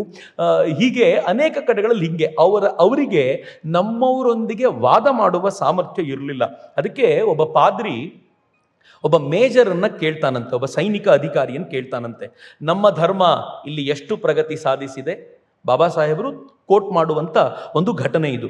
ಒಬ್ಬ ಪಾದ್ರಿ ಒಬ್ಬ ಮೇಜರನ್ನ ಕೇಳ್ತಾನೆ, ನಮ್ಮ ಧರ್ಮ ಭಾರತದಲ್ಲಿ ಎಷ್ಟು ಪ್ರಗತಿ ಸಾಧಿಸಿದೆ ಎಂದಿದ್ದಕ್ಕೆ ಅವನು ಉತ್ತರ ಕೊಡ್ತಾನಂತೆ, ನಾವು ಕ್ರೈಸ್ತನ ಪವಾಡ ಎಂದಾಕ್ಷಣ ಹಿಂದೂಗಳು ಕೃಷ್ಣ ಗೋವರ್ಧನ ಬೆಟ್ಟ ಹಿಡಿದು ಎತ್ತಿರೋದನ್ನ ಏನು ಚೆನ್ನಾಗಿ ಹೇಳ್ತಾರೆ ಗೊತ್ತಾ? ಅವರ ಬಳಿ ಪವಾಡಗಳಿಗೆ ಕೊರತೆಯೇ ಇಲ್ಲ. ನಮ್ಮ ಪವಾಡ ಅವರ ಕೃಷ್ಣನ ಪವಾಡದ ಮುಂದೆ ಏನೂ ಅಲ್ಲ. ಹೀಗಾಗಿ ನಾವೇನಾದರೂ ಗ್ರಹ ನಕ್ಷತ್ರಗಳನ್ನ ಸೆಂಟ್ ಪೋಲ್ ಭೂಮಿ ಮೇಲೆ ಹಿಂಗೆ ತಗೊಂಡು ಬಂದ, ಹಂಗೆ ಇಟ್ಟು ಜೋಡಿಸ್ದ, ಕೊನೆಗೊಮ್ಮೆ ಹಂಗೆ ಎಸ್ದು ಅವುಗಳನ್ನು ಅವುಗಳ ಸ್ಥಾನದಲ್ಲಿ ವಾಪಸ್ ನಿಲ್ಲಿಸಿದ ಅಂತ ಅವರು ವಿವರಿಸಿದ್ರೆ, ಅವರು ಕೃಷ್ಣ ಮತ್ತು ಗೋಪಿಯರ ಅದ್ಭುತ ಪವಾಡಗಳನ್ನು ನಮಗೆ ಹೇಳಿ ಕಳಿಸ್ತಾರೆ ವಾಪಸ್ಸು ಅಂತ. ಒಬ್ಬ ಮೇಜರ್ ಹೇಳುವಂಥದ್ದು, ಯಾಕೆ ಕ್ರಿಶ್ಚಿಯಾನಿಟಿ ಇಲ್ಲಿ ಸ್ಪ್ರೆಡ್ ಆಗಲಿಲ್ಲ ಅನ್ನೋದಕ್ಕೆ ಈ ಕಾರಣ ಅಂತ ಬಾಬಾ ಸಾಹೇಬ್ರು ಹೇಳ್ತಾರೆ. ಬಾಬಾ ಸಾಹೇಬರು ಮುಂದುವರೆದೇನು ಹೇಳ್ತಾರೆ ಅಂತಂದ್ರೆ, ಇದರ ಜೊತೆಗೆ ಇನ್ನೊಂದು ಪ್ರಾಬ್ಲಮ್ ಇದೆ ಭಾರತದಲ್ಲಿ. ಏನು ಅಂತಂದ್ರೆ, ಉಚ್ಚ ಬ್ರಾಹ್ಮಣ ವರ್ಗ ಕ್ರೈಸ್ತ ಮತವನ್ನು ಒಪ್ಪದೇ ಇಲ್ಲ. ಯಾಕೆ ಅಂತಂದ್ರೆ, ಕ್ರೈಸ್ತ ಮತ ಭ್ರಾತೃತ್ವವನ್ನು ಬೋಧಿಸುತ್ತೆ. ಈ ಭ್ರಾತೃತ್ವವನ್ನೇನಾದ್ರೂ ನಾವಿಲ್ಲಿ ಅಪ್ಲೈ ಮಾಡಿದ್ರೆ, ಬ್ರಾಹ್ಮಣ ಶೂದ್ರನಿಗಿಂತ ಮೇಲು ಅನ್ನೋದನ್ನು ಮೊದಲು ಬಿಡಬೇಕಲ್ಲ. ಬಾಬಾ ಸಾಹೇಬರು ಮತ್ತೊಂದು ನೀಟಾಗಿ ಹೇಳ್ತಾರೆ, ಅವನು ಅದನ್ನು ಬಿಡ್ಬೇಕಲ್ಲ. ಅವನು ಅದನ್ನು ಬಿಡ್ಲಿಕ್ಕೆ ಸಿದ್ಧ ಇಲ್ಲ. ಅವನು ತಾನು ಮೇಲು ಅನ್ಕೊಳ್ಳೋದ್ರಿಂದ ತನ್ನ ಸಿಗುವಂತ ಎಲ್ಲ ಸವಲತ್ತನ್ನ, ಗೌರವವನ್ನ, ಅಂತಸ್ತನ್ನ ಯಾಕೆ ಬಿಟ್ಕೊಡ್ತಾನ ಅವನು? ಹೀಗಾಗಿ ಈ ನಾಡಿನಲ್ಲಿ ಬ್ರಾಹ್ಮಣರನ್ನ ಕನ್ವರ್ಟ್ ಮಾಡಬೇಕು ಅಂತ ಏನು ಹಠ ಹಿಡಿದಿದ್ದೀರೋ ಇದು ಮಾತ್ರ ಸಾಧ್ಯವೇ ಆಗಲಿಲ್ಲ ಅವರಿಗೆ. ಅವರು ಫೇಲ್ ಆದರು ಅಂತ ಬಾಬಾ ಸಾಹೇಬರು 1931 ಸೆನ್ಸಸ್ನ ಆಧಾರದ ಮೇಲೆ ಹೇಳ್ತಾರೆ. ಇದನ್ನು ಅರಿತ ಬಹುಬೇಗ ಇದನ್ನು ಅರಿತುಕೊಂಡಂತ ಕ್ರಿಶ್ಚಿಯನ್ ಮತ ಪ್ರಚಾರಕರು ಬ್ರಾಹ್ಮಣರನ್ನು ಬಿಡಿ, ಕೆಳವರ್ಗದವ್ರನ್ನ ಹಿಡಿ ಅಂತ ಡಿಸೈಡ್ ಮಾಡಿದ್ರು ಅಂತ. ಈ ಕಾರಣಕ್ಕೆ ಅವರು ಕೆಳವರ್ಗದವ್ರ ಹತ್ರ ಕ್ರಿಶ್ಚಿಯನ್ರು ಹೋಗಿ ಕನ್ವರ್ಷನ್ ಆರಂಭ ಮಾಡಿದರು ಅಂತ ಅವರು ಹೇಳ್ತಾರೆ. ಆದರೆ ಭಾರತದಲ್ಲಿ ಕ್ರೈಸ್ತ ಮತೀಯರ ಫೇಲ್ಯೂರ್ಗೆ ಇನ್ನೊಂದು ಕಾರಣ ಇತ್ತು. ನಾನು 3 ಕಾರಣಗಳನ್ನು ಹೇಳಿದೆ. ಮೊದಲನೇದು ಕ್ರೌರ್ಯದ ಕಾರಣ, ಎರಡನೇದು ಅವರ ಈ ಪರಿಯ ಬ್ರಾಹ್ಮಣರನ್ನೇ ಅವರು ಕಾನ್ಸಂಟ್ರೇಟ್ ಮಾಡಿದ್ದು ಕಾರಣ, ಮೂರನೇದು ಅವರು ನೈತಿಕವಾಗಿ ಅತ್ಯಂತ ಅಧಃಪತನದಲ್ಲಿದ್ದರು ಅಂತ. ಭಾರತದಲ್ಲೊಂದು ಮಜಾ ಇದೆ, ಇದು ಬಹಳ ವಿಶೇಷವಾಗಿರುವಂಥ ಸಂಗತಿ. ನಾನು ಬಹುಶಃ ಹೈಸ್ಕೂಲ್ನಲ್ಲಿ ಇದ್ದ ಸಂದರ್ಭದಲ್ಲಿ ಅಂತ ಅನ್ಸುತ್ತೆ, ನಂಗೆ ನೆನಪಾಗ್ತಿಲ್ಲ, ಕ್ಲಿಂಟನ್ ಮತ್ತು ಮೋನಿಕಾ ಲೆವಿನ್ಸ್ಕಿದು ಒಂದು ಕೇಸ್ ಹೊರಗೆ ಬಂದಿತ್ತು. ವೈಟ್ ಹೌಸ್ನಲ್ಲಿ ಮೋನಿಕಾ ಲೆವಿನ್ಸ್ಕಿಯೊಂದಿಗೆ ಆತ ಕೆಟ್ಟದಾಗಿ ನಡ್ಕೊಂಡಿದ್ದ ಅನ್ನೋ ಪ್ರಸಂಗ ಬಂದಿತ್ತು. ಎಷ್ಟು ದೊಡ್ಡ ಗಲಾಟೆ ಅಂತಂದರೆ, ಇಡೀ ಅಮೆರಿಕ ಗಲಾಟೆ ಮಾಡಿ ಕ್ಲಿಂಟನ್ ರಿಸೈನ್ ಮಾಡಬೇಕಾದಂಥ ಅನಿವಾರ್ಯತೆ ಕ್ರಿಯೇಟ್ ಆಯಿತು. ನಮ್ಮ ಭಾರತದಲ್ಲಿ ಅದಾದ ನಂತರ, ಅದಾದ ಅನೇಕ ವರ್ಷಗಳ ನಂತರ ಒಬ್ಬ ಪೊಲಿಟಿಕಲ್ ಲೀಡರು ಮತ್ಯಾವುದೋ ಹೆಣ್ಣು ಮಗಳೊಂದಿಗೆ ಅಸಭ್ಯ, ಇವತ್ತಂತೂ ಕಾಮನ್ ಆಗಿದೆ ಅದು, ಅವತ್ತು rarest of the rare cases ಅದು. ಅವ್ರದ್ದು ಚಿತ್ರ ಬಂತು, ಆ ಫೋಟೋ ವೈರಲ್ ಆಯಿತು. ಅವತ್ತು ಟಿ ವಿಗಳೇ ಇದ್ದಿದ್ದರಿಂದ ಟಿ ವಿಯಲ್ಲೆಲ್ಲ ಬರ್ಲಿಕ್ಕೆ ಶುರುವಾಯಿತು. ಅದನ್ನು ನೋಡ್ತಾ ಇದ್ದ ನಾನು ಟಿ ವಿಯಲ್ಲಿ ಇಂಟರ್ವ್ಯೂ ನೋಡ್ತಿದ್ದೆ. ಒಂದು ಕರ್ನಾಟಕದ ಫೇಮಸ್ ಚಾನೆಲ್ ಒಂದು ಆ ರಾಜಕಾರಣಿಯ ಹೆಂಡತಿಯನ್ನು ಇಂಟರ್ವ್ಯೂ ಮಾಡ್ತು. ಏನನ್ಸುತ್ತಮ್ಮ ನಿಮ್ಗೆ ಇವತ್ತು ಬೇಜಾರು ಅನ್ನಿಸ್ತಿಲ್ವಾ? ಆ ರಾಜಕಾರಣಿ ಹೆಂಡತಿ ಏನು ಹೇಳಿದ್ಲು ಗೊತ್ತಾ? I went in to shock. Sir ಇವ್ರದ್ದು ಪಾಳೆಗಾರರ ವಂಶ ರೀ, ಈ ವಂಶದಲ್ಲಿ ಇವೆಲ್ಲ ರೂಢಿ ಇದೆ ರೀ, ನಮ್ಗೇನು ಬೇಜಾರಾಗಲಿಲ್ಲ ರೀ ಅಂದ್ಬಿಡ್ಬೇಕಾ? ನನಗೆ ಇವೆರಡೂ ಕೂಡ ಬಹಳ ವಿಚಿತ್ರ ಅನಿಸೋದು. ಏನಂತಂದರೆ, ಒಂದು ಕ್ಲಿಂಟನ್ ಮತ್ತು ಮೋನಿಕಾ ಲೆವಿನ್ಸ್ಕಿಯ ಕಾರಣಕ್ಕೋಸ್ಕರ ಕ್ಲಿಂಟನ್ ರಾಜೀನಾಮೆ ಕೊಡಬೇಕಾಯಿತು, ಇಲ್ಲ ದೊಡ್ಡ ಪ್ರಾಬ್ಲಮ್ ಅಲ್ಲ. ನಾನು ಬಹಳ ವಿಶೇಷವಾಗಿ ಯೋಚನೆ ಮಾಡುವಾಗ ನನಗೆ ಆಮೇಲೆ ಗೊತ್ತಾಯಿತು ಅಮೇರಿಕಾ ಮತ್ತು ಭಾರತದ ಡಿಫ್ರೆನ್ಸ್ ಏನು ಅಂತಂದರೆ, ಅಮೇರಿಕನ್ರು ವೈಯಕ್ತಿಕ ಬದುಕಿನಲ್ಲಿ ತುಂಬ ಕ್ಲೀನ್ ಆಗಿರಬೇಕು ಅಂತ ಎಕ್ಸ್ಪೆಕ್ಟ್ ಮಾಡಲ್ಲ. ಆದರೆ ಯಾರು ಅಲ್ಲಿ ಕೂತಿರ್ತಾನೋ, ಆ ಹೌಸಲ್ಲಿ ಕೂತಿರ್ತಾನೋ, ಅವನು ಕ್ಲೀನಾಗಿರಬೇಕು ಅಂತ ಎಕ್ಸ್ಪೆಕ್ಟ್ ಮಾಡ್ತಾರೆ. ನಮ್ದ್ರಲ್ಲಿ ಸ್ವಲ್ಪ ಉಲ್ಟಾ. ವೈಯಕ್ತಿಕವಾಗಿ ಸ್ವಲ್ಪ ಜಾರಿದ ತಕ್ಷಣ ಅವಳು ಸರಿ ಇಲ್ಲ, ಅವನು ಸರಿ ಇಲ್ಲ ಅಂತ ಹೆಂಗೆ ಪ್ರಚಾರ ಮಾಡಿಬಿಡ್ತಾರೆ ಅಂದರೆ, ಇನ್ನು ತಲೆ ಎತ್ಕೊಂಡು ತಿರುಗಾಡಬಾರ್ದು. ಆದರೆ ರಾಜನಾಗಿರೋನು, ಪೊಲಿಟಿಕಲ್ ಲೀಡರ್ ಏನು ಬೇಕಿದ್ರು ಮಾಡ್ಬೋದು ಬಿಡು ಅಂತ ಅವನದು ನಡೆಯುತ್ತೆ ಅಂತ, ಅವನು ಬೇರೆ ಅಂತ. ಈ ಡಿಫ್ರೆನ್ಸ್ ಇದೆಯಲ್ಲ, ನಾವು ನೀಟಾಗಿ ಅರ್ಥ ಮಾಡ್ಕೋಬೇಕು. ಇಲ್ಲಿ ಏನಾಯಿತು, ಯಾರು ಸಾಮಾನ್ಯ ಜನರ ಮಟ್ಟಕ್ಕೆ ಸಿಗ್ತಾ ಇದ್ರೋ ಆ ಕ್ರಿಶ್ಚಿಯನ್ ಮತ ಪ್ರಚಾರಕರಾಗಲಿ, ಆರಂಭದಲ್ಲಿ ಬಂದ ಕ್ರೈಸ್ತ ಮತೀಯರು, ಅವರ ನೈತಿಕತೆ ಯಾವ ಮಟ್ಟಕ್ಕೆ ಇಳಿದಿತ್ತು ಅಂತಂದರೆ ಅದನ್ನು ಈ ದೇಶ ಸ್ವೀಕಾರ ಮಾಡುವ ಸಿದ್ಧತೆ ಇರಲಿಲ್ಲ. ಬಾಬಾ ಸಾಹೇಬರು ಇದನ್ನು ನೋಟ್ ಮಾಡ್ತಾರೆ. ಬಾಬಾ ಸಾಹೇಬರು ಎಲ್ಲಿವರೆಗೂ ಹೇಳ್ತಾರೆ ಅಂತಂದರೆ, ಅವರು ಮಿಸ್ಟರ್ ಕಾಯೆ ಅನ್ನುವಂಥ ಒಬ್ಬನ ಪುಸ್ತಕ ಕ್ರಿಶ್ಚಿಯಾನಿಟಿ ಇನ್ ಇಂಡಿಯಾ ಅನ್ನೋದ್ರ ಆಧಾರದ ಮೇಲೆ ಅವ್ರು ಹೇಳ್ತಾರೆ, ನಾನು ಅದನ್ನೇ ಕೋಟ್ ಮಾಡ್ತೀನಿ, ಕೇಳಿಸ್ಕೊಳ್ಳಿ. ಯುರೋಪಿನಿಂದ ಇಲ್ಲಿಗೆ ಬಂದ ಸಭ್ಯ ಮನತನದ ಮಂದಿಯೇ ಕಂಪನಿ ವ್ಯಾಪಾರಕ್ಕೆ, ಈಸ್ಟ್ ಇಂಡಿಯಾ ಕಂಪನಿಯ ವ್ಯಾಪಾರಕ್ಕೆ ತುಟ್ಟಿಯಾದರು ಮತ್ತು ಕಳಂಕ ಉಂಟು ಮಾಡಿದರು. ಅವರನ್ನು ದೂರ ಬಿಡಲಾಯಿತು. ಪಶ್ಚಾತ್ತಾಪದಿಂದ ಅವರು ಬದಲಾಗ್ತಾರೇನೋ ಅಂತ ಅಂದ್ಕೊಂಡ್ರೆ, ತಮ್ಮ ದೇಶದಲ್ಲಿಯೇ ಕಳಂಕಿತ ಬದುಕು ನಡೆಸಿದ ಅವರು ವಿದೇಶದಲ್ಲಿ ಶುದ್ಧ ಚಾರಿತ್ರ್ಯರಾಗಿ ಬಾಳುವುದು ಸಾಧ್ಯವೇ ಇರಲಿಲ್ಲ. ಅತ್ಯಂತ ಕೆಟ್ಟ ಚಾರಿತ್ರ್ಯ ಆರಂಭದ ದಿನಗಳಲ್ಲಿ ಈಸ್ಟ್ ಇಂಡಿಯಾ ಕಂಪನಿಯಿಂದ ಬಂದ ಅಧಿಕಾರಿಗಳದ್ದಿತ್ತು ಅಂತ ಬಾಬಾ ಸಾಹೇಬರು ಹೇಳ್ತಾರೆ. ಹಂಗೆ ಹೇಳಿ ಅವರೇನು ಹೇಳ್ತಾರೆ, ಬಂಧನಕಾರಿ ನಿಯಮಗಳನ್ನು ಅವತ್ತಿನ ದಿನದ ಅಧಿಕಾರಿಗಳು ಕಿತ್ತೊಗೆದರು. ಸಭ್ಯತೆ, ನೈತಿಕ ನಡವಳಿಕೆ ಗಾಳಿಗೆ ತೂರುವುದು ತಮ್ಮ ಹಕ್ಕೆಂದು ಅವರು ಭಾವಿಸಿದರು. ಅವತ್ತು ಬಂದ ಅಧಿಕಾರಿಗಳು ಹಂಗಿದ್ರು ಅಂತ ನೀವು ಕೇಳಿದರೆ ಇನ್ನೂ ವಿಶೇಷ ಅನಿಸುತ್ತೆ. ನಮ್ಗೆ ಯಾವತ್ತೂ ಕೂಡ ಇದನ್ನು ಕೇಳುವಂಥ ಅವಕಾಶ ಸಿಗಲಿಲ್ಲ. ನಾವೇನು ಅಂದ್ಕೊಂಡಿದ್ದೀವಿ ಅಂತಂದರೆ, ನಮ್ಮನ್ನು ಉದ್ಧಾರ ಮಾಡಲಿಕ್ಕೆ ಬ್ರಿಟಿಷರು ಭಾರತಕ್ಕೆ ಬಂದರು ಅಂತ. ಬ್ರಿಟಿಷರು ಯಾವಾಗಲೂ ಹೇಳ್ತಾರೆ, ಒಂದು ಫೇಮಸ್ ಸೆಂಟೆನ್ಸ್ ಇದೆ, ವೈಟ್ ಮ್ಯಾನ್ಸ್ ಬರ್ಡನ್ ಅಂತ. ಈ ಭಾರತ ಇದೆಯಲ್ಲ, ಆಫ್ರಿಕಾ ಇದೆಯಲ್ಲ, ನಮ್ಮ ದೇವರು ವೈಟ್ ಪೀಪಲ್ಗೆ ಬರ್ಡನ್ನ ಕೊಟ್ಟಿರೋದಿದು, ನಮ್ಮ ಕರ್ಮ, ನಮ್ಗೆ ಬೇಡ ಆಗಿತ್ತು, ಆದರೆ ಭಗವಂತ ಈ ಬರ್ಡನ್ ಹೊರಸ್ಬಿಟ್ಟಿದ್ದಾನೆ, ಅದಕ್ಕೆ ನಾವು ಮಾಡ್ತಾ ಇದ್ದೀವಿ ಅನ್ನೋ ಥರ ಮಾತನಾಡ್ತಿದ್ರು. ಆದರೆ ಬಾಬಾ ಸಾಹೇಬರು ಹೇಳ್ತಾರೆ, ಹೀಗೆ ಬಂದಂಥ ಈ ಅಧಿಕಾರಿಗಳು ಇಲ್ಲಿನ ಸಂಪತ್ತಿನಿಂದ ತಮ್ಮ ಭಾಗ್ಯ ರೂಪಿಸಿಕೊಂಡರು. ಅಮಾಯಕ ದುರ್ಬಲರ ಶೋಷಿಸಿ ಸಂಪತ್ತು ಸಂಗ್ರಹಿಸಿದರು. ಈ ತಮ್ಮ ದೇಶದಲ್ಲಿ ಅವ್ರಿಗೆ ಇಷ್ಟು ಸಂಪತ್ತು ಗಳಿಸಬಹುದಾಗಿರುವಷ್ಟು ಚಾರಿತ್ರ್ಯವೂ ಇರಲಿಲ್ಲ, ಸಾಮರ್ಥ್ಯವೂ ಇರಲಿಲ್ಲ. ಇಲ್ಲಿಗೆ ಬಂದು ಈ ಸಂಪತ್ತನ್ನು, ಕಣ್ಣು ಕೋರೈಸುವ ಸಂಪತ್ತನ್ನು ನೋಡಿ ಅವರು ಯಾವ ಪರಿ ಅಯ್ಯಾಶಿಗೆ ಬಿದ್ದರು ಅಂತಂದರೆ, ಜೂಜಾಡಿದರು, ಕುಡಿದರು, ವ್ಯಭಿಚಾರಿಗಳಾದರು. ಇವರೆಲ್ಲ ಸೇರಿ ದುರಾಚಾರಿಗಳ ಸುಲಿಗೆಗಾರರ ತಂಡ ರೂಪುಗೊಂಡಿತು. ಭಾರತಕ್ಕೆ ಬಂದ ಆರಂಭಿಕ ಏನು ತೀರಾ 19ನೇ ಶತಮಾನದ ಆರಂಭದವರೆಗೂ ಬಂದವರೆಲ್ಲ ಇಂಥವ್ರೆ. ಆಮೇಲೆ ಸ್ವಲ್ಪ ನಮ್ಮದು ಆ್ಯಕ್ಟಿವಿಟಿ ನಮ್ದು ಯಾವಾಗ ಜಾಸ್ತಿ ಆಯಿತೋ ಆವಾಗ ಇವರೆಲ್ಲ ಸ್ವಲ್ಪ ಡೌನ್ ಆದರೂ ಬಿಟ್ಟರೆ ಬಂದವರೆಲ್ಲ ಈ ಥರದವರೇ ಇದ್ದರು. ಅವನು ಕಾಯೆ ಮುಂದುವರೆದು ಬರೀತಾನೆ, ಮುಂಬೈನ ಡೆಪ್ಯೂಟಿ ಜನರಲ್, ಅತ್ಯಂತ ಉನ್ನತ ಹುದ್ದೆಯ ಅಧಿಕಾರಿ, ಮುಂಬೈನ ಡೆಪ್ಯೂಟಿ ಜನರಲ್ ಸಬ್ಬತ್ ದಿನ ಅಂದರೆ ಸಂಡೇ ಪ್ರಾರ್ಥನೆಗೆ ಹೋಗಬೇಕಾದಾಗ ಪ್ರಾರ್ಥನೆಯ ಹೊತ್ತಲ್ಲೇ ಅವನು ಕುಡ್ಕೊಂಡು ಬಂದಿರ್ತಾನೆ. ಇತರರು ತಡೆಯುವ ಯತ್ನ ಮಾಡಿದರೂ ಆ ಪ್ರಾರ್ಥನೆಯ ಸ್ಥಳದಲ್ಲೇ ಕುಡಿತಾನೆ, ಚರ್ಚ್ನಲ್ಲಿ. ಮುಂದುವರೆದು ಹೇಳ್ತಾರೆ, ಮೊಳಕಾಲೂರಿ ಸುಳ್ಳು ಭಕ್ತಿ ನಟಿಸುತ್ತಾನೆ, ಸೇವಾವಧಿಯಲ್ಲಿಯೂ ಅನುಚಿತವಾಗಿ ವರ್ತಿಸಿ ಅನೈಕ್ಯತೆಗೆ ಕಾರಣನಾಗಿದ್ದಾನೆ ಅಂತ ಮುಂಬೈ ಡೆಪ್ಯೂಟಿ ಜನರಲ್ ಬಗ್ಗೆ ಹೇಳಿರುವಂಥ ಒಂದು ಮಾತನ್ನು ಬರೆದಿದ್ದಾರೆ. ಮೂರ್ತಿ ಪೂಜಕರ ಎದುರೇ, ಅದರ ಕಂಟಿನ್ಯೂಡ್ ಪಾರ್ಟ್ ಇದು, ಮೂರ್ತಿ ಪೂಜಕರ ಎದುರೇ ಮಿತಿ ಮೀರಿದ ಪಾನಕೂಟ ಏರ್ಪಡಿಸ್ತಾನೆ. ಮೂರ್ತಿ ಪೂಜಕರು ಅಂದರೆ ಹಿಂದೂಗಳ ಎದುರುಗಡೆ ಅವನು ಪಾನಕೂಟವನ್ನು ಏರ್ಪಡಿಸ್ತಾನೆ. ಈ ಪಾನಕೂಟ ಬೆಳಗಿನ 2-3 ಗಂಟೆವರೆಗೂ ನಡೆದು ಆಮೇಲೆ ಅವನು ಗಡದ್ದು ನಿದ್ದೆ ಮಾಡ್ತಾನೆ, ಆಫೀಸಿಗೂ ಬರೋದಿಲ್ಲ ಅಂತ. ಅವರು ತಮ್ಮಲ್ಲೇ ಹೊಡೆದಾಡ್ಕೊಳ್ತಿದ್ರು. ತಮ್ಮಲ್ಲೇ ಅಂದರೆ ಇಬ್ಬರು ಕ್ರೈಸ್ತರು, ನಾನು ಬ್ರಿಟಿಷ್ ಅಧಿಕಾರಿಗಳು ಅಂತ ಕರೆಯೋದಿಲ್ಲ, ನಾವೀಗ ಅವರು ಕ್ರಿಶ್ಚಿಯನ್ರನ್ನಾಗಿ ನೋಡ್ತಿದ್ದೀವಿ. ಆ ಕ್ರಿಶ್ಚಿಯನ್ರು ತಮ್ಮಲ್ಲೇ ಹೊಡೆದಾಡ್ಕೊಳ್ತಾರೆ, ಬೈಗುಳ ಮಾಡ್ಕೊಳ್ತಾರೆ, ಭೀಕರವಾಗಿ ಕಿತ್ತಾಡ್ತಾರೆ.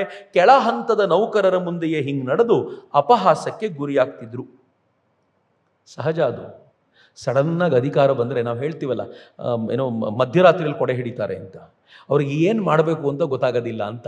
ದರ್ಪ, ಅಧಿಕಾರದೊಂದಿಗೆ ತಲೆಗೇರುವಂಥದ್ದು ದರ್ಪ. ಇತ್ತೀಚಿನ ಯಾವ ಉದಾಹರಣೆಗಳನ್ನು ನಾನು ಹೇಳ್ತಾ ಇಲ್ಲ, ಇದು ಹಳೆದೇ, ಆದರೆ ಇವತ್ತಿಗೂ ಅದಿದೆ ಅನ್ನೋದನ್ನು ನೀವು ಅಂದಾಜು ಮಾಡಿಕೊಂಡ್ರೆ ಸಾಕು. ಅಧಿಕಾರ ಬಂದಾಗ ದರ್ಪ ಬರುತ್ತೆ, ಕುಡಿತ ಶುರುವಾಗುತ್ತೆ, ಮದ ಏರುತ್ತೆ, ಜೂಜಾಡುವಿಕೆ ಶುರುವಾಗುತ್ತೆ, ಸುಳ್ಳು ನಂಬೋದು ಶುರುವಾಗುತ್ತೆ. ಹೆಂಗೆ ಸುಳ್ಳನ್ನು ನಂಬ್ತಾರೆ ಗೊತ್ತಾ ಅಧಿಕಾರದಲ್ಲಿರೋರು? ಸರ್ ನೀವೇ ಸರ್, ಇಡೀ ದೇಶ ನಿಮ್ಮ ಬಗ್ಗೆನೇ ಮಾತಾಡ್ತಿದೆ ಅಂತ ನಂಬಿಸ್ಬಿಡ್ತಾರೆ ಜೊತೆಲಿದ್ದು. ಇವ್ರು ನಂಬ್ಕೊಳ್ತಾರೆ. ಯಾರಾದರೂ ಒಬ್ರು ಸತ್ಯ ಹೇಳಲಿಕ್ಕೆ ಬಂದರೆ ಇವ್ ನನ್ನ ವಿರೋಧಿ ಅಂತ ಡಿಸೈಡ್ ಮಾಡಿ ಇವನನ್ನು ಮುಗಿಸ್ಬಿಡು ಅಂತಾರೆ.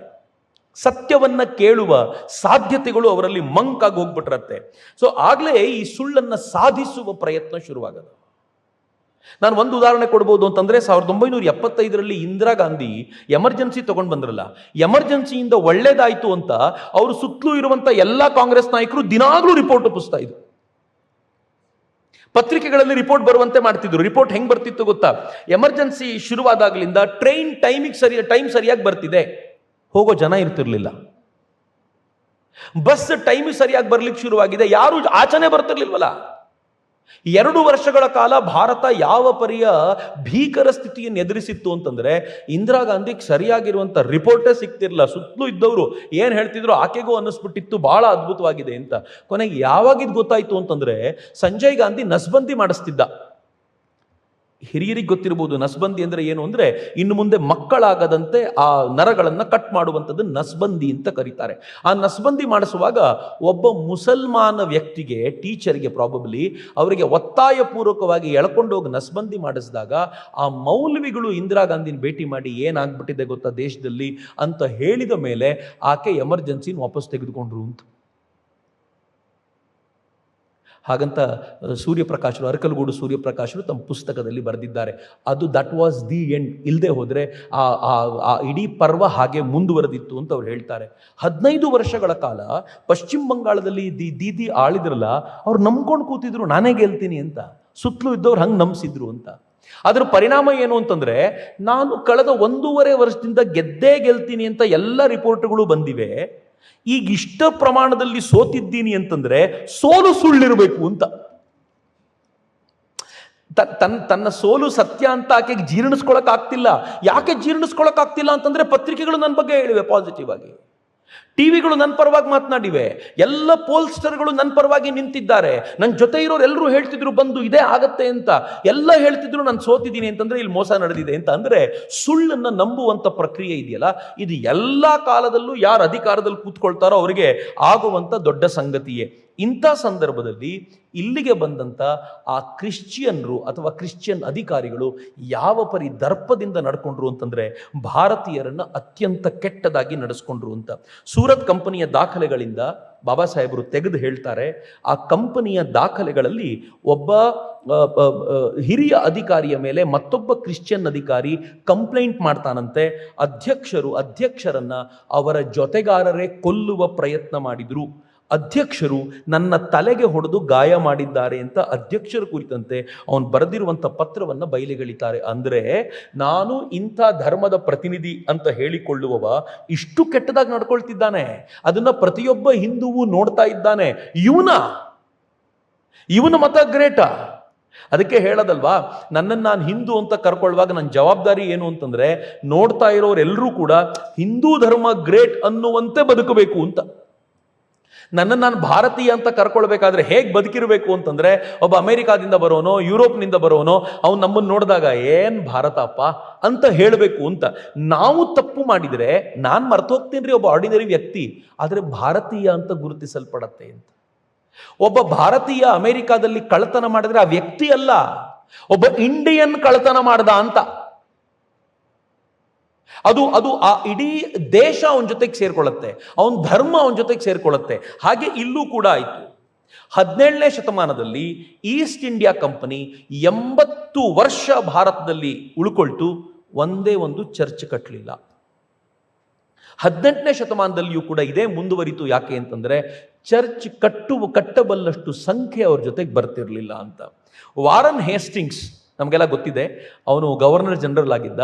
ವಾರನ್ ಹೇಸ್ಟಿಂಗ್ಸ್ ಬಗ್ಗೆ ಬಾಬಾ ಸಾಹೇಬರು ಬರೆದು ಹೇಳ್ತಾರೆ, ವಾರನ್ ಹೇಸ್ಟಿಂಗ್ಸ್ ಮತ್ತೊಬ್ಬನ ಪತ್ನಿಯನ್ನು ಅವನ ಗಂಡನ ಅನುಮತಿ ಪಡ್ಕೊಂಡೇ ತಂದಿಟ್ಕೊಂಡಿದ್ದ. ಅಧಿಕಾರದಲ್ಲಿರೋರು ಮಾಡ್ತಾ ಇದ್ದ ಕೆಲಸಗಳು. ಹಾಗೆ ಹೇಳ್ತಾರೆ, ಅವನ ಜೊತೆಯಲ್ಲಿದ್ದ ಮತ್ತೊಬ್ಬ ಅಧಿಕಾರಿ ಫ್ರಾನ್ಸಿಸ್ ಅದನ್ನೇ ಮಾಡಿದ್ದ, ಆದರೆ ಇವನು ಗಂಡನ ಅನುಮತಿ ಪಡ್ಕೊಂಡಿರಲಿಲ್ಲ ಅಷ್ಟೇ ಅಂತ. ಹಂಗಂದವ್ರು ಹೇಳ್ತಾರೆ, ಆಂಗ್ಲ ಸಭ್ಯಸ್ಥರು, ಐ ವಾಸ್ ಶಾಕ್ಡ್, ನನಗಿದು ಗೊತ್ತಿರಲಿಲ್ಲ, ಇನ್ನೆಲ್ಲೂ ಓದಲಿಲ್ಲ ನಾನು. ಅವ್ರು ಹೇಳ್ತಾರೆ, ಆಂಗ್ಲ ಸಭ್ಯಸ್ಥರು ಅವರದ್ದೇ ಜನಾನ ಇಟ್ಕೊಂಡಿದ್ರು ಅಂತ. ಜನಾನ ಅಂತಂದರೆ ಅಲ್ಲಿ ಹೆಣ್ಣು ಮಕ್ಕಳನ್ನು ಇಟ್ಕೊಳ್ಳಿಕ್ಕಿರುವಂಥ ಜಾಗ, ಆ ಜನಾನ ಇಟ್ಕೊಂಡಿದ್ರು. ಅವರು ನೃತ್ಯಕೂಟ, ಮೇಳ, ಕುದುರೆ ಓಡಿಸುವಂಥ ಜೂಜು, ಆಮೇಲೆ ಇವುಗಳನ್ನೆಲ್ಲ ಅವರು ಕಾಮನ್ ಆಗಿ ಮಾಡ್ತಾ ಇದ್ರು. ಸ್ವಲ್ಪ ಕಾಲವೇ ಭಾರತದಲ್ಲಿದ್ದರೂ ಚೆನ್ನಾಗಿ ಸುಖವನ್ನು ಅನುಭವಿಸಬೇಕು ಅಂತ ಇವರು ನಿಶ್ಚಯ ಮಾಡಿಬಿಟ್ಟಿದ್ರು. ಯಾಕೆ ಅಂತಂದರೆ ಭಾರತ ಅವರ ಪಾಲಿಗೆ ಸ್ವರ್ಗ ಸದೃಶವಾಗಿತ್ತು. ಭಾರತ ಭಿಕಾರಿಗಳ ನಾಡಲ್ಲ. ಭಾರತ ಆರಂಭಿಕ ದಿನಗಳಲ್ಲಿ ಬಂದ ಪ್ರತಿಯೊಬ್ಬರು ಸ್ವರ್ಗವನ್ನು ಅರಸಿಕೊಂಡೇ ಭಾರತಕ್ಕೆ ಬರ್ತಾ ಇದ್ದಿದ್ದು. ಇಲ್ಲಿನ ಜನ ಕಷ್ಟಪಟ್ಟು ದುಡ್ಕೊಂಡು ತಿನ್ನೋರು, ಈ ದುಡ್ಕೊಂಡು ತಿಂದಿರೋರು ಕೂಡಿಟ್ಟಿರೋ ದುಡ್ಡಿತ್ತಲ್ಲ, ಇದನ್ನು ಲಪಟಾಯಿಸೋ ಕೆಲಸಕ್ಕೆ ಅವ್ರು ಬಂದರು. ಇವತ್ತಿಗೂ ಹಂಗೆ ರೀ. ಇಡೀ ಏಷ್ಯಾ ಹೆಂಗೆ ಬದುಕಿದೆ ಅಂತಂದರೆ, ವೆಸ್ಟರ್ನ್ ಕಂಟ್ರಿಗೆ ಬೇಕಾಗಿರುವ ಸವಲತ್ತನ್ನು ಕೊಡಲಿಕ್ಕೋಸ್ಕರ ನಾವು ಸಾಯ್ತಾ ಇದ್ದೀವಿ. ಅವ್ರು ಹೇಳ್ತಾರಲ್ಲ, ಜಗತ್ನಲ್ಲಿ ಕಾರ್ಬನ್ ಫುಟ್ ಪ್ರಿಂಟ್ ಜಾಸ್ತಿ ಆಗಿದೆ ಅಂತ. ತಕ್ಷಣ ನಾವೇನು ಮಾಡಿದ್ವಿ ಗೊತ್ತಾ? ಇಲ್ಲ, ಕಾರ್ಬನ್ ಫುಟ್ ಪ್ರಿಂಟ್ ಕಡಿಮೆ ಮಾಡಬೇಕು, ವಿಲ್ ಸ್ಟಾರ್ಟ್ ಫ್ರಮ್ ಇಂಡಿಯಾ ಅಂತ ಅಂದ್ಕೊಂಡು ನಾವು ಎಲ್ಲ ಕಡೆ ಸೋಲಾರ್ ಪ್ಯಾನಲ್ಗಳನ್ನು ಹಾಕಿ ಎಷ್ಟು ಕಾರ್ಬನ್ ಫುಟ್ ಪ್ರಿಂಟ್ ಕಡಿಮೆ ಮಾಡಿದ್ವಿ ಅಂತಂದರೆ, ನಾವು ಯಾವ ಟೈಮ್ ಫ್ರೇಮ್ ಕೊಟ್ಟಿದ್ವೋ ಅದಕ್ಕಿಂತ 5 ವರ್ಷಕ್ಕಿಂತ ಮುಂಚೆ ಕೊಟ್ಟ ಟಾರ್ಗೆಟನ್ನು ಮುಟ್ಟಿದ್ದೀವಿ. ಆದರೆ ಯಾರ್ಯಾರು ಕಾಪ್ ಮೀಟಿಂಗಲ್ಲಿದ್ದರೋ ಪಶ್ಚಿಮದವರು, ಒಬ್ಬರೂ ಕೂಡ ಅಟೆಂಪ್ಟ್ ಕೂಡ ಮಾಡಲಿಲ್ಲ. ಪರಿಸರ ಯಾರು ಉಳಿಸಬೇಕು? ಏಷ್ಯಾದವ್ರು ಏನು ಮಾಡ್ತಿದ್ದೀರಾ ನೀವು ಉಳಿಸಿ. ಚೆನ್ನಾಗಿ ಯಾರು ದುಡಿಬೇಕು? ಏಷ್ಯಾದವ್ರು ಏನು ಮಾಡ್ತಿದ್ದೀರಾ? ದುಡೀರಿ. ಆಯ್ತು, ನೀವು ದುಡ್ದಿದ್ದೀನಿ ಯಾರು ತಿನ್ಬೇಕು? ನಾವು ತಿಂತೀವಿ, ತಲೆ ಕೆಡಿಸ್ಕೋಬೇಡಿ ಅಂತ. ಹೆಂಗೆ ತಿಂತಾರೆ? ಭಾಳ ಸಿಂಪಲ್ ರೀ. ಡಾಲರಿಗೋಸ್ಕರ ಕೈ ಚಾಚುವಂತೆ ಮಾಡಿಟ್ಬಿಟ್ಟಿದ್ದಾರೆ ನಮ್ಮನ್ನ. ನೀವು ಚೆನ್ನಾಗಿ ದುಡಿರಿ. ಪೆಟ್ರೋಲ್ ಬೇಕು ಅಂದರೆ ಡಾಲರ್ಗೆ ಅಂತ ಅಮೆರಿಕಾದ ಮುಂದೆ ಕೈ ಚಾಚ್ಕೊಂಡು ಕೂತ್ಕೊಳ್ಳಿ. ಅಮೆರಿಕ ನಮಗೆ ಭಿಕ್ಷೆ ಕೊಟ್ಟಂತೆ ಕೊಡುತ್ತೆ. And how they are giving us dollar? Just printing it, that's all. ಅವ್ರು ಆರಾಮಾಗಿ ಕೂತಿದ್ದಾರೆ. ಅಂಡ್ ನಾವು ಅಮೆರಿಕಕ್ಕೆ ಹೋಗಿ ಕತ್ತೆ ಥರ ದುಡ್ದು ಸ್ವಲ್ಪ ದುಡ್ಡಲ್ಲಿ ಸಿಗುತ್ತೆ ಅಂತ ಖುಷಿ ಪಡ್ತೀವಿ. ಝೋಹೋದ ಶ್ರೀಧರ್ ವೆಂಬು ಇತ್ತೀಚೆಗೆ ಹೇಳಿದ್ರು, ನನ್ನ ದಾರಿ ತಪ್ತೀನಿ ಅಂತ ಅನ್ಸುತ್ತೆ, ಬಟ್ ಏನು ಮಾಡಲಿ, ನಂಗೆ ಇವೆಲ್ಲ ಕೇಳುವಾಗ ಟೆನ್ಷನ್ ಆಗ್ಬಿಡುತ್ತೆ. ಶ್ರೀಧರ್ ವೆಂಬು ಇತ್ತೀಚೆಗೆ ಹೇಳಿದ್ರು, ನೀವು ಅಮೆರಿಕಾದಲ್ಲೆಲ್ಲ ಸಿಕ್ಕಾಪಟ್ಟೆ ದುಡ್ದಿದ್ದೀರಪ್ಪ, ಈಗ ಭಾರತದ ಪರಿವರ್ತನೆಯ ಸಮಯ, ವಾಪಸ್ ಬನ್ನಿ ಕೆಲವರಾದ್ರು. ಈ ದೇಶವನ್ನು ಕಟ್ಟೋಣ, ಟೆಕ್ನಾಲಜಿಕಲಿ ಸ್ಟ್ರಾಂಗ್ ಮಾಡೋಣ. AI ಅಲ್ಲಿ ಅದನ್ನ ಹೀರೋ ಮಾಡ್ತಿರೋರೆಲ್ಲ ನಮ್ಮ ಭಾರತೀಯರು, ಬನ್ನಿ ಭಾರತಕ್ಕೆ ಕಟ್ಟೋಣ. ಈಗ ಭಾರತ ಹೊಸದಾಗ್ತಾ ಇದೆ, ನಾವೆಲ್ಲ ಚೇಂಜ್ ಮಾಡೋಣ ಅಂತ ಹೇಳಿದ್ರೆ ಅಪಹಾಸ್ಯ ಮಾಡಿದ್ರು ಶ್ರೀಧರ್ ವೆಂಬುನ. ಆದರೆ ನಮ್ಗೆ ಇವತ್ತಿಗೂ ಕೂಡ ದುಡಿಬೇಕು ಅಂತ. ಸಿಂಪಲ್. ಇರಾನ್ ಇಸ್ರೇಲ್ ವಾರ್ ನಡೀತಾ ಇದೆಯಲ್ಲ, ಸ್ವಲ್ಪ ಯೋಚನೆ ಮಾಡಿ. ಅಮೆರಿಕ ಏನು ಮಾಡಿದೆ? ಎಲ್ಲ ಏಷ್ಯನ್ ಕಂಟ್ರೀಸ್ಗಳಲ್ಲಿ ತನ್ನ ಬೇಸನ್ನು ಇಟ್ಟಿದೆ. ಕಿತ್ತಾಡ್ತಾ ಇರೋದು ಯಾರು? ಇರಾನ್ ಮತ್ತು ಅಮೆರಿಕ ಎದುರುಗಡೆ ಕಿತ್ತಾಡ್ತಾ ಇರುವಂಥದ್ದು. ಕಿತ್ತಾಡ್ತಾ ಇರುವ ರಾಷ್ಟ್ರಗಳು ಇವರಿಬ್ಬರೂ ಕಿತ್ತಾಡ್ತಿದ್ದಾರೆ. ಅಮೆರಿಕಾದ ಕಿತ್ತಾಟಕ್ಕೆ ದುಡ್ಡು ಕೊಡ್ತಿರೋದು ಯಾರು? Saudi Arabia. ಈ ಕಡೆ ಇರಾನ್ನ ಪಕ್ಕದಲ್ಲಿರುವಂಥ ಯುನೈಟೆಡ್ ಅರಬ್ ಎಮಿರೇಟ್ಸು, ಒಮನ್, ಇವರೆಲ್ಲರೂ ತಾವು ಕಷ್ಟಪಟ್ಟು ದುಡಿದ ಹಣವನ್ನು ಅಮೆರಿಕಕ್ಕೆ ಕೊಟ್ಟು, ನಿಮ್ಮಿಂದ ನಮ್ಗೆ ಶಸ್ತ್ರಾಸ್ತ್ರಗಳು ಕೊಡಿ, ಇಲ್ಲಿ ನಿಂತ್ಕೊಂಡು ಅಟ್ಯಾಕ್ ಮಾಡ್ಬೋದು ನೀವು ಅಂತ ಅವರ ನೆಲದಲ್ಲಿ ನಿಂತು ಅಟ್ಯಾಕ್ ಮಾಡ್ಲಿಕ್ಕೆ ಅವ್ರಿಗೆ ದುಡ್ಡು ಕೊಟ್ಟು ಶಸ್ತ್ರಾಸ್ತ್ರ ತರಿಸ್ಕೊಂಡು ಫೈಟ್ ಮಾಡೋದಲ್ಲ. ನಂಗೆ ಅರ್ಥನೇ ಆಗೋದಿಲ್ಲ. ನಾವು ಎಲ್ಲಿವರೆಗೂ, ಆವತ್ತಂತೂ ಇದು 100% ಹೀಗೆ ಅಲ್ಲಿಂದ ಸ್ವರ್ಗದ ಭಾರತಕ್ಕೆ ಬಂದು ಈ ಭಾರತವನ್ನು ಚೆನ್ನಾಗಿ ಲೂಟಿ ಮಾಡಿ ನಮ್ಮ ತಲೆ ಮೇಲೆ ಒಂದು ಹಣೆಪಟ್ಟಿ ಏನು ಕಟ್ಟೋದ್ರು ಅಂದರೆ, ನೀವು ದರಿದ್ರ ಜನ, ನೀವು ಕೆಲಸಕ್ಕೆ ಬಾರದವರಾಗಿದ್ರಿ, ನಿಮ್ಮನ್ನು ಸರಿ ಮಾಡ್ಲಿಕ್ಕೋಸ್ಕರ ನಾವು ಬಂದಿದ್ವಿ. ಅನಾಗರಿಕರು ನೀವು, ಮೈ ಮೇಲೆ ಬಟ್ಟೆ ಹಾಕೊಳ್ಳೋಕೆ ಗೊತ್ತಿರಲಿಲ್ಲ ನಿಮಗೆ, ನೀವು ಬರೀ ಪಂಚೆ ಮಾತ್ರ ಉಡ್ತಿದ್ರಿ, ಶರ್ಟ್ ಹಾಕ್ಕೊಡ್ಲಿಕ್ಕೆ ಹೇಳ್ಕೊಟ್ಟಿದ್ದು ನಾವು. ಅಯ್ಯ, ನಿಮ್ದ್ರಲ್ಲಿ ಚಳಿಗಾಲ ಕಣಯ್ಯ, ನೀವು ಶರ್ಟು ಹಾಕ್ಕೊಳ್ತೀರಾ, ಕೋಟ್ ಹಾಕ್ಕೋತೀರಾ. ನಮ್ದ್ರಲ್ಲಿ ಬೇಸಿಗೆ ಕಾಲ, ನಾವು ಬರೀ ಲುಂಗಿಲಿ ಇರ್ಲಿಕ್ಕೆ ಖುಷಿ ಪಡ್ತೀವಿ. ನಾವು ಇದ್ದಿದ್ದು ಹಿಂಗೆ, ನಮ್ಮ ಭೌಗೋಳಿಕ ನೀತಿಗೆ ತಕ್ಕಂತೆ. ಇದನ್ನು ಅನಾಗರಿಕತೆ ಅಂತ ಕರೆದ್ರು. And they said, we are teaching you. ಅದನ್ನು ಎಲ್ಲರೂ ಮಾಡ್ಕೊಂಡು ಬಂದರು. ಬಾಬಾ ಸಾಹೇಬ್ರದನ್ನು ತುಂಬ ಸೀರಿಯಸ್ ಆಗಿ ಹೇಳ್ತಾರೆ. ನಾನು ಕೆಲವು ಸಂಗತಿಗಳನ್ನು ನಾನು ಸಜೆಸ್ಟ್ ಮಾಡ್ತೀನಿ, ಸಾಧ್ಯ ಆದರೆ ಓದಿ. ನಂಗೆ ತುಂಬ ಪ್ರೇರಣೆ ಕೊಟ್ಟಂಥ ಪುಸ್ತಕ ಅದು. ನಂಗೆ ಅನೇಕ ಸಂಗತಿಗಳು ಹೊಸ್ತು ನನಗೆ. ಶಶಿ ತರೂರ್ ಒಂದು ಪುಸ್ತಕ ಬರೆದಿದ್ದಾರೆ, ಎರಾ ಆಫ್ ಡಾರ್ಕ್ನೆಸ್ ಅಂತ. ಭಾಳ ಹಳೆ ಪುಸ್ತಕ ಅವ್ರದ್ದು. ಆ ಪುಸ್ತಕದಲ್ಲಿ ಶಶಿ ತರೂರ್ ಹೇಳ್ತಾರೆ, ICS ಎಕ್ಸಾಮ್ಸ್ ಇತ್ತಲ್ಲ, ಇಂಡಿಯನ್ ಸಿವಿಲ್ ಸರ್ವಿಸ್ ಎಕ್ಸಾಮ್, ಅದಕ್ಕೆ ಬ್ರಿಟಿಷ್ ಹುಡುಗರನ್ನ ಟ್ರೈನಿಂಗ್ ಮಾಡ್ತಿದ್ರಂತೆ. ಟ್ರೈನಿಂಗ್ ಮಾಡಿ ಭಾರತಕ್ಕೆ ಕಳಿಸ್ಕೊಡುವಾಗ ಹೆಂಗೆ ಕಳಿಸ್ಕೊಡ್ತಿದ್ರು ಅಂತಂದರೆ, ಅವರಿಗೊಂದು ಕಂಡೀಷನ್ ಆಗ್ತಿದ್ರಂತೆ, 30 ವರ್ಷ ಮದುವೆ ಆಗಬಾರ್ದು ನೀನು ಅಂತ. 30 ವರ್ಷ ಮದುವೆ ಆಗಬಾರ್ದು ಅಂತ ಹೇಳಿದಾಗ ಏನಾಗ್ತಿತ್ತು, ಅಲ್ಲಿನ ಹೆಣ್ಣು ಮಕ್ಕಳು, ಅದು ಶಶಿ ತರೂರೇ ಹೇಳ್ತಾರೆ, ಯಾವ ಹೆಣ್ಮಕ್ಳು ತಮ್ಮ ಟೀನೇಜಲ್ಲಿ ಮದುವೆ ಆಗದೆ ಅಲ್ಲಿನ ಮಾರ್ಕೆಟ್ಟಿಗೆ ವೇಸ್ಟ್ ಆಗಿರ್ತಿದ್ರೋ ಅವರೆಲ್ಲರೂ ಭಾರತಕ್ಕೆ ಬಂದು ಈ ICS ಆಫೀಸರ್ಗಳು, ಬೇರೆ ಬೇರೆ ಅಧಿಕಾರಿಗಳು ಸುತ್ತಾಡ್ಕೊಂಡಿರೋರಂತೆ. ವ್ಯಭಿಚಾರಕ್ಕೆ ಒಂದು ದೊಡ್ಡ ಪಡೆಯನ್ನು ಕೊಟ್ಟು ಕಳಿಸೋರು ಅಂತ ಬಾಬಾ ಸಾಹೇಬರು ಬರೀತಾರೆ. ಎಷ್ಟು ಕೆಟ್ಟ ಜನ ಕ್ರಿಶ್ಚಿಯನ್ರು ಅಂತಂದರೆ, ನಾನು ಬ್ರಿಟಿಷ್ ಅಧಿಕಾರಿಗಳು ಅಂತೆಲ್ಲ ಮಾತನಾಡಲ್ಲ, ಕ್ರಿಶ್ಚಿಯನ್ರೇ ಎಷ್ಟು ಕೆಟ್ಟ ಜನ ಅಂತಂದರೆ, ಇವತ್ತು ನಮ್ಗೆ ಹೇಳ್ತಾರೆ ಜಾತಿ ಪದ್ಧತಿ ಹಂಗೆ ಹೀಗೆ ಅಂತೆಲ್ಲ ಮಾತನಾಡ್ತಾರಲ್ಲ. ಚೆಟ್ಟಿ ಅಂತ ಒಬ್ಬ ತಮಿಳ್ನಾಡಿನವರು ICS ಎಕ್ಸಾಮ್ ಪಾಸ್ ಮಾಡ್ತಾರೆ. ಭಾಳ ಆಸ್ತೆ ಪಟ್ಟು ಒಬ್ಬ ಯಂಗ್ ಹುಡುಗ ICS ಎಕ್ಸಾಮ್ ಪಾಸ್ ಮಾಡ್ಕೊಂಡು ಬರ್ತಾನೆ. ಪಾಸ್ ಮಾಡ್ಕೊಂಡು ಬಂದರೆ ಇವ್ರು ಏನು ಮಾಡ್ತಾರೆ ಗೊತ್ತಾ, ಎಲ್ಲ ಬಿಳಿಯ ICS ಆಫೀಸರ್ಗಳು ಈ ICS ಆಫೀಸರ್ನ ತಮ್ಮ ಕ್ಲಬ್ಗಳಿಗೆ ಬಿಡೋದೇ ಇಲ್ಲ. ಯಾಕೆ ಬಿಡೋದಿಲ್ಲ ಅಂತಂದರೆ, ನಿನಗೆ ಇದಕ್ಕೆ ಬರೋ ಯೋಗ್ಯತೆ ಇಲ್ಲ, ನೀನೊಬ್ಬ ಇಂಡಿಯನ್, ಆಚೆ ಹೋಗು ಅಂತ. ಕೊನೆಗೆ ಆ ಚೆಟ್ಟಿ, ತಮಿಳ್ನಾಡಿನ ಮಿಸ್ಟರ್ ಚೆಟ್ಟಿ, ಅವನ ಪೂರ್ತಿ ಹೆಸರು ಅದರಲ್ಲಿ ಇಲ್ಲ, ಬರೀ ಚೆಟ್ಟಿ ಅಂತ ಮಾತ್ರ ಇದೆ. ಆ ಚೆಟ್ಟಿ ಏನು ಹೇಳ್ತಾನೆ ಅಂತಂದರೆ, ಏನು ಮಾಡ್ತಾನೆ ಅಂತಂದರೆ, ಸಹಿಸ್ಕೊಳ್ಳಿಕ್ಕಾಗದೆ, ಈ ಡಿಸ್ಕ್ರಿಮಿನೇಷನ್ ಸಹಿಸ್ಲಿಕ್ಕಾಗದೆ ಆತ್ಮಹತ್ಯೆ ಮಾಡ್ಕೊಳ್ತಾನೆ. ಇದು ಕ್ರಿಶ್ಚಿಯನ್ರು ಭಾರತದಲ್ಲಿ. ನಮಗೆ ಸರ್ ಸೈಯದ್ ಅಹಮದ್ ಖಾನ್ ಗೊತ್ತಿರಬೇಕು ಬಹಳ ಜನರಿಗೆ. ಈ ದೇಶದಲ್ಲಿ ಇವತ್ತೇನು ಇಸ್ಲಾಮಿನ ಈ ಸ್ವರೂಪ ಇದೆ, ಒಂಥರಪ ಉಗ್ರ ಸ್ವರೂಪವನ್ನು ನಿರ್ಮಾಣ ಮಾಡಿದ್ದು ಸರ್ ಸೈಯದ್ ಅಹಮದ್ ಖಾನ್. ಭಾರತದಲ್ಲಿ ಮುಸಲ್ಮಾನರ ಮೂಲಕ ಬ್ರಿಟಿಷರಿಗೆ ಹೆಚ್ಚು ಸಪೋರ್ಟ್ ಕೊಡಿಸ್ಲಿಕ್ಕೆ ಅವರದ್ದು ದೊಡ್ಡ ಪ್ರಯಾಸ ಇದೆ, ಅವರದ್ದು ದೊಡ್ಡ ಕೆಲಸ ಮಾಡಿದ್ದಾರೆ ಬ್ರಿಟಿಷರಿಗೆ. ಅವರ ಮಗ ಜಡ್ಜ್ ಎಕ್ಸಾಮ್ ಪಾಸ್ ಮಾಡಿ ಭಾರತಕ್ಕೆ ಬಂದು ಉನ್ನತ ಎಕ್ಸಾಮ್ ಪಾಸ್ ಮಾಡಿಕೊಂಡು ಜಡ್ಜ್ಗಳ ಜೊತೆ ಸೇರ್ಲಿಕ್ಕೆ ಹೋದರೆ ಅವರಿಗೆ ಕೆಲಸನೇ ಕೊಡಲ್ಲ ಇವರು. ನೀವು ನನ್ನ ಲೆವೆಲಲ್ಲ ಹೋಗು ಅಂತ ಬ್ರಿಟಿಷರು, ಬಿಳಿಯರು ಅವರನ್ನು ಓಡಿಸಿ ಕೊನೆಗೆ ಏನು ಮಾಡ್ತಾರೆ ಅವರು ಅಂತಂದರೆ, ಸರ್ ಸೈಯದ್ ಅಹಮದ್ ಖಾನ್ರ ಮಗ ಅವರು ರಿಸೈನ್ ಮಾಡಿ ಕೊನೆ ದಿನಗಳಲ್ಲಿ ಕುಡುಕನಾಗಿ, ಕೊನೆ ದಿನಗಳಲ್ಲಿ ಡಿಪ್ರೆಷನ್ಗೆ ಹೋಗಿ ಸಾಯುವಂಥ ಪರಿಸ್ಥಿತಿ ಬರುತ್ತೆ. This is Christianity for you. ಆದರೆ ಎಂಥ ಗಾರ್ಬ್ ಹಾಕೊಂಡು ತಿರುಗಾಡ್ತಾರೆ ಅಂತಂದರೆ ನಾವು ನಂಬ್ತಿರ್ತೀವಿ. ಬಾಬಾ ಸಾಹೇಬ್ರಿಗೆ ನಾನು ವಾಪಸ್ ಬರ್ತೀನಿ.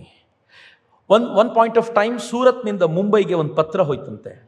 ಆ ಪತ್ರದಲ್ಲಿ ಹೇಳಿದ್ರಂತೆ, ಎಲ್ಲರೂ ಕಂಪಲ್ಸರಿ ಶಾಂತಿಪೂರ್ಣ ಕ್ರೈಸ್ತ ಧಾರ್ಮಿಕ ಕಾರ್ಯಗಳಲ್ಲಿ ತಮ್ಮನ್ನು ತಾವು ತೊಡಗಿಸಿಕೊಳ್ಬೇಕು ಅಧಿಕಾರಿಗಳಿಗೆ, ಮುಂಬೈನ ಅಧಿಕಾರಿಗಳಿಗೆ.